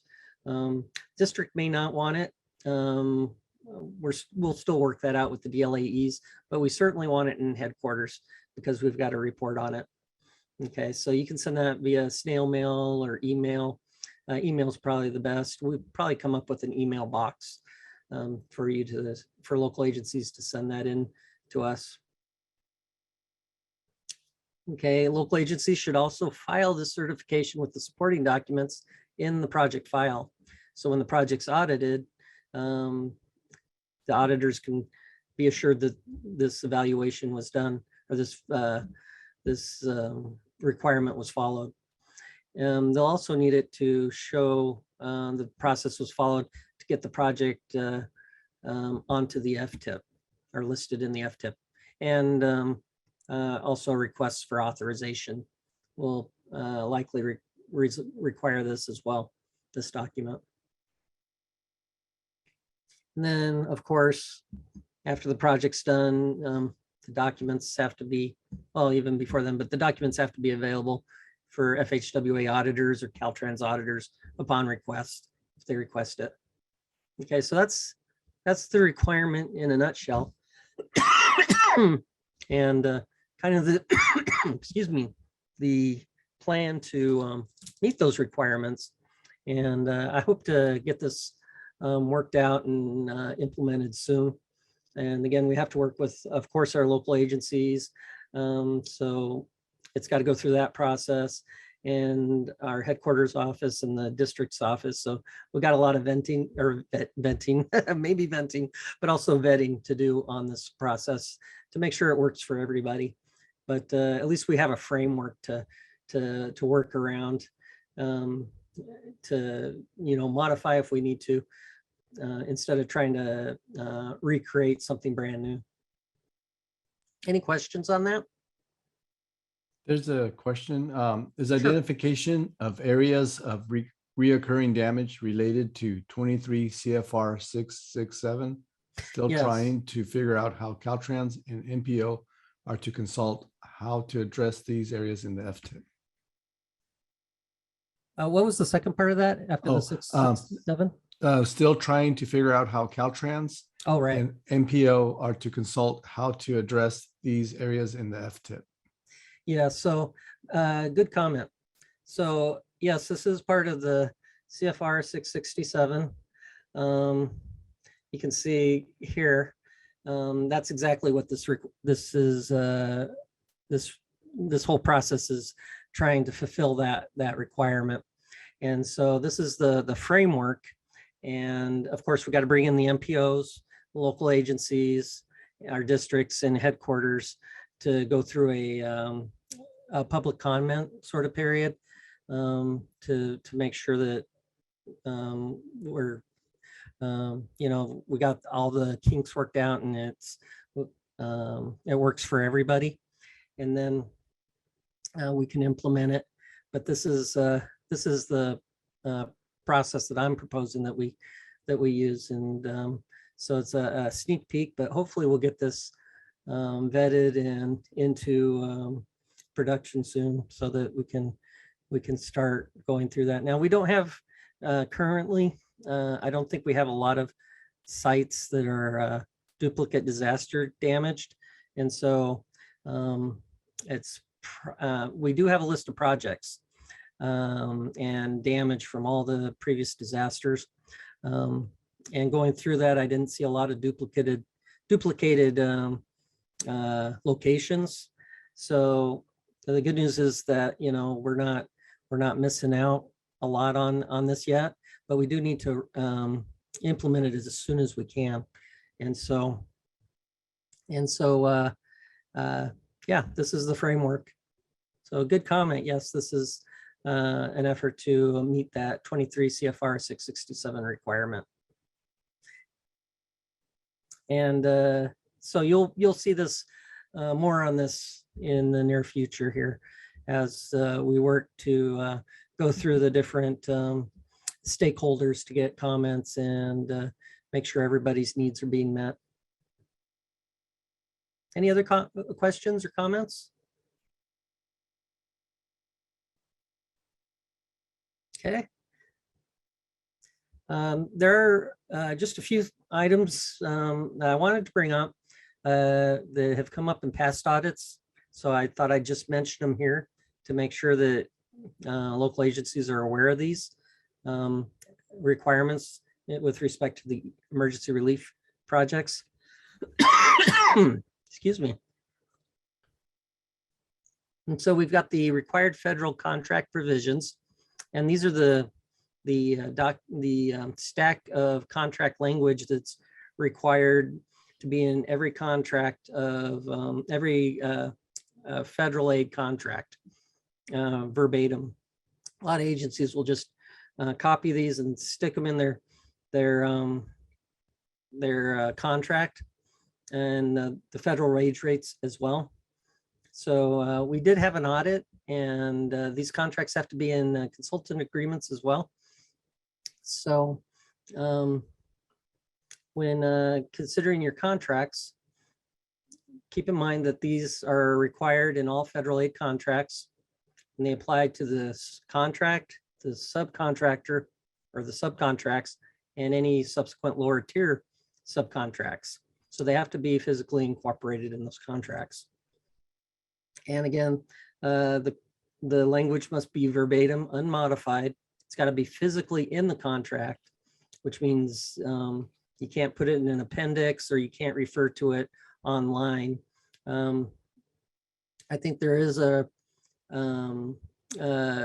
provision that allows before award that it may be referred to online, but the contract that gets signed has to physically have it in the contract.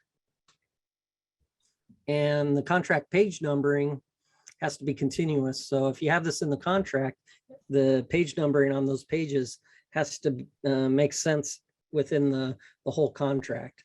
So your contract starts with page 1, 2, 3, goes on.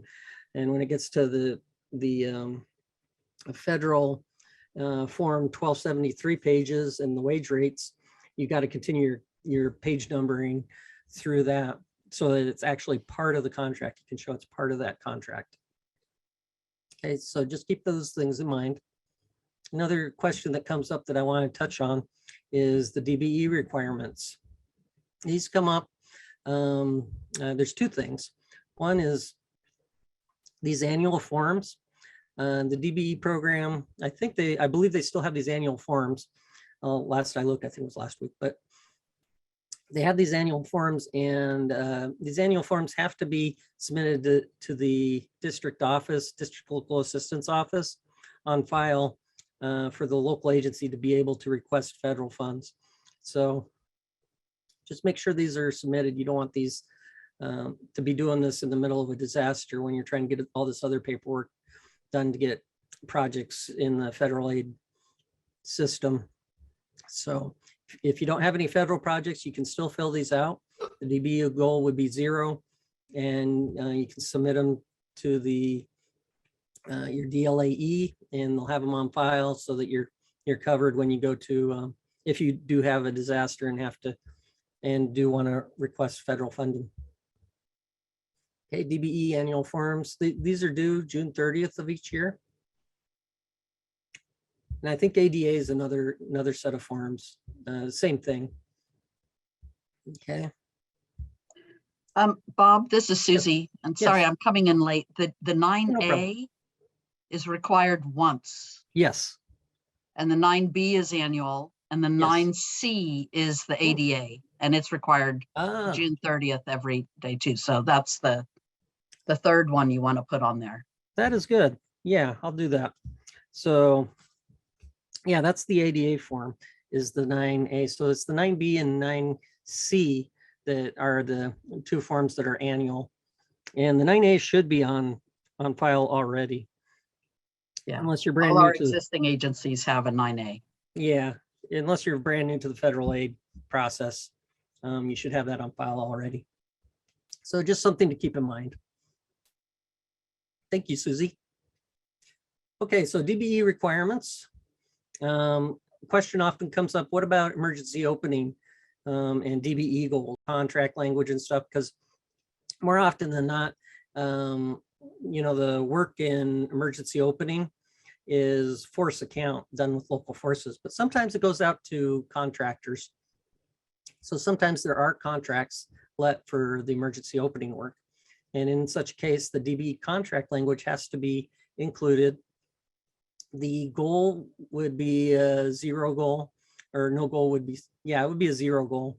And then, but the DBE commitment forms are still required. So we still want to know what, if they did use any DBEs, even though the goal is 0, we still need to track it.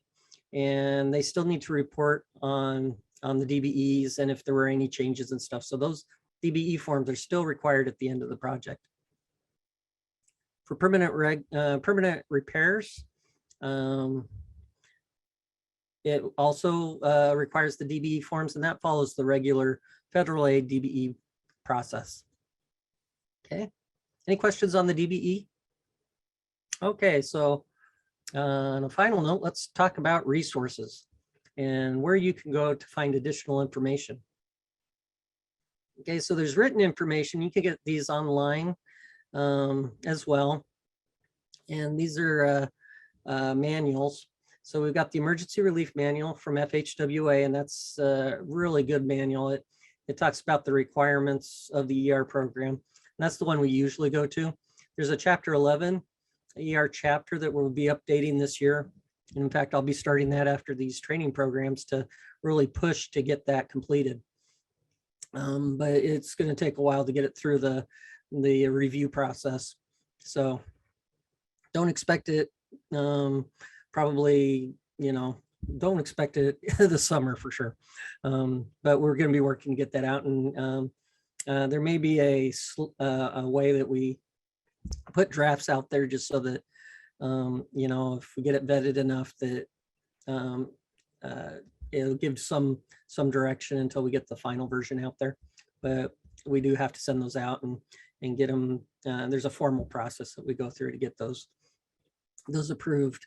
And then of course there's the Local Assistance Procedures Manual, which is the manual that we use to explain how to go through the regular federal aid process. And so that of course is an essential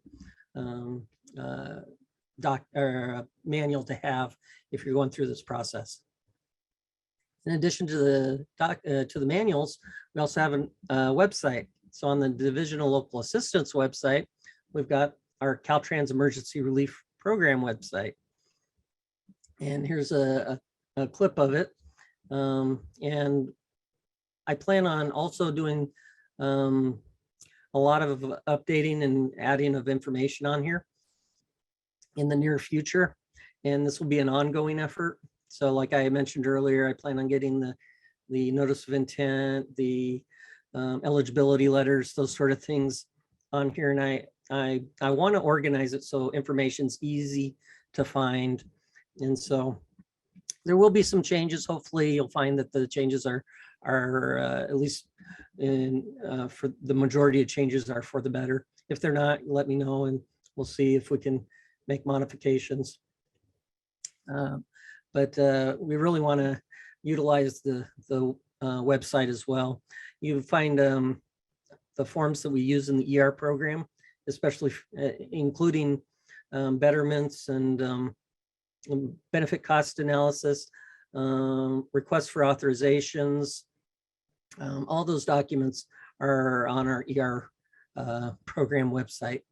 In a lot of cases, we do not use the same forms as other federal programs just because they don't fit. We have two types of work that each can have, like emergency opening and permanent repairs. And each of those have a preliminary engineering phase, right away, and construction phases, and they're different.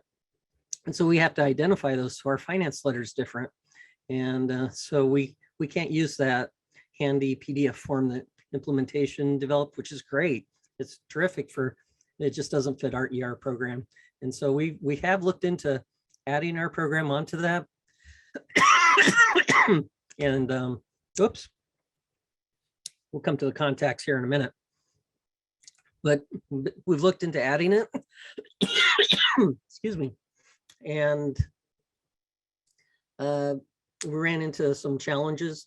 Our IT is like the rest of us, and they're swamped with work, and especially with the ADA website work, they were not able to get that to us. And so we looked into doing our own form, and that ran into obstacles on that as well. Not to say that we won't at some point either be added into one implementation's using or have our own form that's similar to theirs. But for now, we've got these older forms that we're using that are adapted to the ER program. So if you're coming in for ER funding and stuff, please use our forms. It'll make it easier for all of us and help your requests go through smoother and faster. Okay, Caltrans district contacts. Those are some other sources you have.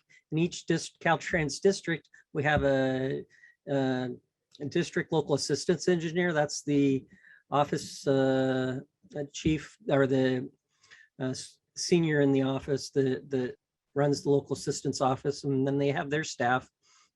And their staff has ER coordinators. And so those ER coordinators are those that are cognizant of the ER program and help other staff with the ER program. So if you have questions in the local agencies, we ask you first contact the districts because they're going to be approving your application for funding.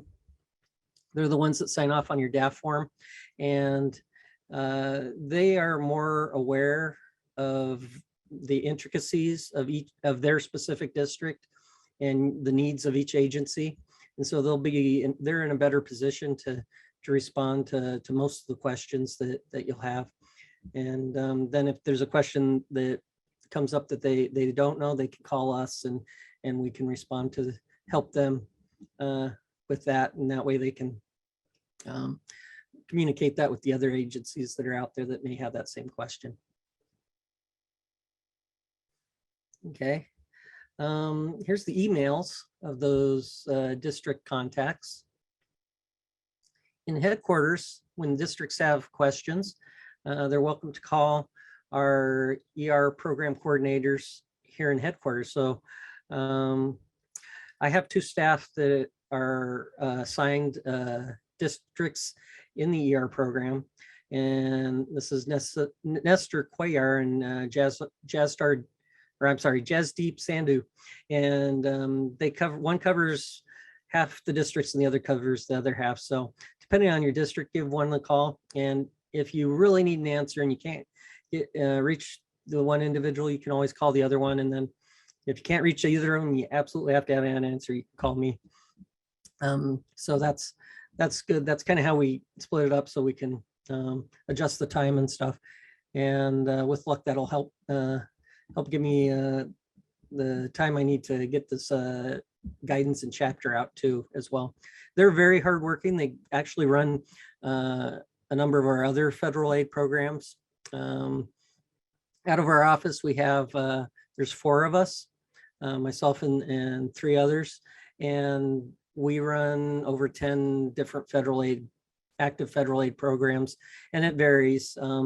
We do have more than 10, a lot more than 10, but a lot of those programs are sunsetting, and we're just monitoring the program until it completely sunsets. And then some programs, like the earmarks program, has several programs within that. We just call it earmarks, but it's, different earmarks come from different funding allocations and such. But they will help you, and they actually get the requests from the districts and process them. And this is for the damage assessment forms they process and send those on to FHWA, and the request for authorizations they process, and then I look at and do a final review and send it for approval and to FHWA. Okay, and then I think my information was at the beginning. If not, I will give it to you. But you can, let me double check and make sure that we've got that, but that concludes the presentation. Are there any questions? So I don't have my email here, but my email address is just my first name, Bob, and then a point or a period, and then my last name, Baca, and then at dot.ca.gov. So it's the same as those of the other headquarters staff here. It's just got my first name and my last name. And let's see, 653-9151.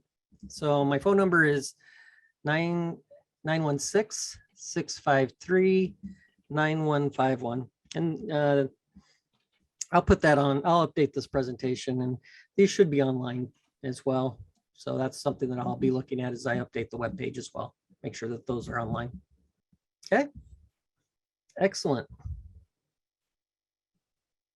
Okay, so we're back to the end of the presentation, and I'll give you a minute for questions, but while we wait for questions to come in, I want to thank each of you for attending. Really appreciate it. Hopefully this presentation will save you time in trying to figure out the program, how to do forms. We know that you're still going to have questions, so don't be afraid to give us a call and ask us what questions you may have as you're going through this. If you're got an ER project that's active, or you're got a disaster and you need to apply for ER funding, don't be afraid to ask. And with that, we wish you the best of luck, and hope that you don't have ER damage, because that would mean you're in the middle of a disaster. But if you are, we wish you the best and want to help you succeed, and look forward to helping you deliver your projects. Thanks. Bob, thank you very much. You're welcome. So I placed the evaluation. If you would take a moment before logging off today to complete the course evaluation. We do take your feedback into consideration as we go forward.